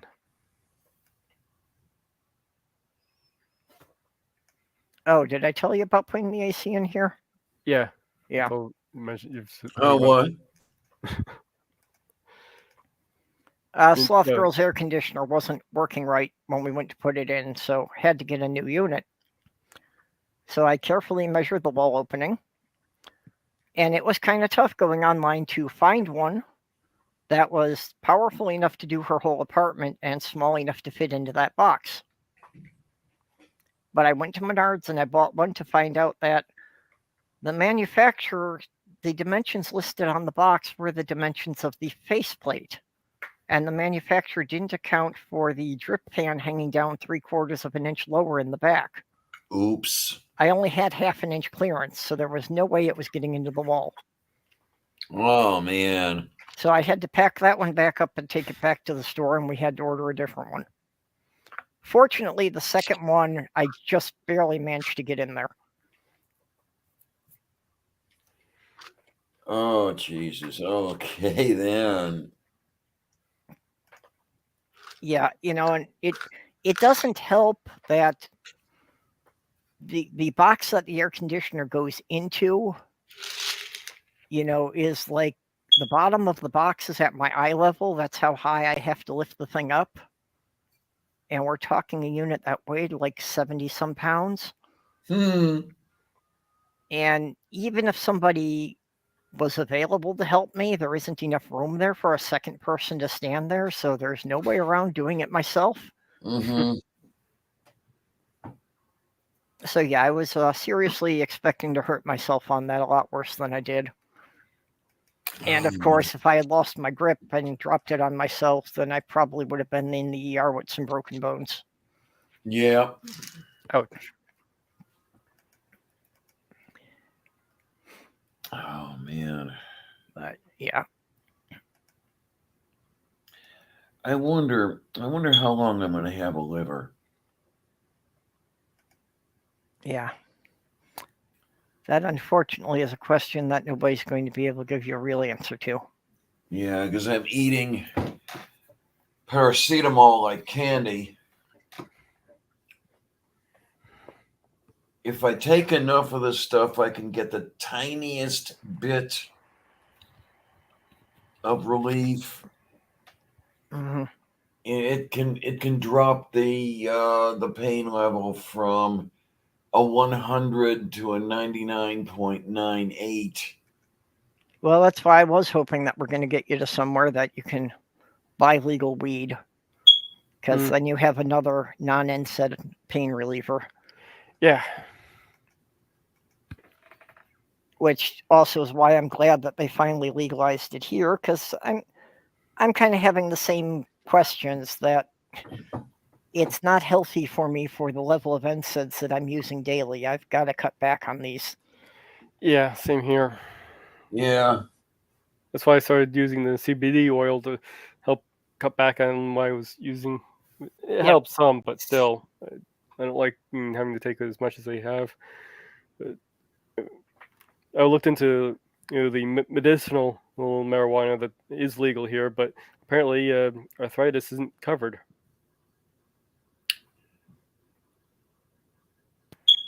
Actually, they had some medical marijuana, very low dose stuff that was legal here. And this one guy who runs one of the shops gave me a tiny sample of some pain relief cream, CBD oil cream. And I'm not sure exactly what was in that, but the stuff did work. Unfortunately, I found the smell of it intolerable. That if I put it on my hands, anytime I got my hands close to my face, I couldn't take it. Okay. I've tried some of the cream CBD oil. It didn't really work too well for me. It did seem to help my fingers. It was helping things to the point that, like I said, I wasn't having as much problem with judging my grip strength, which is the big issue. I've tried creams. It didn't. At least the one I tried didn't really seem to do it. But I don't know. Maybe it's whatever you tried is different. Well, and I expect it's similar to the different strains of marijuana that how the CBD oil is refined is going to vary in different products. Moo. But I'm just mentioning that because you could look into that when you get to New York and see I if that might be an option. I really, really, really, really, really, really want hydromorphone. Out of all of the things that I've tried, that seems to work the best for me. Yeah, the CBD oil I get it for tinctures I get from CBD Distillery. They apparently do lab testing on their products too. So Yeah. Oh, God. Oh, my. I You know, just want- cannabis is one of the few products that they can get the lab rats to volunteer for. Yeah.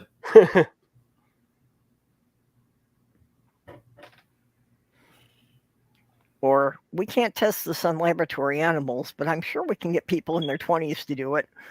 There you are.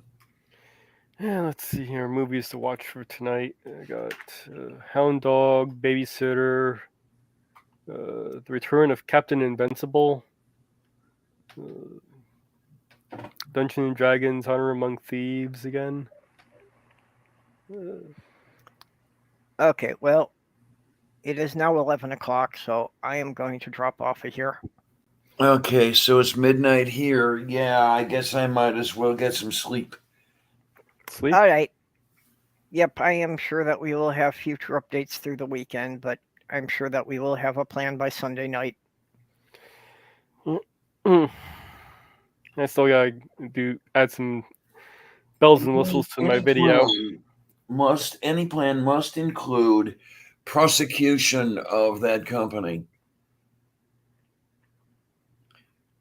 Well, yeah, you know, obviously we're not going to stop until all of the money that they were given is returned.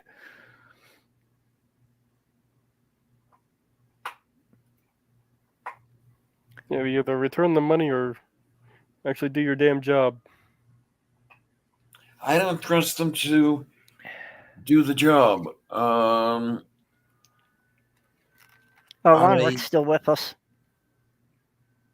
I would expect that what they would do is, okay, yeah, I'll do it. And then they load the stuff on the truck and drive it to some warehouse in Montana.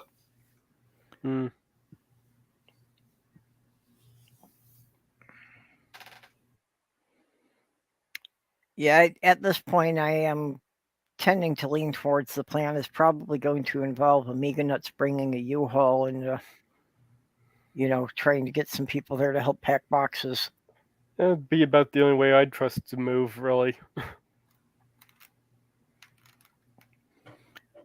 And,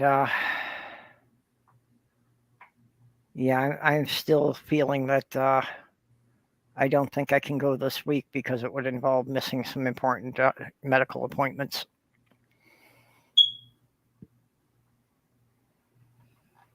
Yeah, it's always a good idea to make medical appointments. Well, especially since I'm more and more running into appointments that have had to be scheduled at least 3 months in advance. I don't want to have to reschedule them.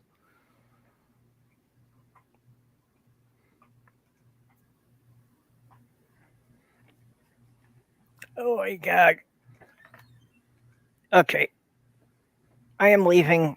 I am going to food and I'm going to go to bed. Unless I walk into the kitchen and again decide food isn't worth the effort, and then I'm going to watch cartoons and then go to bed. Yeah, I should make. Sounds like fun. I still need to get dinner going too.